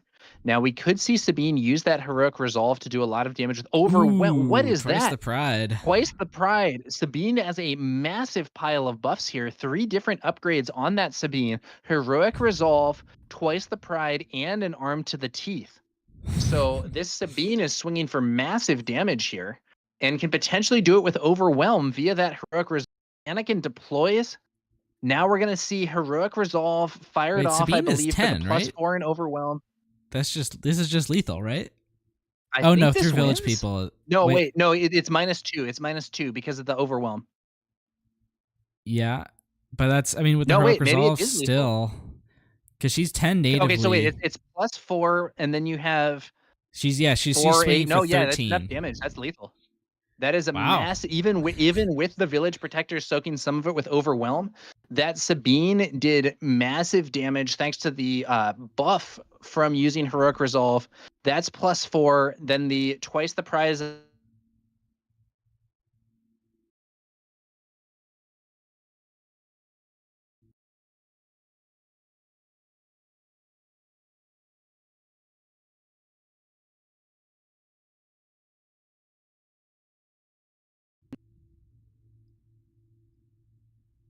Attack ability. Sorry, everybody.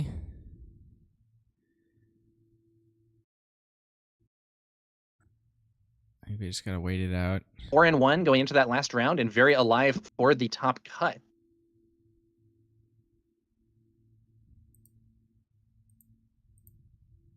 Let's see how things develop as we move on. All right. Did we lose the whole stream feed? I think we're back.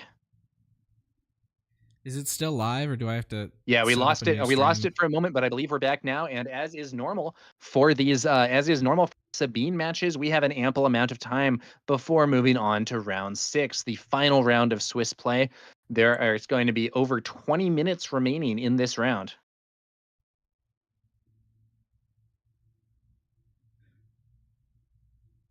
All right.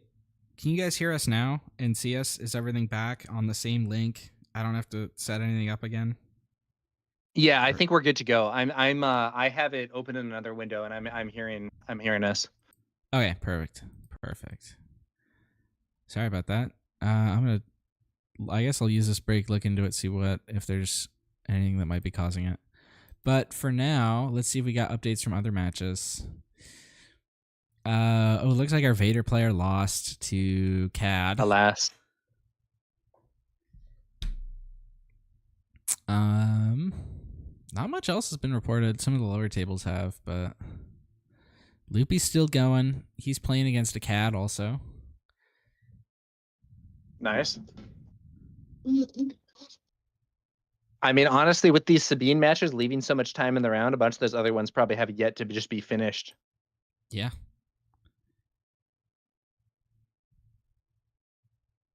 All right. I think we're gonna go break for a bit, and we'll be back in, I guess, about 20 minutes for round 6, and then after that, it's top 8. Stay tuned, guys. This is the Misty Mountain Games event, covered here by a crack team from multiple channels and stuff. We got Late Night Gaming, we got Traitor, we got the Misty Mountain Twitch. I'm TowerNumberNine, joined here by Rebel Traitor, and stay tuned for more. Loopy is on Quinlan Targentown, for those asking. All right. We'll see ya.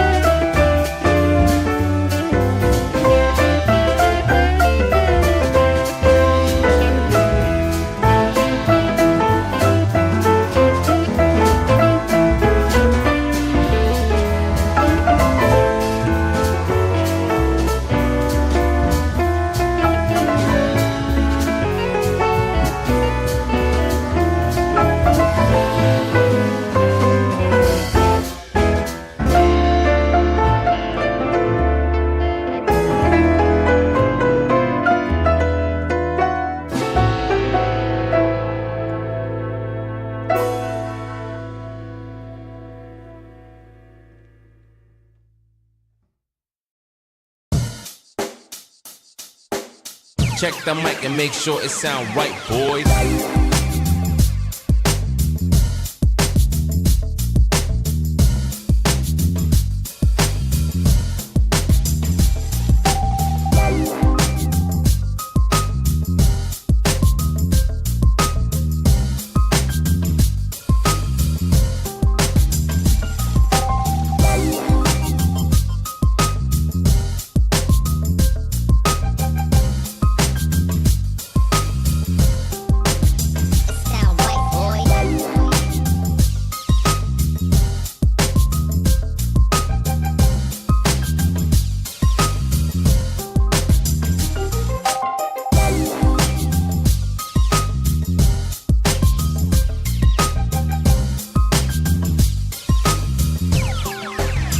Sound right, boys.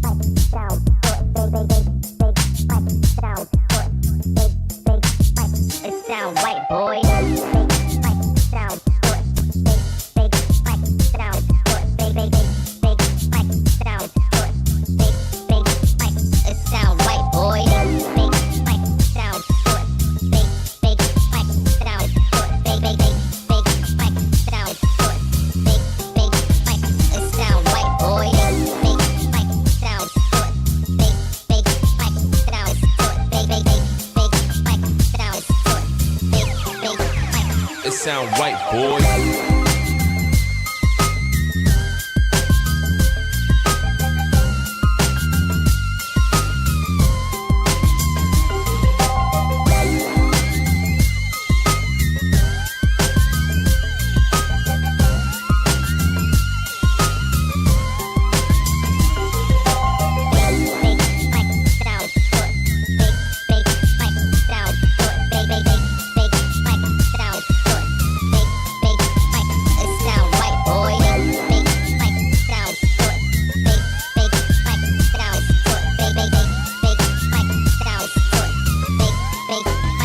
It sound right, boy.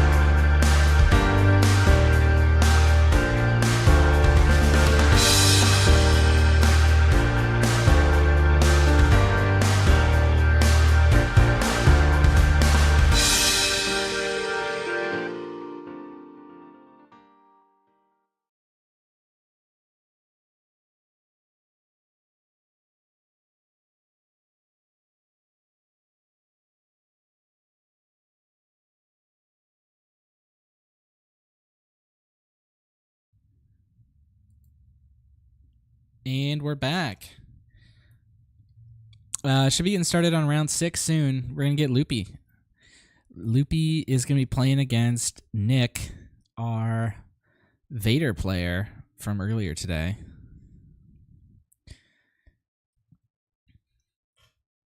Yeah. Should be interesting to see how this one goes.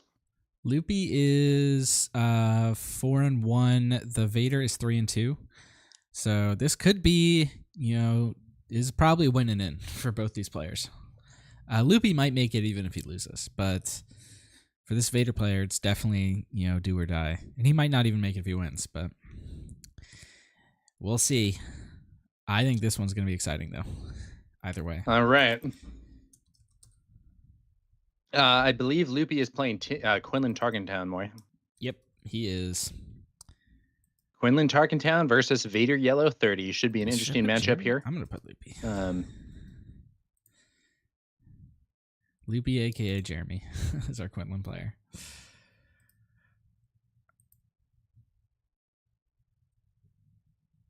We will see how this one progresses. What do you think of this matchup, Rebel Trader?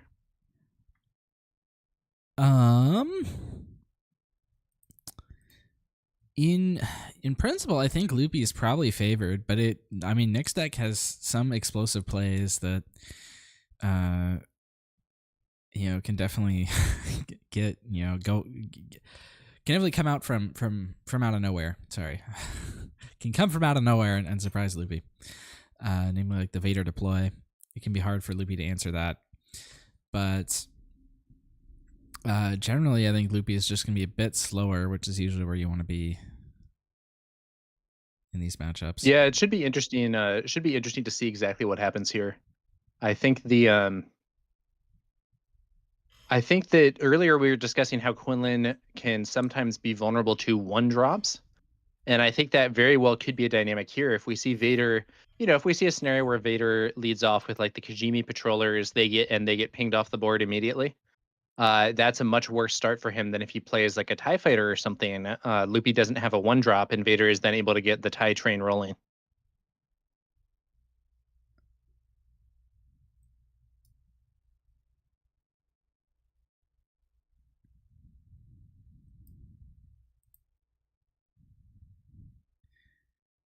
Looks like Loopy's list is very hand control-y.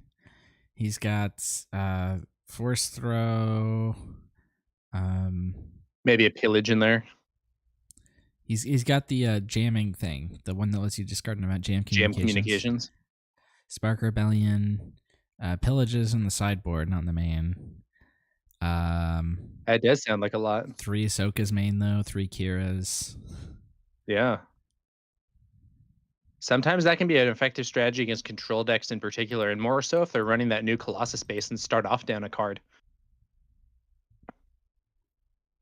I remember back in the day, what was that card? Was it Forced Negotiations? It's really fallen out of favor now that we have the pillage as an option, but Forced Surrender. Forced Surrender, that's what it is. I remember a joke that it was called Forced Surrender because if you successfully resolve it, your opponent is going to just concede. Yeah. But the impracticality of playing that card, since you have to have dealt damage to your opponent first, has led to it broadly being replaced by pillage for these discard builds. Did Nick just play 3 resources worth of cards? Looks like he did. I'm seeing a Zagarian Starhopper, which costs 2, and a is it a Republic Wide? No, we're moving on to the next turn, I think. No, I guess that was the second turn. I'm not entirely sure what happened. Oh, I guess. Wait, that doesn't make a ton of sense. Nick might have passed round 1 to avoid Tarkentown, and then Loopy maybe said, "Let's do it." And I think that's okay. Yeah, that would make sense. So turn 1, absolutely nothing happened. Turn 2, we see these units. What's Loopy's ship there? It's the Red Leader, I think, the 3/4 that does damage to damage units. Red 5. Yeah, Red 5. Let's see here.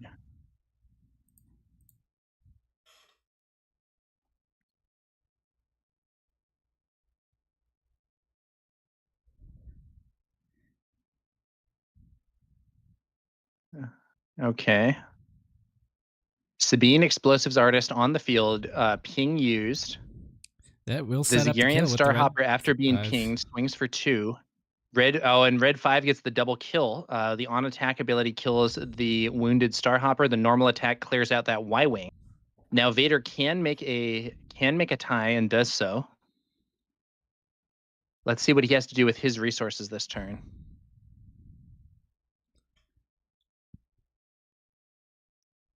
Kijimi. Swarm more Yep, TIE Kijimi fighters out. patrollers, more units on the boards, swarming. And then Ooh, Outlands. what is that? What is that card called again? Is the one that gives an experience? Outland TIE fighter. Outer Rim. Now, who got the experience? He's still deciding, I think. Yeah, that's the Outland TIE Vanguard there. Erroneously giving an experience to itself. That's not allowed. Okay, so then gives an experience to one of those normal TIE tokens instead. One cool thing about doing it that way is it may create an incentive to not attack into one of the units that can allow a token to be made by Vader. Vader has this interesting situation where you can't make a TIE token from another TIE token attacking. You have to have attacked with a non-token unit. So buffing his token may help keep his normal units alive to get more tokens. It looks like they missed the indirect from the Zagarian Starhopper. Yeah, that's a good point. Yeah, that should be 2 indirect damage on death, unless that's the 2 damage on base, but I don't think it was, because I think there was a normal attack into base. It went to base, yeah. Ooh, man, with Quinlan on the board, playing this Falcon allows the Kijimi patrollers to be pinged off the board.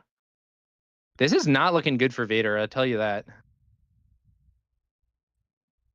But we do see, we see Victor Leader buffing all those ties.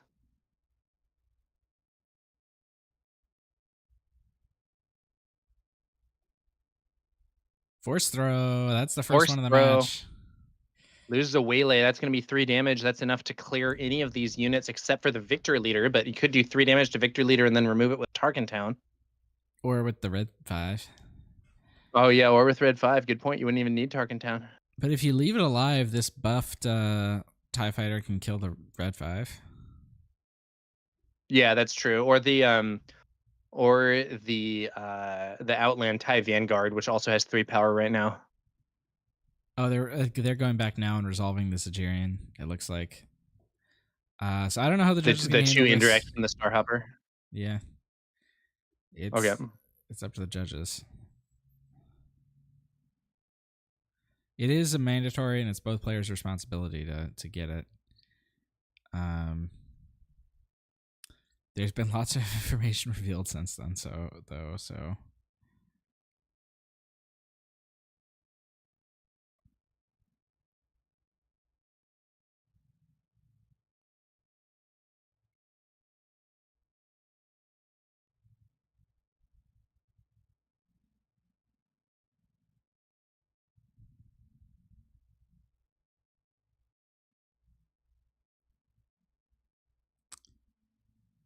Loopy's pointing at his Sabine, which seems like the obvious target at this point.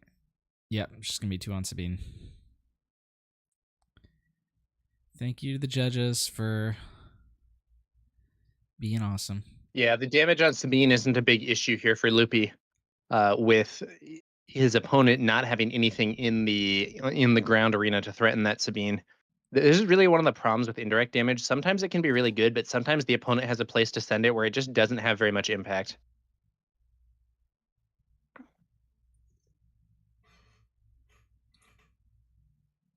Okay, so now we go back to resolving that force throw. And that's right. And it looks like it's going to remove the buffed TIE token. I think I might, in Loopy's place, I might have removed the Vanguard, the Outland TIE Vanguard instead, because if that Outland TIE Vanguard gets to attack, it can also clear red 5. And additionally, with it attacking, that's going to open up a potential token from Vader. They incorrectly only take 2 damage there, but it's fixed. And that, I think, well, we'll see how this goes. Yeah, 3 damage on Victor Leader from the Falcon. And now, unfortunately for our Vader player, he cannot clear Red 5 with that tie. And Red 5 can now get a double kill. Looks like all the top 3 tables intentionally drew. On attack resolved against Victor Leader, removing it. And that means that by the time the normal combat damage is dealt here, the Victor Leader buff is gone and Red 5 stays alive. So I Yeah. do think that our Vader player would have done better to remove that Red 5 before this combat occurred. But, we'll have to see how it goes.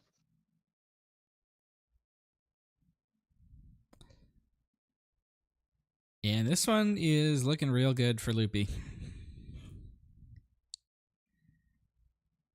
We might not even get to see Vader deploy. Although, actually, wait, they're on 6 now, aren't they? So he could just No, deploy now. Vader will get to deploy, but he's going to deploy into a tough board, I think.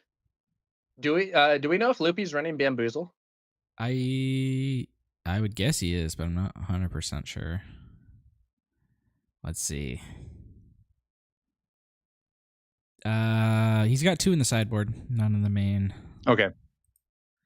Disabling Fangfighter would also be an option with his aspect composition. Let's see how things continue. All right, so Vader comes on to the ground. Yeah, no spaceships available for Vader to deploy onto.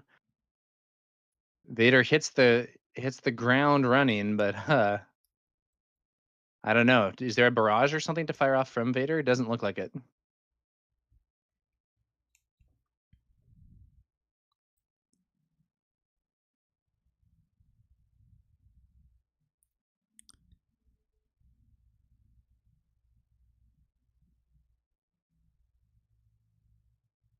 All right.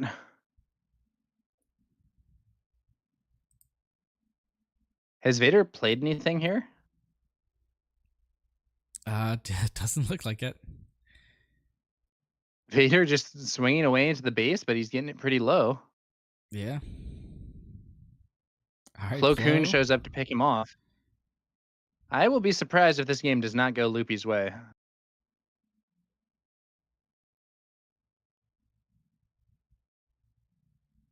I would too at this point. All right, Nick is fighting for it though. He's still in it. Loopy only has 8 health left. If he can manage to sneak some But things this through. Vader deck does not necessarily have a lot of Ooh. reach. He doesn't have access to Red Devastator. He doesn't have access to Ruthless Raider.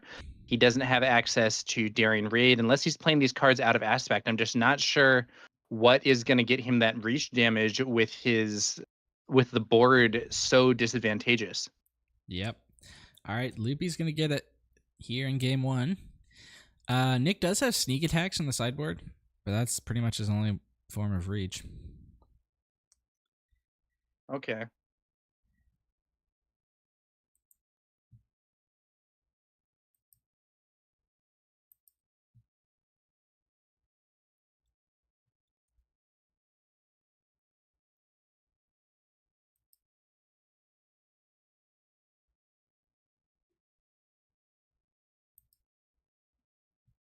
Yeah, Vader only has 9 HP left. I think it's... Are they cleaning up the board? What's happening here? I guess our Vader player may be scooped here? They might just be sideboarding. Yeah. The first game is over, though. Yeah. Oh, probably, yeah. Okay, so I think we'll see how this goes. If you're Vader, what can you do to try to improve this scenario? You definitely bring in the sneak attacks for reach. And people talking about IDs in chat. There are lots of people that ID'd. The top 3 tables all ID'd. So it might be rough for the 4 and 2s, but we'll see.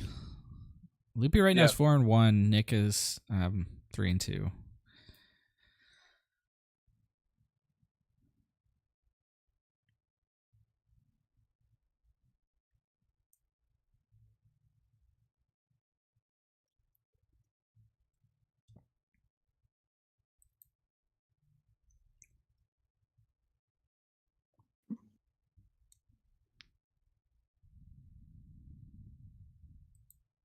Okay, here we go.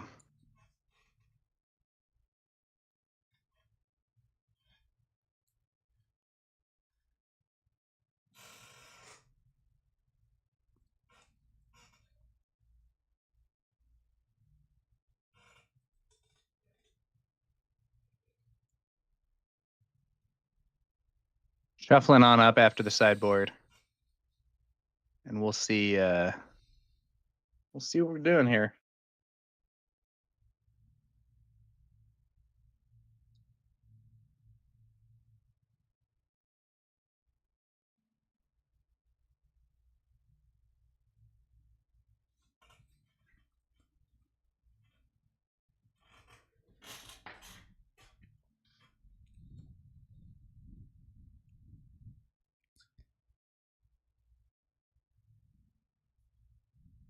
If I'm Loopy, I'm definitely bringing in those bamboozles. Yeah. I think they're a very potent tool against pilot leaders in general, though we did see our Vader player deploying ground, maybe scared of those bamboozles even pre-sideboard. On the other hand, he didn't exactly have a bunch of ships to deploy onto, as the game had already gotten pretty away from him by the time that Vader deployed. Yep.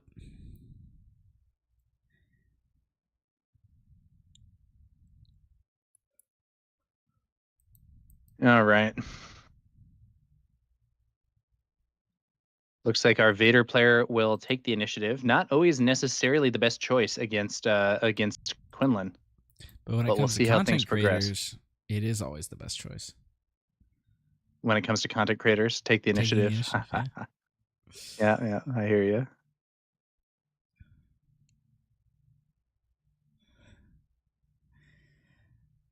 Late night gaming also close second. Tonight they're gonna have Ryan Warner from Rebel Resource on.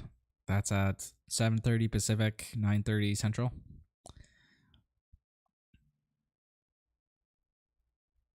Here we go.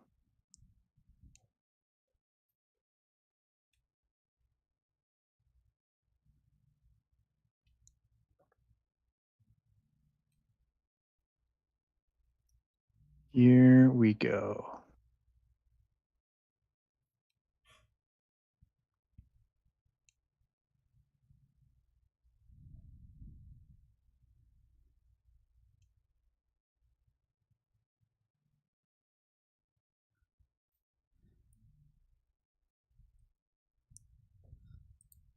All right, they took a while to decide. That was almost 5 minutes.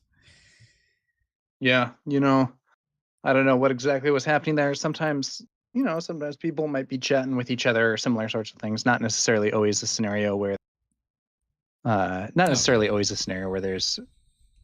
super high urgency. But here we go.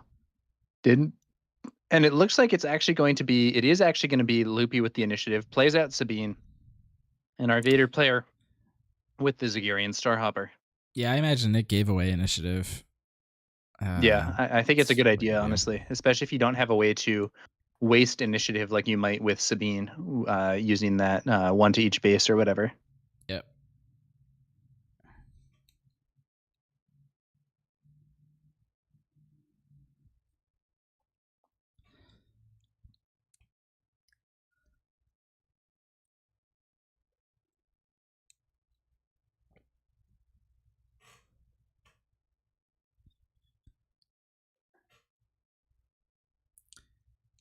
All right, Nick thinking about the resource here. He's made his choice.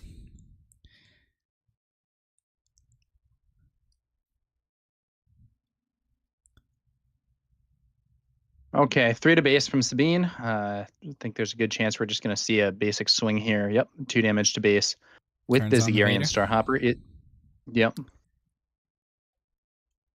We will potentially be seeing that TIE fighter being created this turn. Now we have, looks like another red 5 that did very well for Loopy in the previous match. Vader's ability used. Ooh, shuttle. Oh, Sanctioner shuttle capturing red 5. We saw this Sanctioner shuttle making some plays earlier, and it's at it again. You've just been sanctioned. Yeah.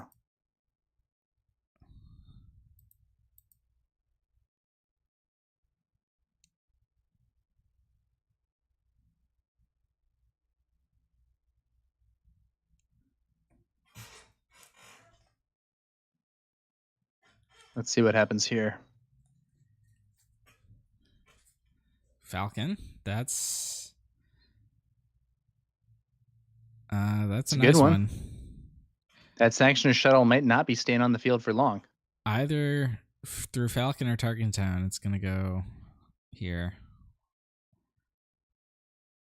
Probably needs to be an attack from that Sanctioner shuttle here in order to get some value before it dies, though I don't know for sure.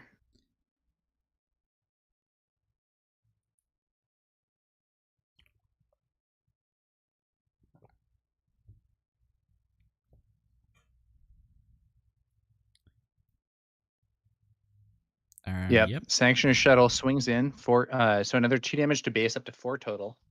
Falcon is going to actually take out the Zagirian Starhopper, maybe leaving the Sanctioner shuttle to be removed by Tarkentown. That does mean there's going to be 2 indirect damage, and as was eventually the case in the previous game, Loopy's going to put that damage on Sabine. Seems like a pretty reasonable move. These are not 5-0. Loopy is 4-1. Nick is 3-2. This is table 4. So- The top 3 tables all intentionally drew. Let's see what 34 happens players in the here. event. I think we're going to see another Vader activation here. Could bring us another tie token. That Sanctioner shuttle, though, probably going to be removed by Tarkentown, which will give Loopy his red 5 back and put him on a much stronger board overall, though our Vader player has yet to play a card this turn. There goes that Sanctioner shuttle to Tarkentown, as predicted. Yep. Really rough looking board for Vader, even with that extra tie. Let's see what he can play this turn to get more value. 3 damage to his base from Sabine as well. That'll be 34 players. Now, what is that? It's the first order tie and then a resupply. Ooh. We will So- potentially have Vader deploying next turn, but as we saw previously, he's going to be deploying into a very weak board. The Quinlan side of things is looking a lot stronger, and this is one of the downsides, in my opinion, of capture. Capture is a very temporary solution, and once the unit that conducted the capture is removed, your opponent often ends up being the one with the advantage. All right, Loopy gonna bounce the Falcon. And I think I'm not sure if that's a Spark. It might be a Spark, might be a Bamboozle in hand. If it is a Bamboozle, Nick better beware. And yes, there will be a top 8 right after this round.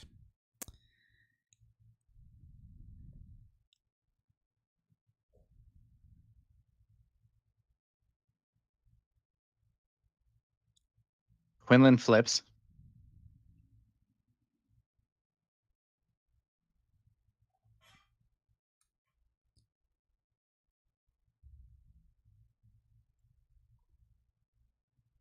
Okay.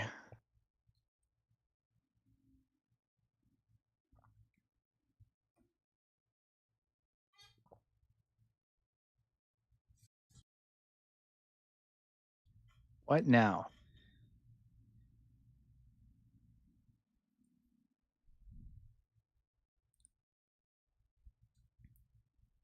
Oh. Did we just lose the feed? Looks like we did.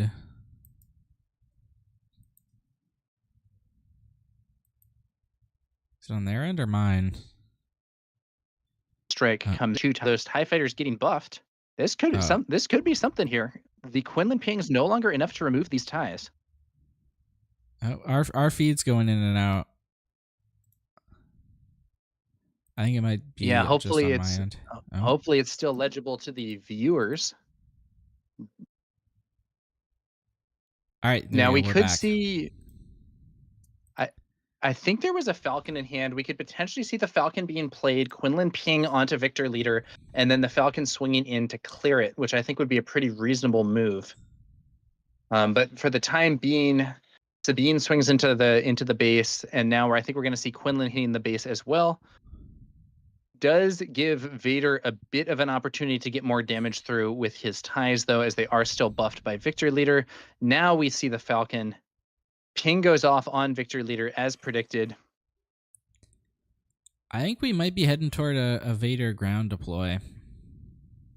No, Vader already deployed. He was taken out by that surprise strike on Red 5. Oh, that must have happened while the feed was going in and out. Sorry. Wow, I think we saw an outmaneuver, exhausting only that one Millennium Falcon. That is a Wow. really not efficient play for our Vader player, and it preserves Victor Leader. It doesn't even really preserve Victor Leader, because now Loopy can just take the initiative and swing in. I think that is really looking like a bit of a gaffe for our Vader player there. And indeed, Victor Leader immediately taken out. Maybe it was the best that he could do with his resources, and it's going to at least buy him a little bit of time. But we'll see here. Vader does have 4 ties, but they're just basic ties. He fires an overwhelming barrage on one of his ties, and that 3 damage is enough to clear the Falcon and Sabine. That's not bad.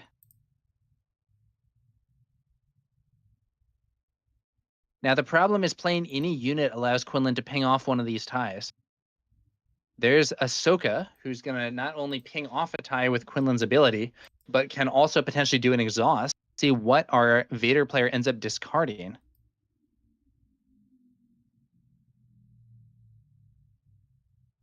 Discards a lurking tie phantom, and that is going to mean that a tie gets exhausted. It's going to be the buffed tie getting exhausted, and then the Quinlan ping will kill probably one of the standing ties.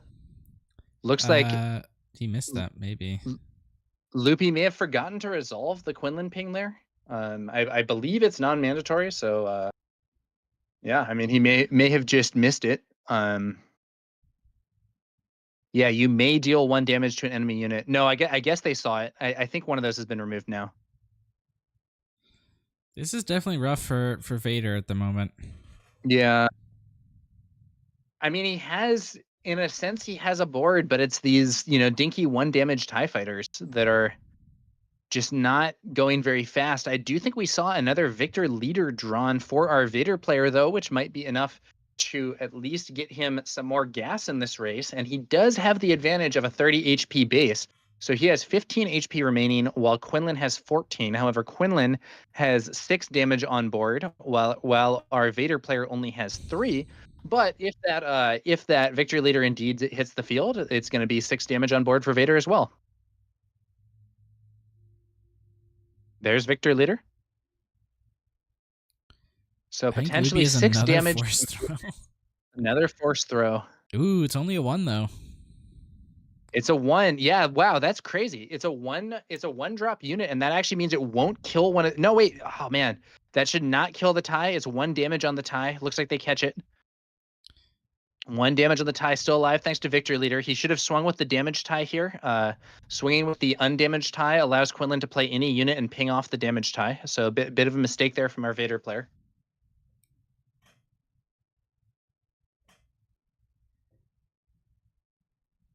Millennium Falcon shows up. 1 damage onto the 1 damage there is going to be sent onto Victor Leader, allowing the Falcon to clear it. And now the damage dies because it loses its +1 HP. We do have an undamaged tie on the board that can swing for another 1 damage.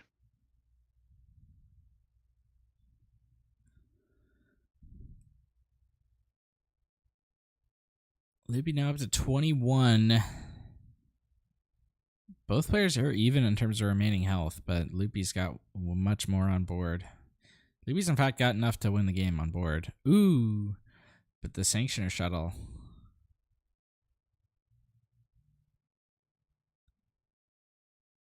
Only gonna hit for 5. Okay. Now Loopy's in range of claim lethal with the Quinlan.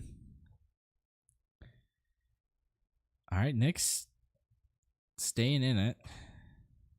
I don't know what maybe he would have upgrade removal to get that off Quinlan if Loopy just claims. Maybe. I just claim here, I think, but Loopy is going to swing on in. So now 1 HP remains for our Vader player. Presumably he claims. And at this point, I think what you're looking for is an outmaneuver to exhaust both units in the ground arena. Exactly. It's an overwhelming barrage, and I think it's followed up by a fist bump as he recognizes he does not have the damage to win this game. Loopy does it again. All right, that means Loopy should be going into Top Cut.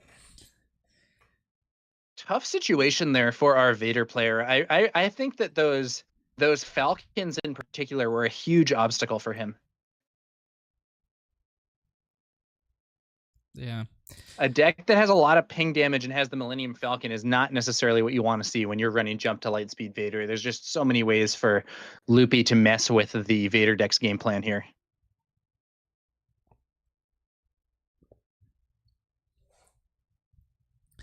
Shout out to Loopy for making this event possible. Yeah. Always such a pleasure to work with. Yeah, big shout out to Loopy. And shout out to him as well for winning the match on his own stream, and I believe moving on to the cut. Should be, yeah. All right. We're getting some updates. Camden, our Anakin player from a couple rounds ago, won, so he's 4-2 now.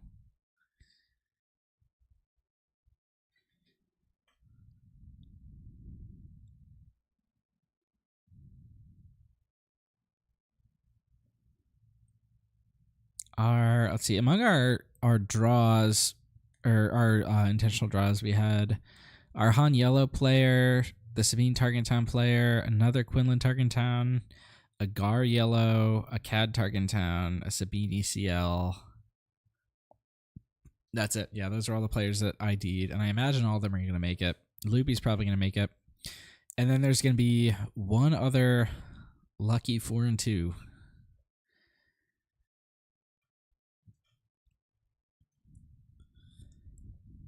And right now we've got an Anakin in contention for that, a Sabine ECL.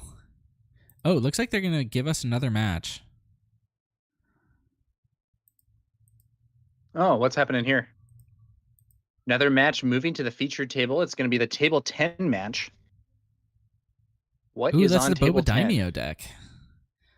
Ooh, spicy. Both these players Yeah, are 2 and 3, so I believe these decks are not in contention for the cut, but we should at least have some gameplay here for you. Yeah, I'm excited to see this Boba Daimyo deck. I've wanted to see it all day.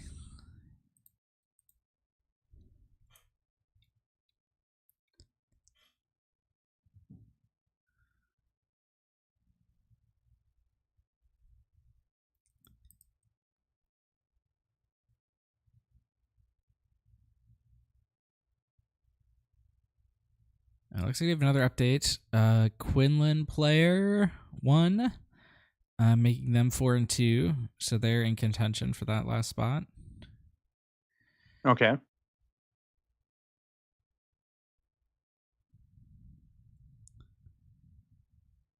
The other matches left, we've got Gar versus Sabine, and we've got Kira versus Boba Yellow.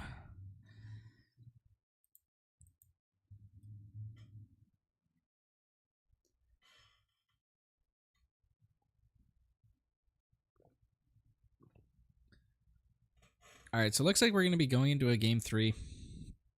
I don't know which player won which game, but I'll just put this up to tell you it's game 3. Yeah, we'll stay 1-on-1, so we'll see what happens next.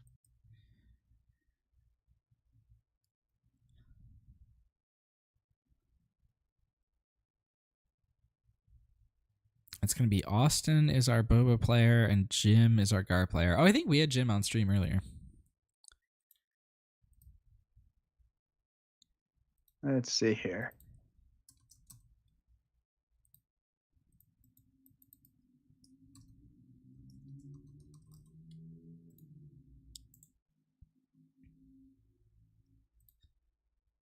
So yep, both these players 2 and 3, not going to make it.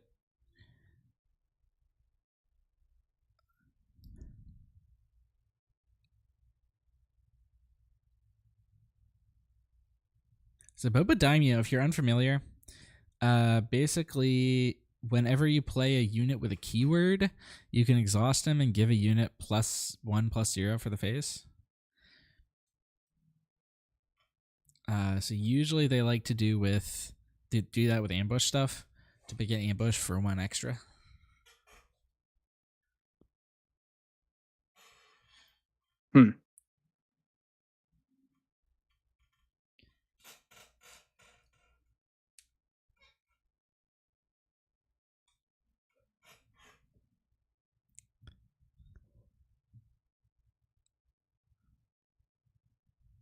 This is Boba. Yeah.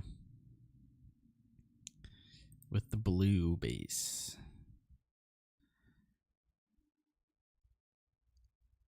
Look at this deck. Let's see what we got. Ooh, actually lots of pilots in here, it looks like. And lots of ambush stuff. Yoda's, Village People, Yularen. Interesting. That's, I think, probably the new Yularen, right? Oh, no, it's the green Yularen. Okay.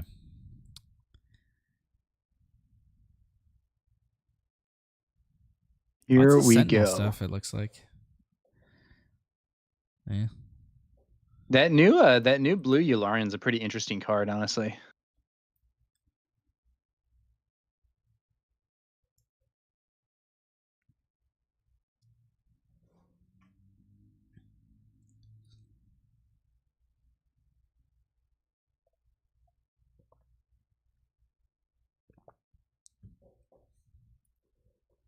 It looks like Austin's starting with initiative.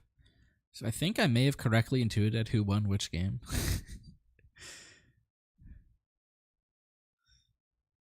All right. We will see who wins this game. And we still have a moderate amount of time here for before the cut. Yeah. About 20, bit more than 20 minutes left. Should be ample time for a third game. Let's see how it goes. Let's see. And they have a 5-minute extension. So if they go to time, Oh, they've got nice. more. But I don't Yeah, think I don't think we're gonna run into that. All right. Or I'm sorry, not Cad, Gar Saxon versus Daimyo Boba. All right, I'm gonna step away for Now, a what second. did we lead with there? That's a Hera. Hera Syndulla pilot deployed as a ground unit. Okay. And then on the other side of things, we have a Zagarian Starhopper for our Gar Saxon player.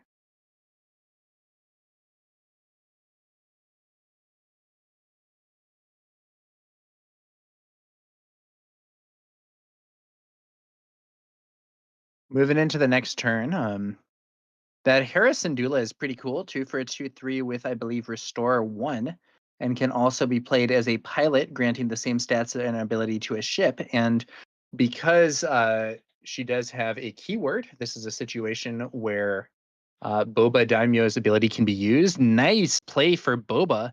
It's going to be Blue Leader being played for 3, ambushing and defeating the Starhopper. Boba's ability was used here to grant +1 power for playing a unit with a keyword, in this case ambush, to Hera Syndulla. So she'll be swinging for 3 and 2 indirect damage to base from that Zagarian Starhopper. But Gar brings out a 7th Fleet Defender, comes into play with that shield, which is going to allow it to potentially clear Blue Leader while remaining alive. However, we then have we then do have Hera swinging into base for 3 damage and restoring 1 from our Boba player's base. Boba Fett collecting the bounty may be suspended, but Boba Fett Daimyo is a valid choice. We could potentially even see Boba Fett's armor being played, though it's unlikely here given that it's out of aspect. And let's see how things continue. Now, we have someone in chat saying that Gar Saxon hard counters Boba. We'll see how this goes. All right, I'm just back. What did I Nathan miss? Breadfelt in chat. We saw Starhopper versus Hera turn 1, turn 2 Blue Leader killed Starhopper, and the Gar Saxon player developed a 7th Fleet Defender. Looks like the 7th Fleet Defender is going base instead of clearing the Blue Leader here, which I'm a little surprised by. But we will see how things develop. And Nathan in chat saying that he really expects blue-green to come out swinging after the latest suspensions. We'll have to see. Yeah, I do too. We had one Kira player, and they're still in contention. Although, actually, nope, they're not anymore. They just lost their last round. So 3-3 finish for the Kira player. Racing behavior from both players, with the Blue Leader swinging into base, as is the 7th Fleet Defender. The Gar Saxon player here is going to play, I believe that's a Lom Pike. That is. And then Hera, I think, still swinging. No, Hera's going to actually crash into Lom Pike here. Restoring 1 and doing 2 damage to Lom. I wonder if this is going to be a setup for an ambush. No, it's going to be a setup for a takedown. The Boba player really doesn't want Lom Pike on the board. I'm not totally sure that's how I would have done it. I think I maybe would have preferred to just send Hera into the base and spend the takedown on the defender, but Lom Pike is a good card. Let's see how things develop.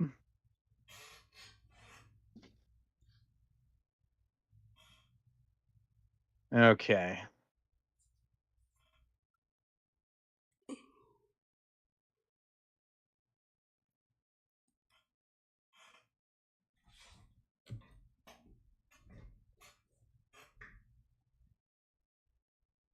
Yeah, we're gonna have the 7th Fleet Defender swing into base, doing several damage, and it is swinging for 4 thanks to the buff from that shield token with Gar Saxon.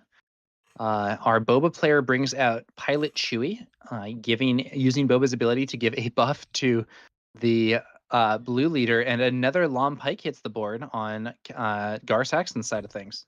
Can't stop the Pike.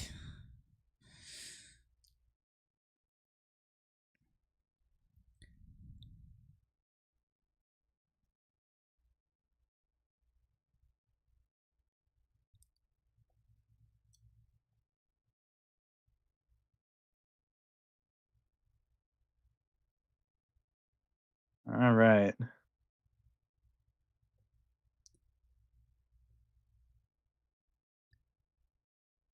Let's see what happens next here.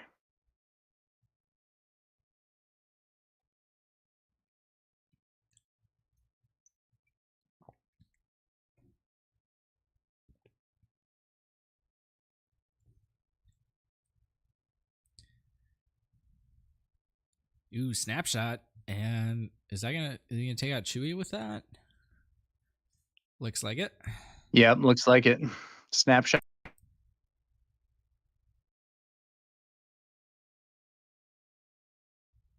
Oh, I think our internet's dipping again.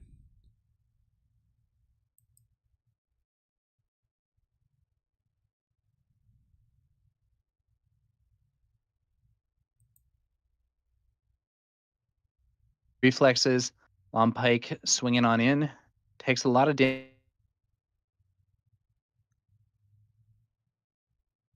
Gar continuing to race in the space arena with that 7th Fleet Defender using a surprise strike to swing in for 6. I think that's the Mandalorian hitting the field. Looks like we temporarily lost the feed. Okay, there we go. It's back up.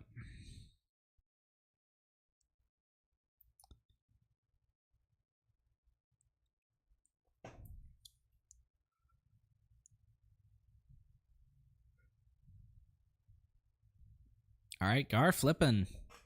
Boba flipping in return.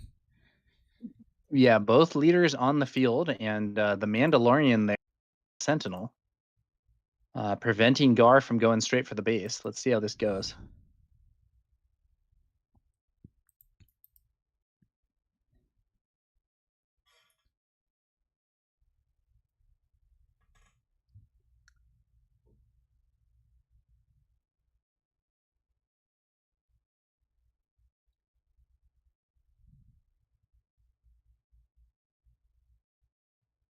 Hmm.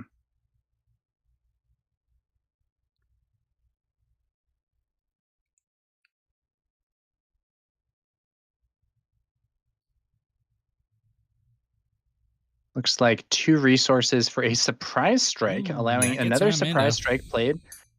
Yeah, the Mandalorian is off the board, I think. But but Gar Saxon is 2, because in this situation, Boba had played the Mandalorian, giving it +1, and then it had an additional +1 from the passive of the leader unit Boba. So it ends up actually being a trade, and then leader Boba swings into base. All right, both players pretty even on damage. I'm really Austin's up by surprised 2. that our Gar player has not used that 7th Fleet Defender to clear blue leader at some point here. Yeah. I think he might be saying, I'm the aggro, and I want to be dealing damage as much as I can. Yeah, but I mean, getting a free kill is pretty good when your opponent is racing you.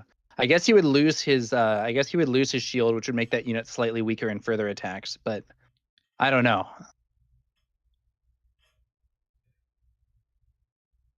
We'll see how this goes.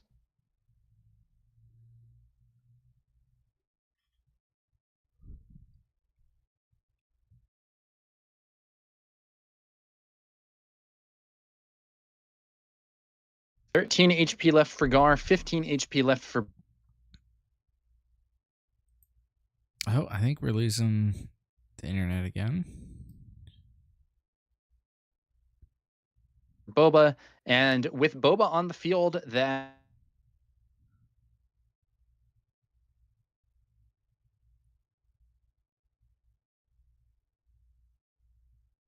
looks like, okay, Lom Pike swings to base and puts a shield on himself and a shield on blue leader. Okay. I guess he And really let's doesn't want see to kill that how... blue leader.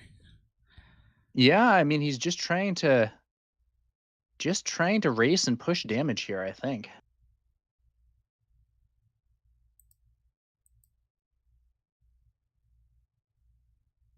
Ooh. Jedi Luke arrives, and his -3/-3 should be enough to kill, I think, either of these units, right? Yep. I'm probably, I don't know.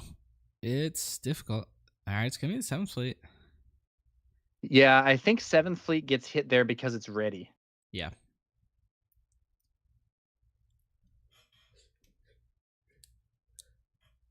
Saving over the course of 2 rounds, 6 damage as compared to 5. Yeah. Ooh, Commandeer. I think that's the first Commandeer. Commandeer. Or this whole tournament. Yeah, really. nice play there, taking over that. And now the shield, I wonder if he was setting this up with Lom Pike. The shield that he gave his opponent's blue leader is now buffing that blue leader to deal more damage to the opponent's base. Boba swings in for 4. That's going to be another swing for 4, up to 25. But here's the thing. If our Boba player takes the initiative, he can get out of the danger zone by attacking with Luke, I believe, right? Let's see. The Restore 3? Hitting for 6. Yeah, so that the Restore 3 from Luke will take... The Restore 3 from Luke will take Boba's base out of range unless there's another buff of some kind for that Lom Pike. Yeah, which there very well Maybe a might be. Hot Shot Blaster would take him from 6 to 8. Yep. Let's see what happens here. It's coming down to the wire. This game has not always gone the way that I would expect, but it is certainly making for a tense and close final battle here.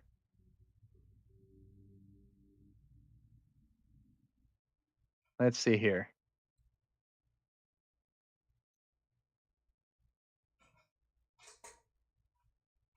Austin also has a lot of things with Sentinel, so he might just play one of those to play around a potential pump. Mm-hmm.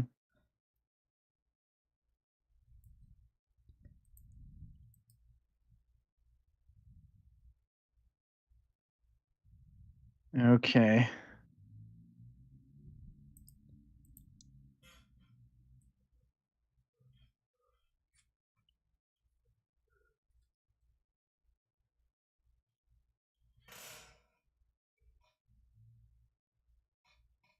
Goes for the swing with Luke on base. Heals his own base to 22. Boba is now threatening lethal. But is there going to be another pump of some kind to allow Lom Pike to take out Boba's base? He's looking through those resources. Does he have a Hotshot Blaster in there? I don't think he does. I don't know if there's a way out here. He needs 8 damage, and that Lom is only swinging for 6, which also means that Lom is not in range to kill. He's also not in range to kill Leader Boba. He swings, and he doesn't have it. So that's going to be That's going to be a win there. He took 2 little damage on his base, but it doesn't matter. It's not enough for lethal.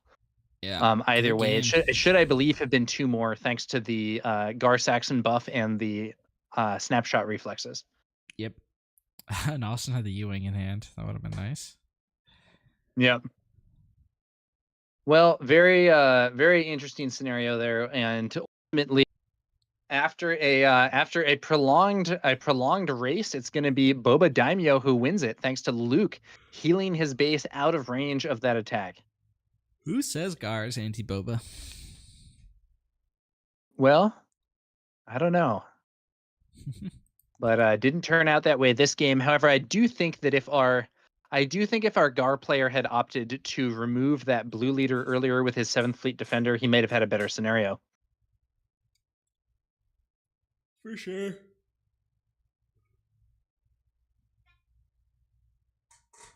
All right. We're waiting on 3 last tables to finish up. Actually, this was one of them, so 2 more.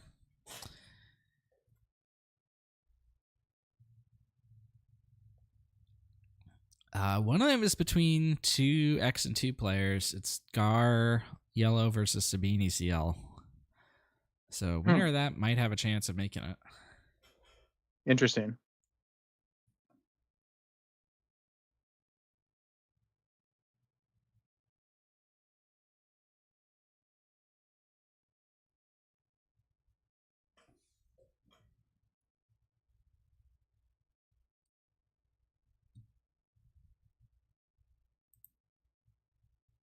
Oh, and we got that one in.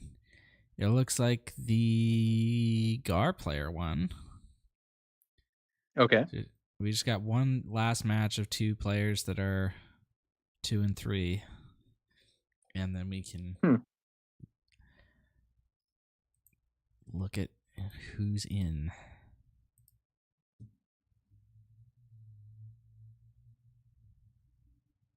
Okay.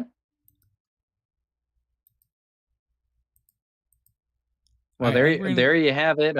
There you have it all. We're going to be bringing you the top cut of this event quite soon.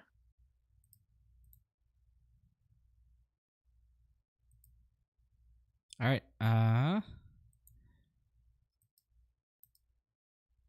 going to go to break, and we'll be back soon. Sounds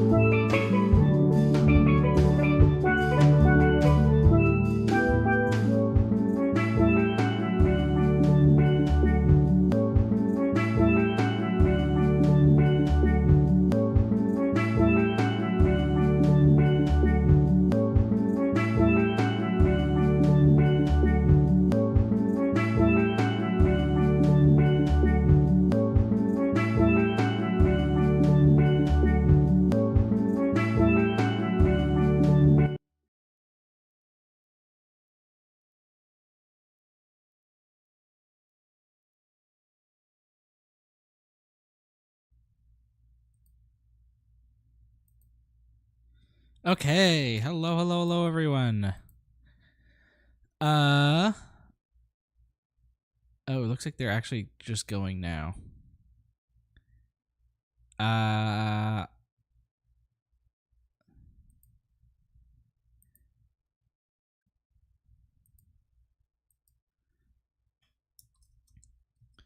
right, I think.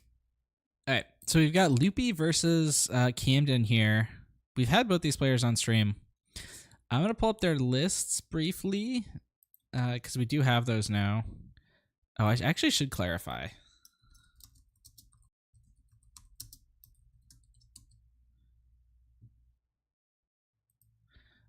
If we can show the list, but we have them. Loopy is. Oh shoot. Well, I just showed Loopy's list. Oh, it's gone.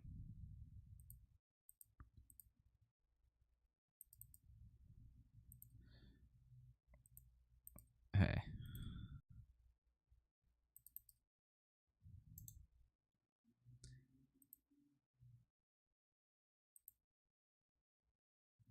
It is.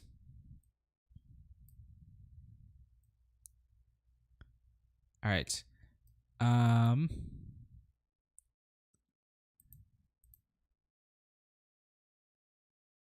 Still waiting for clarification on whether or not we can show lists, but I'm preparing them for the eventuality that we can.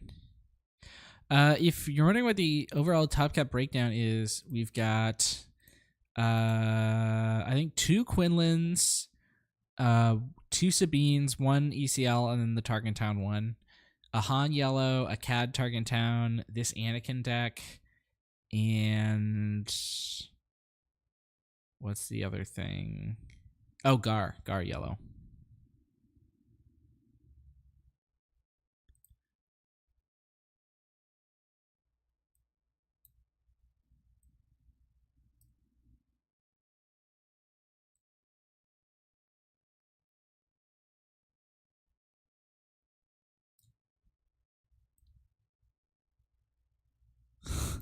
I mean, Loopy.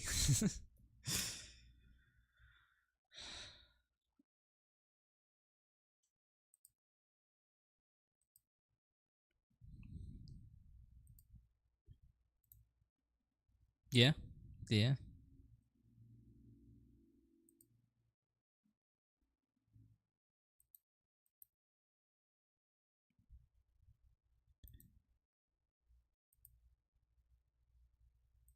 All right, we've just received clearance to show the lists. So let's start with this one. This is the Anakin Colossus list, and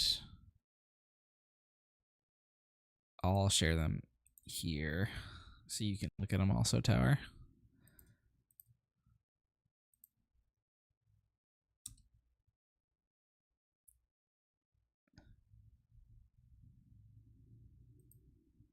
So, it's pretty low to the ground. He's got Lukes and Redemptions. More stuff for long games in the sideboard.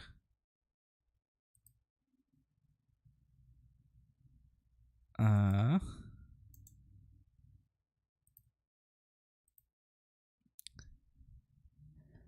was that a Wampa in the sideboard?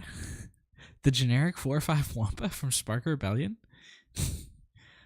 That is what that is.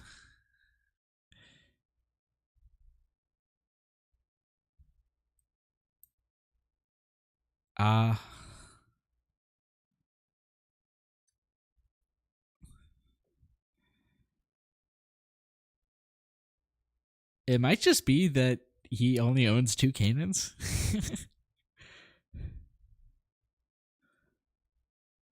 Yeah. Because it does seem weird. Yeah. Maybe he wants the overwhelm for something, but that's all I can think of.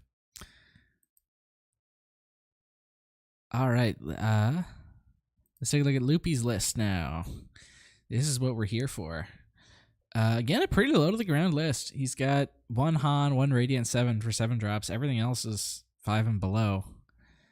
And he's just running all the value stuff. He's got Lux Bontaries in the main. even after Django.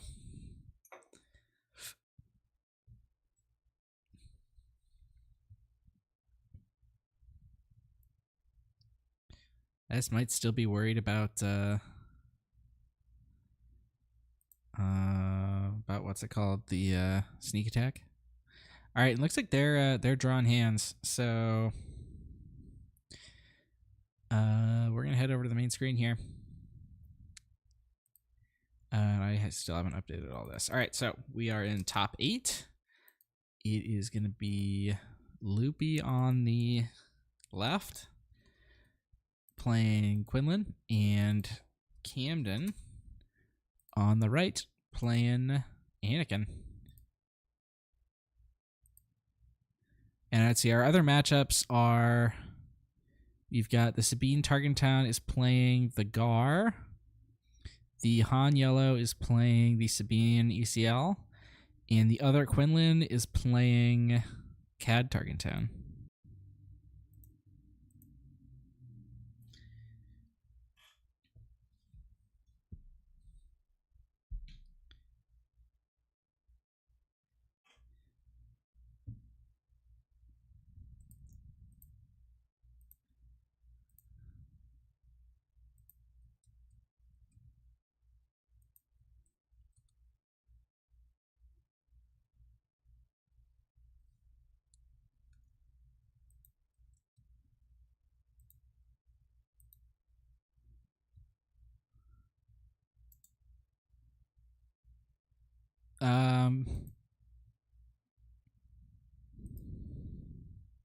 Yeah.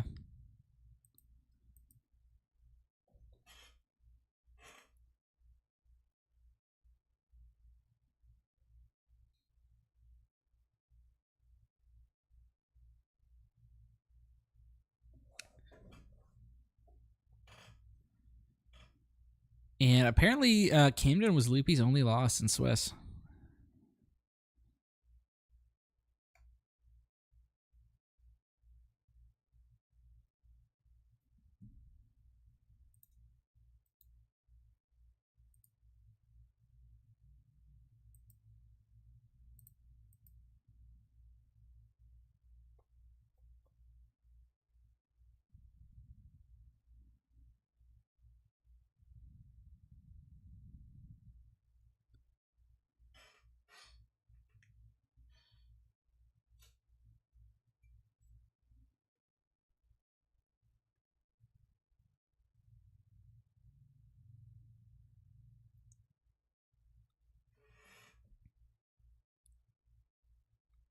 All right, Anakin gonna be used. Clear that Sabine.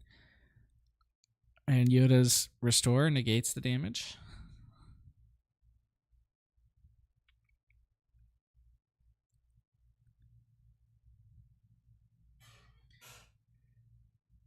Kira. Revealing Kanan, Luke, and I can't quite tell what the other card is.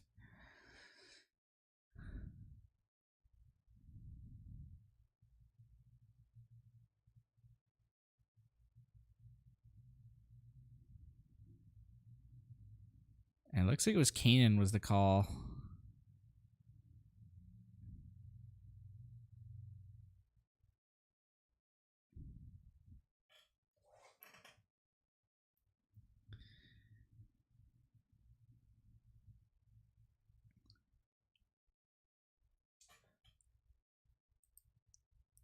And we have confirmation it was Kanan that was called from the judges.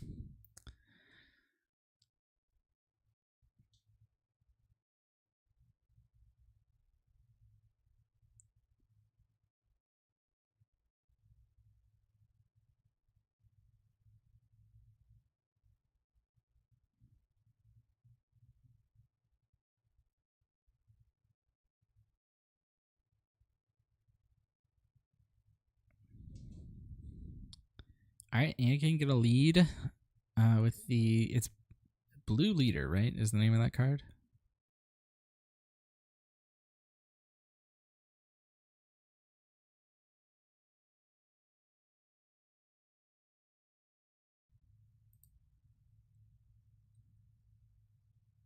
Oh, are we? Are we dropping? Oh, and all right, my OBS entirely just crashed.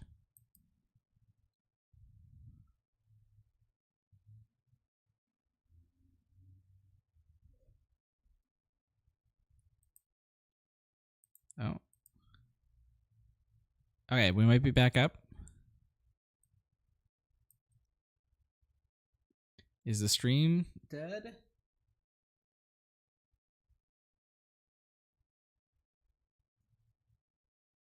Can you hear me, Tower?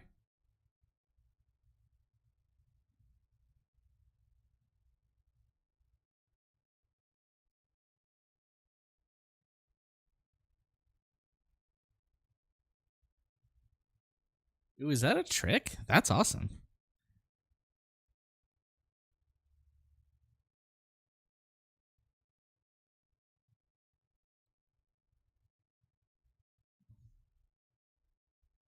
All right, Red Squadron X-Wing. And it looks like the stream is back up.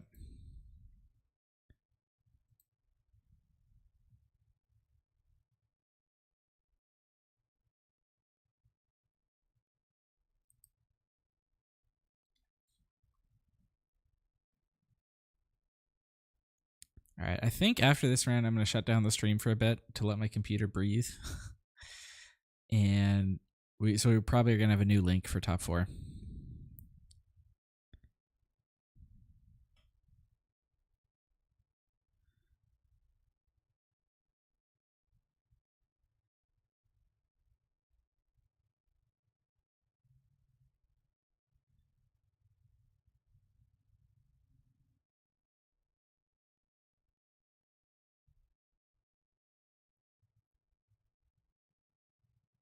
Yep.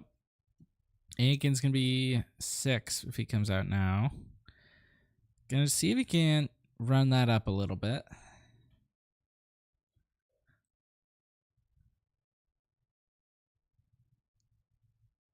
Starting by trading into the red 5 there.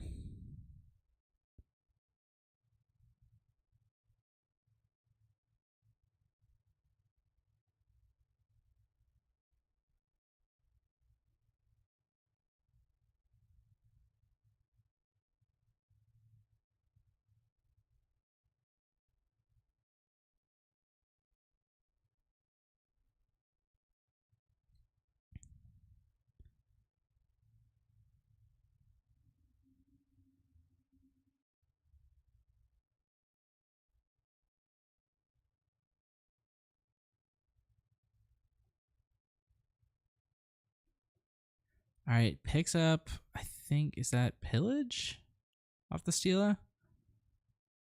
Tower, if you're there, we can't hear you. Okay. Oh, you might just not have been talking.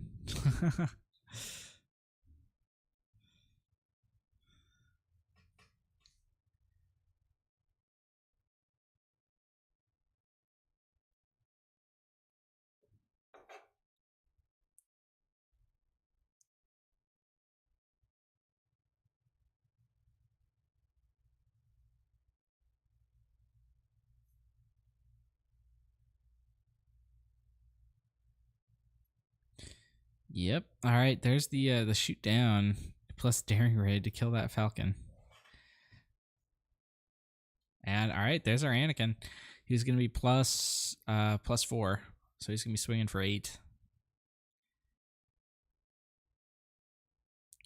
And covering the wing.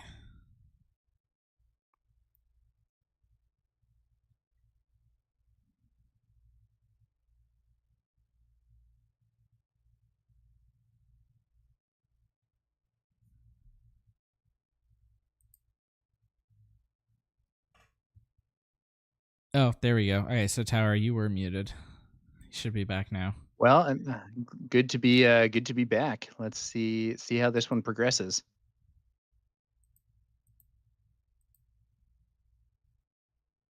Well, our Anakin player is taking over the board here.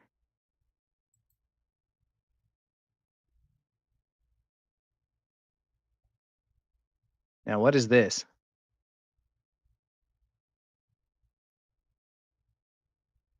It looks like a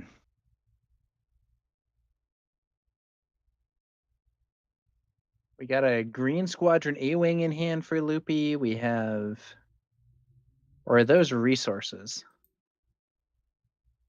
I think that was hand. Gonna be a smuggled Cassian, but the problem is Anakin can kill that in one hit very easily. Yep. Doesn't Or Luke. even have to, as Luke shows up. It's only a -3/-3 at this time. Green Squadron A-Wing on the field. X-Wing swings in for 2 to base. Still 13 HP left for Anakin, and he is starting to take over the board. Loopy might be in trouble. All right, Cassian attacks for 0. Yeah, the -3/-3 makes that attack kind of pointless. And Anakin swings into Cassian, I believe, Yep, with that's gonna be... +4, so he's swinging for 8, and there's only 2 HP left to Cassian defeated and 6 to base. Tough scenario there. Can Loopy somehow find enough damage? I'm not sure he's going to be able to do it. Cannon's got game on board if he can't. And Luke is also a bunch of healing. Loopy would have to deal 13 damage this turn, and I don't think it's going to happen. Ahsoka, that could potentially exhaust something. Let's see. Oop, but it's not. Cannon's got an event for it. Counters with a force throw.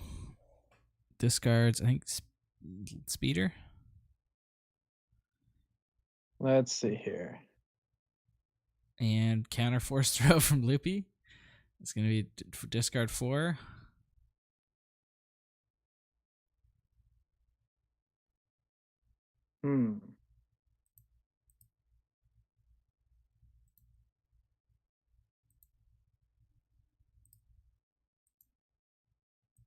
Let's see here.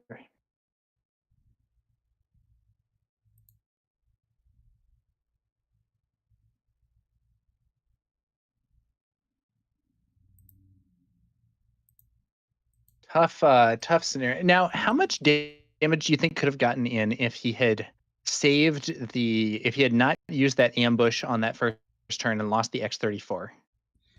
I don't know. Probably He not might have got a much. few more hits in. Yeah, I mean, I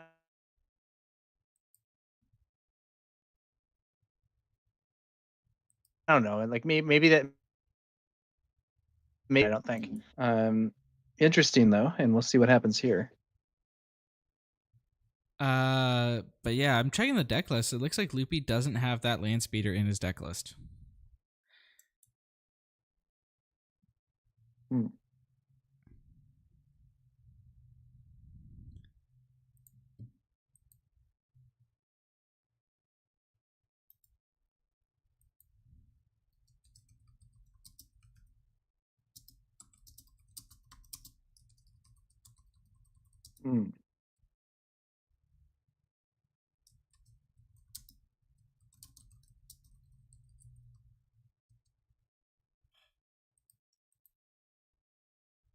Oh, that might be what the Lux Bontaries are. Might have been like some kind of error with this recording or whatever. Or... I mean, I would be kind of surprised if he didn't have them, as I think they're actually one of the best units that Quinlan can play. Coupled with Quinlan's ping ability, they answer a huge number of starting plays, which includes both anything with 3 HP, but also the common 2/2 shielded units. You can use the ping to remove the shield, and then you can swing in with the land speeder for 2 damage. Not entirely sure what's up with that, but I certainly think it's a great card for a Quinlan deck to play.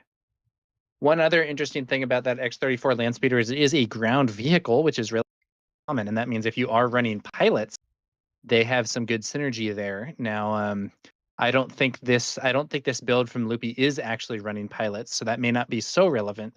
But in a deck that has, for instance, Han Solo has his moments, you can actually use that on the X-34.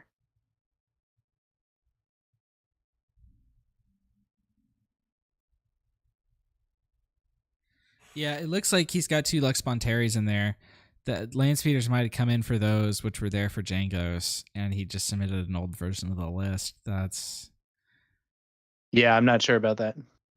Yeah, we reported it to the judges. It's going to be, we've been reporting these rules things all day. Feels real bad. It's also possible that the list that we have here is out of date, maybe. But we'll have to see. We'll have to see what happens there. I mean, the list we have is right off Melee, so.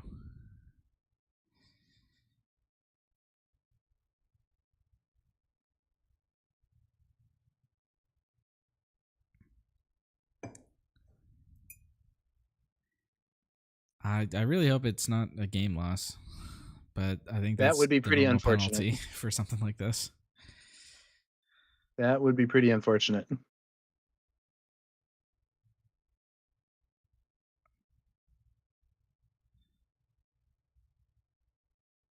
All right.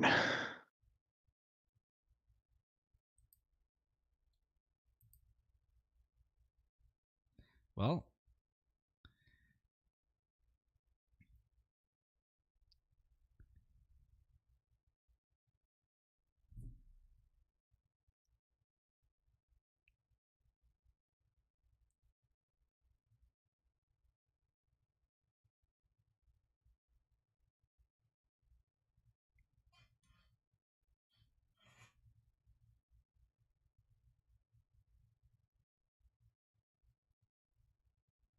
all right. It looks like they're figuring it out with the judges.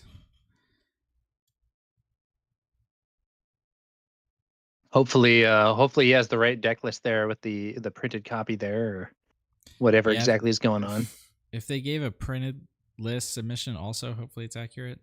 That might save them. It would be an unfortunate scenario here, but yeah.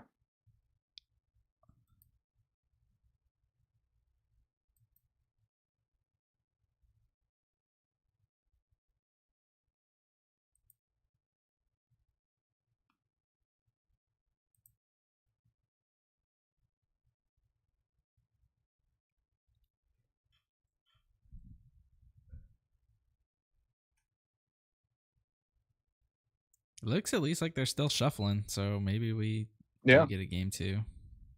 Hopefully everything was correct, and we're going to be able to continue here. I do think that if he was playing stuff not in his deck list, it would normally be a game loss, as I understand it. But I don't know. I don't know for sure. It may be that we're the ones here. So sorry to the viewers if that's the case.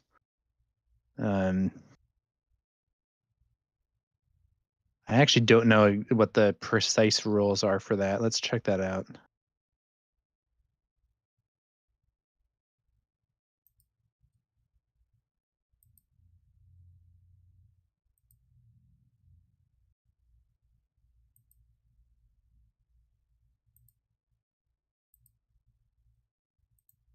Yeah, so if you look at the master event document,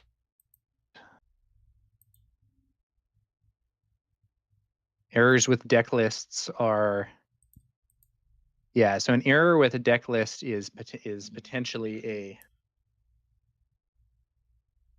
potentially going to be a game loss if it is indeed the case, at least based on this information, but I don't know for sure. Don't know for sure how that would be handled. Yeah, both the deck and the deck list are legal but do not match each other. The deck must be corrected to match the list. If this is discovered in between rounds, it is a game loss for the next round. Okay, so hopefully there is no between error. rounds. So if it would be a game loss, it'd be a game loss for his top 4. Oh, yeah. So then during a round, it's also a game loss. Oh, okay. But if it's discovered before the start of round 1, then you get a warning with no loss. But at other times it would be a game. Hopefully the deck list is correct. It would be unfortunate if there was a loss here, but we'll have to see how it goes.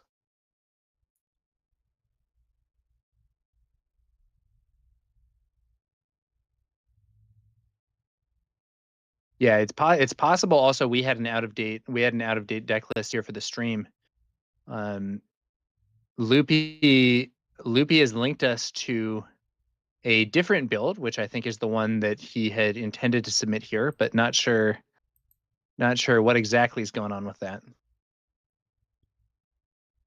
One way or another, it looks like they are going to continue play. So I guess perhaps perhaps the correct list was submitted, or the judge chose to act lenient here or something. Or now, wait a minute here. Did he just draw 7 cards?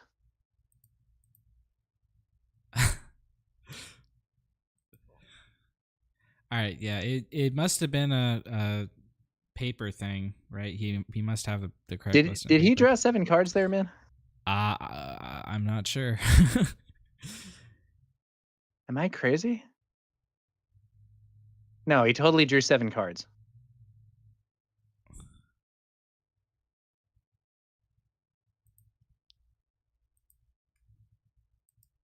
Yeah, I believe Loopy may have accidentally drawn 7 cards. Either that or I'm crazy, but it sure looked like it was 7.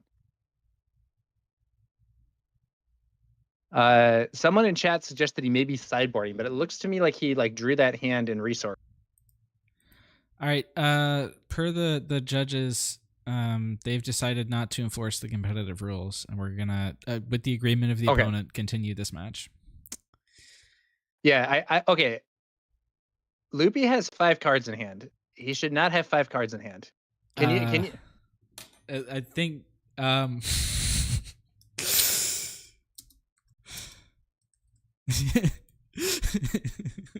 pointing this out to the judge. Hopefully this gets fixed. This is not correct. Maybe a flashback from Magic the Gathering or something.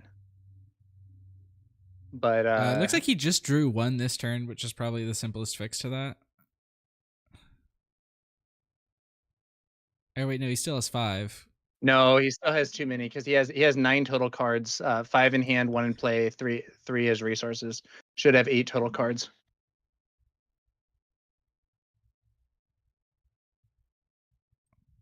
Loopy. Yeah, he definitely did draw an extra card. But hopefully they see this. But for the moment, it looks like we have L3 lead for Quinlan, covering the wing with no unit in play to just develop an X-wing token. Red 5 here for Loopy, and a Cassian for Cassian Andor, not smuggled, of course, from our Anakin player. That does mean that both players have a unit in each arena, but because L3 is shielded, she cannot be removed even with Anakin's ability used here. Yeah, I imagine it's stress, and he just didn't realize he drew an extra card. Yeah, I mean, it's very easy to make some blunders. Very easy to make some blunders in an event.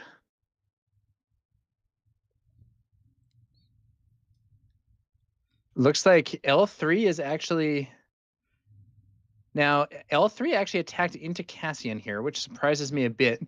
But I guess that sets up Cassian to be removed by Tarkintown. Yeah. Or potentially to take. Oh yeah, and see, here's why that's a better play than I first thought. If Cassian attacks and kills L3, Red 5 can ping Cassian off with that on attack ability.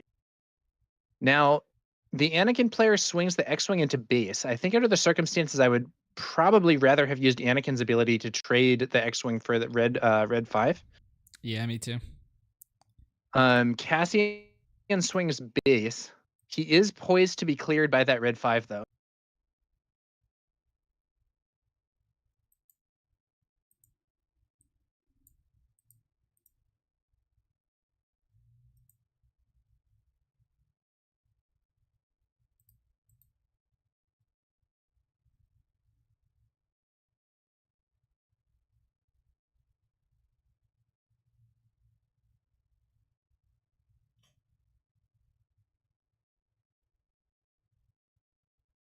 Okay, so then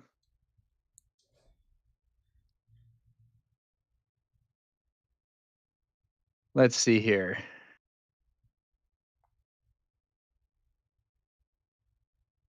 Falcon on the field. Cassian gets cleared out by a ping. Kanan Jarrus enters play.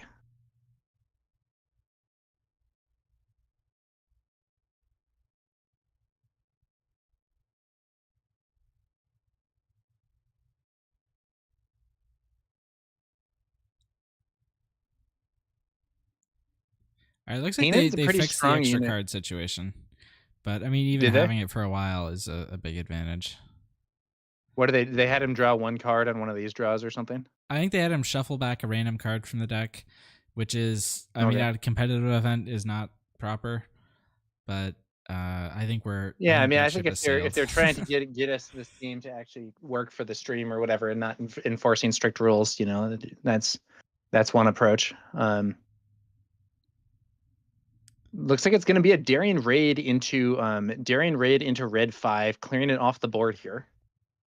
And Kanan poised to potentially remove L3.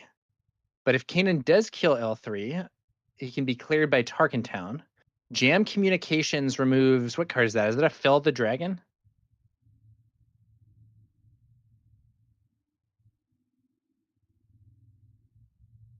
Was that a Fell the Dragon we saw discarded by that Jam Communications? I think it was. I think it was, yeah.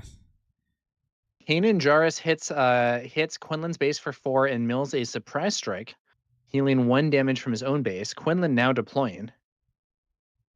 Yoda on the field. I think that was the last remaining card in Anakin's hand. But if Yoda's defeated, it will allow another card to be drawn. And we do also have the prospect of Tarkentown still yet to be used. So we could see L3 or Quinlan swing into either of these units for our Anakin player, and then Tarkentown used to clear them off the board. We do also have 3 resources left for Loopy as well. L3 swings into Kanan Jarrus, Tarkentown used to clear Kanan. Yoda still on the field and still threatening a powerful and annoying Restore 2. All right, But Quinlan chat, swings can we calm into down Yoda. about the extra card? The situation's been resolved according to the judges and the players. I think they're all fine with it. So it's not totally competitive rules, but just let's move on. Quinlan swings into Yoda, leaving Yoda at 1 key.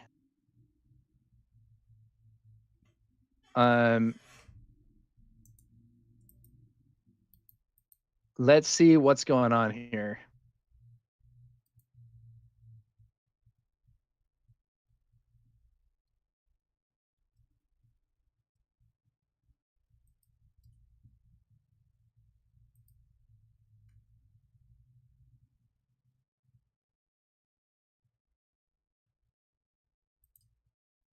And a heal. Force throw removes down from Anakin's hand, and that damage can now clear out Yoda.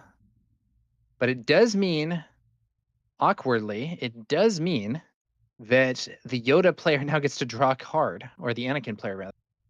Did he not draw a card off of Yoda? Oh no, there we go.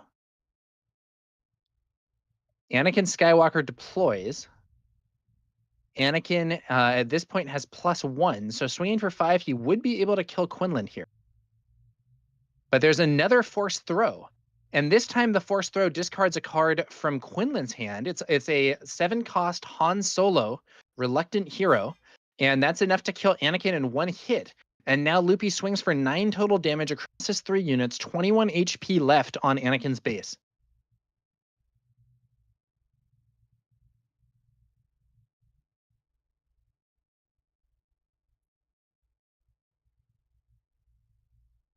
Seven resources. It's going to be Luke Skywalker Jedi Knight, and it can give only -3/-3 at this time, I think.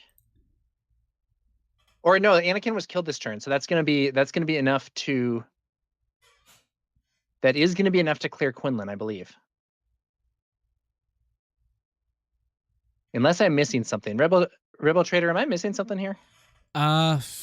I'm not sure. Sorry, I've been looking at something else. What's going on? Well, maybe this is the next. Oh no, you know what? It was the next turn, and the 1 resource there was from the Falcon. Sorry, I missed what was going on. So this was the turn after Anakin had flipped. Luke Skywalker Jedi Knight was played, debuffing Quinlan. I had thought it was going to kill because Anakin was killed, but we're actually on the next turn, and the resource that I had seen spent was not from earlier in the turn. It was from the Falcon. My mistake to the viewers for losing track there for a moment. And then we're going to see some more attacks to base. Quinlan using a hotshot blaster to get some damage in even through that debuff. And now with 2 Green Squadron A-Wings and a Millennium Falcon on the board, Loopy is pouring damage onto that base, but it is the Colossus, which means there's still 13 HP remaining, and some of that is probably going to be healed here by Luke Skywalker Jedi Knight, a very powerful unit. Luke is poised to defeat Quinlan and heal the base for 3 while remaining alive, which seems like it will be a thorn in Loopy's side. That's exactly what we see here. Luke clears out Quinlan. 22 HP should, or 22 damage dealt should drop down to 19 thanks to that restore. And it looks like the restore may have been missed. I believe restore is mandatory, so they should not actually be able to miss that. Unless I'm the one who missed something. Yeah, I think the Luke Skywalker restore here did not go off for reasons that I don't understand. Another 3 damage. All right, I'll let the judges Hopefully, know about the hopefully restore. the judges are. Yeah, hopefully the judges notice this, as it's actually quite they've been important pretty with good the about this base stuff. HP totals being this low. Falcon swings in for another 3. There should have been a restore 3 here, though, putting this base at 28, which would be a very different situation to what we're seeing here. Our Anakin player desperately needs anything that gives him extra health, but now what is this? It looks like Cassian came in, killed the Luke. Cassian trades with Luke. Okay. Cassian smuggled in, comes into play ready, trades with Luke. And now, I don't know, it's looking grim for Anakin, even if he had... Oh, but he plays another Luke. That is going to allow him to kill that A-Wing. Presumably he kills the undamaged A-Wing. What? Did he debuff the Falcon? Why didn't he kill something here? Yeah, I'm not sure. I'm quite confused. It looks like there's... Yeah, so it debuffed the Falcon instead of going after one of the A-Wings. And then... Yeah, and then it looks like the game is over, I believe, as a result of his life total. I mean, it was looking grim for... I think he should still be alive here with that restore that was missed. Unfortunate game. There were definitely some major like rules errors in there.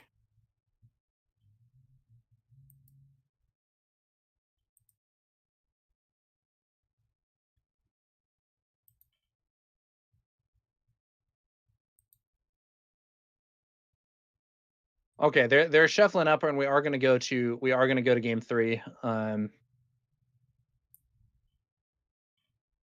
Yeah, so we'll see what happens there, I think.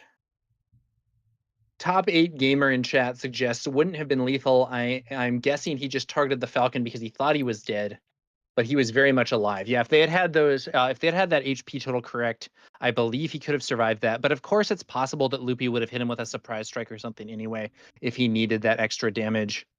Hard to say exactly what might have happened since that turn wasn't entirely played out, but I do think he should have gone into it with 3 more health. We are now going into game 3 of this match, and we'll see what happens in game 3. Let's see if I can pull up the correct Loopy list. The flying squirrel in chat says this is also Camden. They know each other decently well. Yeah, you know, I do think it's a friendly game here, not necessarily super strict enforcement, and we will see how things continue. All right, and here is Loopy's. Looks like our Anakin player's resourced while Loopy goes for a mulligan. All right, this is Loopy's list. I'm showing it on screen right now. The real one with the X-34s in there. Pretty similar to what he had before, elsewise.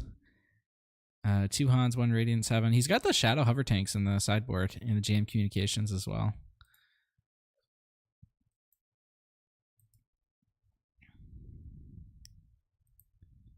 All right, game 3. I imagine they have a time extension by now, but they probably shouldn't need it.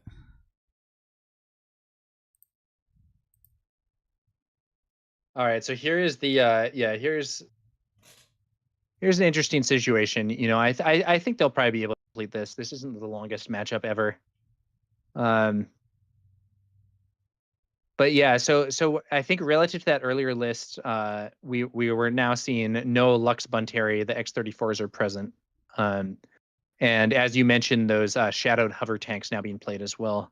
May have been a few other changes. I didn't scrutinize it incredibly closely, but we are now going to be moving into that game. It looks like we have a R2D2 start on from Anakin, and then an L337 from Loopy.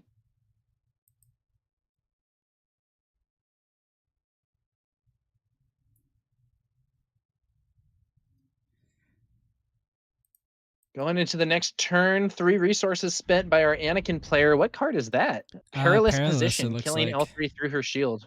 Nice. I didn't recognize it at first because it does look to be either foil or else a sleeve that's really catching a reflection off the light. But Perilous Position is a great answer to those low HP shielded units like L337, Crafty Smuggler, Director Krennic, 7th Fleet Defender. Very solid answer there. Jam Alright, Communications looks like it misses with no events in Ooh. hand. We do have And 2 R2 swings in updates for a damage to Loopy's base. from elsewhere in the top 8. Xavier, our Targentown Sabine player, defeated a Gar Cunning player to move on. And Emmanuel, the Nice, let's Sabine go. ECL player, made it. So 2 Sabines in the top 4. Some have thought it's going to be a time for Sabine with the other strong decks nerfed by the recent suspensions. And 2 Sabines in top 4 is a good start, but we'll see how far she can take it today. Now, this is an interesting game. There's not a lot on the phase, and that X-34 land speeder now coming in, dealing a point of damage to R2. Now, do you use Anakin's ability here to just trade these? What do you do here if you're the Anakin player, Rebel Trader?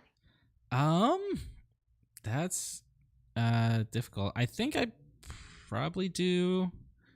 Although I might actually see if I can bait the Targentown out on an R2. Yeah, it looks like he heads for the base. And as you say, this may mean that Tarkentown ends up getting used on a lower impact situation, although we could also just have the X-34 land speeder swing into R2 and clear him out on the next turn. Hard to say exactly what will happen.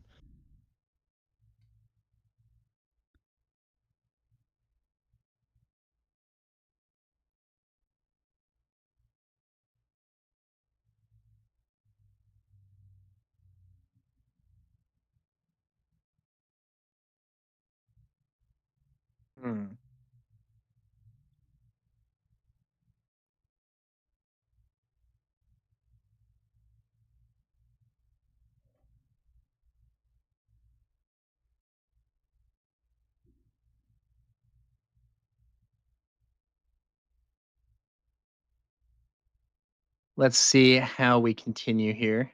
All right, Steela, gonna pick up. Is that Pillage or Daring Raid?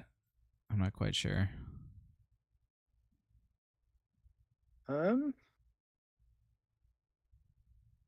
I did not see it cleanly myself.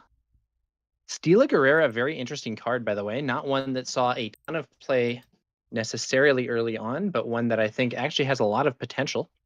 So Stila Guerrera, Beloved Tactician, is a 4-cost 4/3 from Twilight of the Republic. When played and when defeated, you may deal 2 damage to your base, and if you do, search the top 8 cards of your deck for a tactic card, reveal it, and draw it. Kind of meshes with Anakin's theme here of deriving a benefit from having damage on your base. Stats are a bit below curve there, but potentially generating substantial card advantage.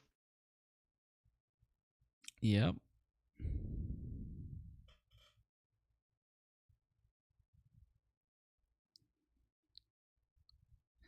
All right. I believe now, she. Go ahead. I was gonna say because Loopy didn't trade the R2 into the speeder, Loopy can now get a favorable trade, and it looks like that's what he's gonna do. Yeah. So the speeder does swing into R2 and clear him. On the other hand, this means the speeder didn't end up attacking the base this turn, and we could potentially see it being cleared out, quote unquote, for free by something like, Anakin potentially attacking into it with Overwhelm. There might be another source of small damage from a Daring Raid or something. Looks like it is going to be a Quinlan flip here. Quinlan on the board, met by a Cassian who does use Smuggle to come into play ready. So 3-5 on the board here for our Anakin player. Loopy still hasn't spent his resources this turn, though, and now he's going to spend all 5 of them. Is this going to be Plo Koon? Yes, it is. Plo Koon arrives swinging for 6 thanks to Coordinate being enabled and defeating that Cassian quite rapidly. 1 damage also put onto Stila Guerrera thanks to Quinlan's ability, and we could see Tarkentown being used to get Stila off the field. Indeed, that's what happens.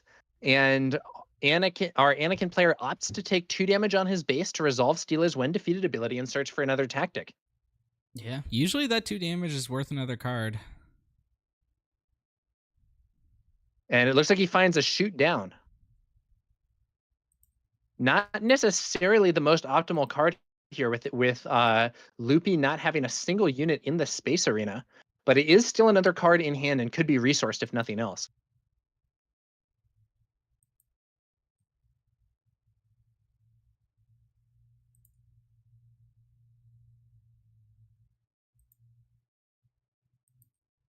All right, we are going to see the important Anakin flip turn here, but Loopy has a big advantage on board right now with the mighty Plo Koon, as well as that X-34 Landspeeder and Quinlan Voss.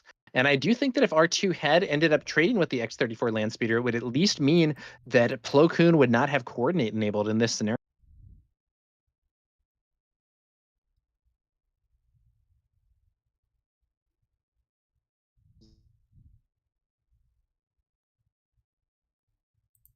Yoda on... Oh, looks like we're having another dropout. Oh, are we back?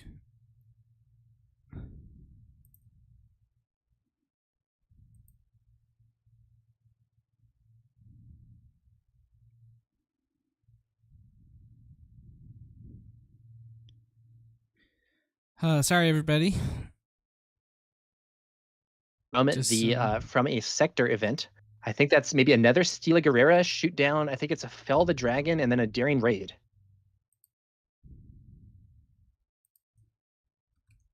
Let's see what card Loopy opts to discard here. It's going to be that Fell the Dragon. Wonder if that means he has Han Reluctant Hero in hand.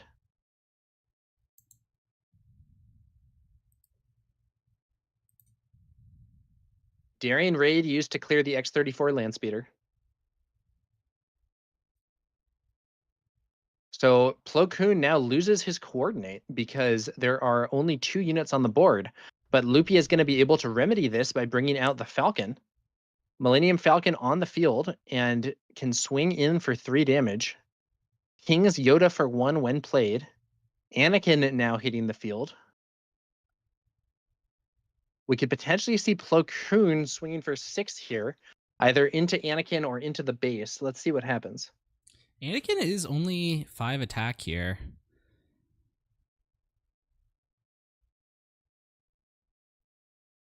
Yeah, he's not as strong as he would be in some cases. This is one of the weird things about Anakin. If you're doing relatively well and preventing your opponent from doing a lot of damage to your base, your leader flip ends up actually not being as strong. Quinlan defeats Yoda, drawing a card for our Anakin player, and then we see, I believe that's going to be an Anakin's Ether Sprite there, is that right? Or Anakin's Interceptor? Yeah, looks like it. Whatever that card's called.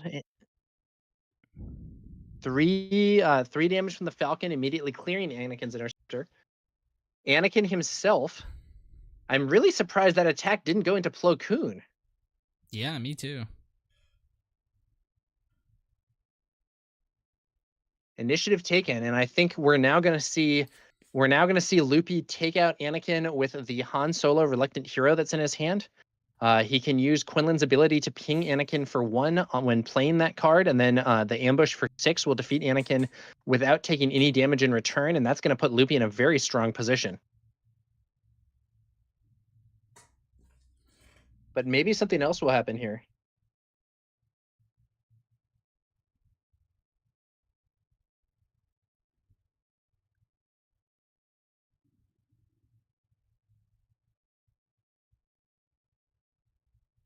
Yep, there's Han. Yep. The ping on Anakin plus the swing from Han clears Anakin. And now I think Loopy is in a very strong position. One of those X-wings on the field damaging itself to draw a card. That's going to be the new Red Squadron X-wing from Jump to Lightspeed. Pretty solid card for Heroes in Blue, to be honest.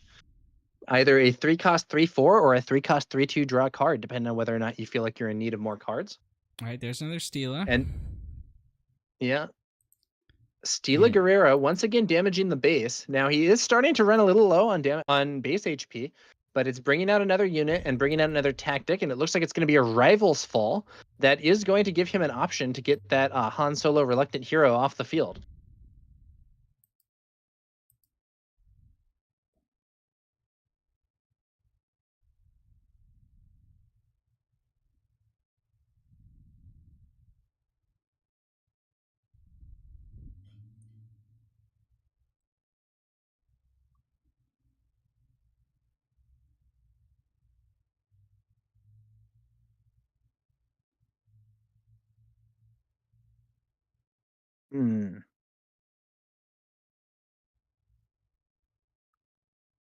If Steel is defeated, we could, of course, see that ability triggered again.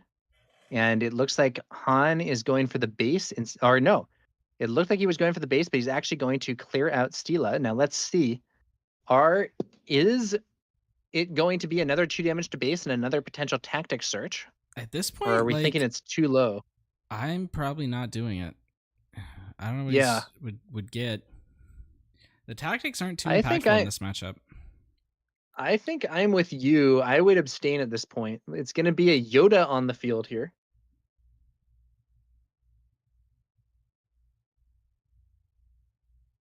Yeah, it looks like Kira coming down, showing, I think that's Obi, Rivals Fall, Kanan, and another Yoda.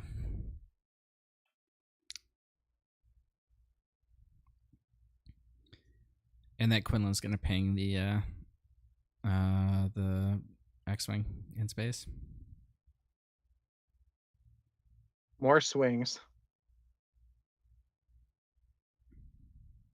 Now, the Kanan was interesting thing call. about this is that even though Loopy's board is way better, on base HP, our Anakin player is actually winning because he has a 35 HP base, so he has 20 HP left, whereas that Tarkin Town only has 11. However, we see, we see the Falcon coming out. There's a Quinlan ping. What is that card? I think, probably either Luke or Obi. I think it's a smuggled Cassian. Oh, it is. Yeah. Yeah, it came into play ready. Smuggled Cassian. Plo Koon swings in for 6, 21. And that's smuggled I mean, Cassian that could have been avoided. Plo Koon could go base for 3. Let's see what happens next.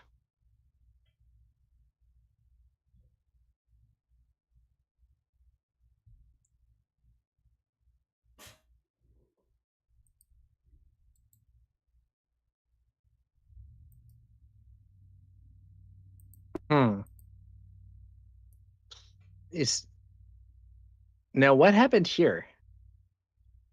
It looks like, is he playing Yoda over Yoda? Maybe? I'm not sure how the extra damage ended up there. Yeah, I don't understand that. No, I think he got hit by a forced throw and he discarded the Yoda and then the forced throw inflicted 3 damage. Yep, that's definitely what it was. Yeah. All right, Obi-Wan. Okay. Yeah, there's that Obi-Wan. That's important. But it's not awesome here because Han can kill it in 1 hit and not take any damage in return. On the other hand, if Loopy does that, we could see +2/+2 on Yoda and draw a card. And then we could swing in for 4 damage. We'd actually be pretty close to lethal there. Both players actually getting pretty close to lethal. Weird situation in this game. I will say, I think Camden would have been in a much better spot had he killed that Plo with the Anakin a few rounds ago. I think perhaps so.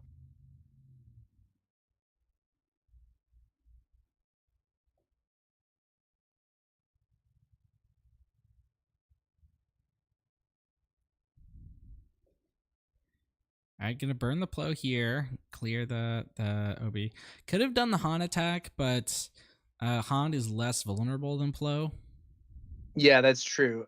So, and then because Yoda is a Force or a Jedi unit or whatever, there can be a card draw there for our Anakin player. Yoda swinging, I think, at base. That's going to be 4 to base, 21, and it heals his own base for 2. 10 HP left. A surprise strike from Han would not be enough. He'd be off by 1. If he doesn't swing Han into base, though, he only has 9 damage, so he would still be off. And another swing from Yoda would actually win the game. So does Loopy have some bonus damage somewhere, or is he actually going to have to do some clearing here? Loopy's got enough damage on board to win this turn. He's got 6, 9, 10, 12, 13. He's got 15. He does, but if his opponent has a pump, he loses on this next action. That's the risk. Yeah, so he's going to clear. He uses Han to clear. All right, yeah, so in that case, yeah, he's only got 9. Now, I would not draw a card here. If he has a hotshot blaster, though, he still has this, right? Yep, he would. Looks like Camden got And initiative. it's a surprise strike. All right. A little surprising there. I think he could have actually won in 1 action if he had used the surprise strike on Han. Is that right, or would he have been off by 1? No, he would have been off by 1. So he cleared that in case there was some pump. Okay, that makes sense. All right. Well, it's gonna be a victory for Loopy this match, and we're gonna be moving on soon to the top 4. All right. I'm gonna turn off the stream for a bit, which means we're gonna have a new link that'll go out, but hopefully the quality will be a bit better because my computer's gonna get to breathe for a second. So we'll be back in a bit.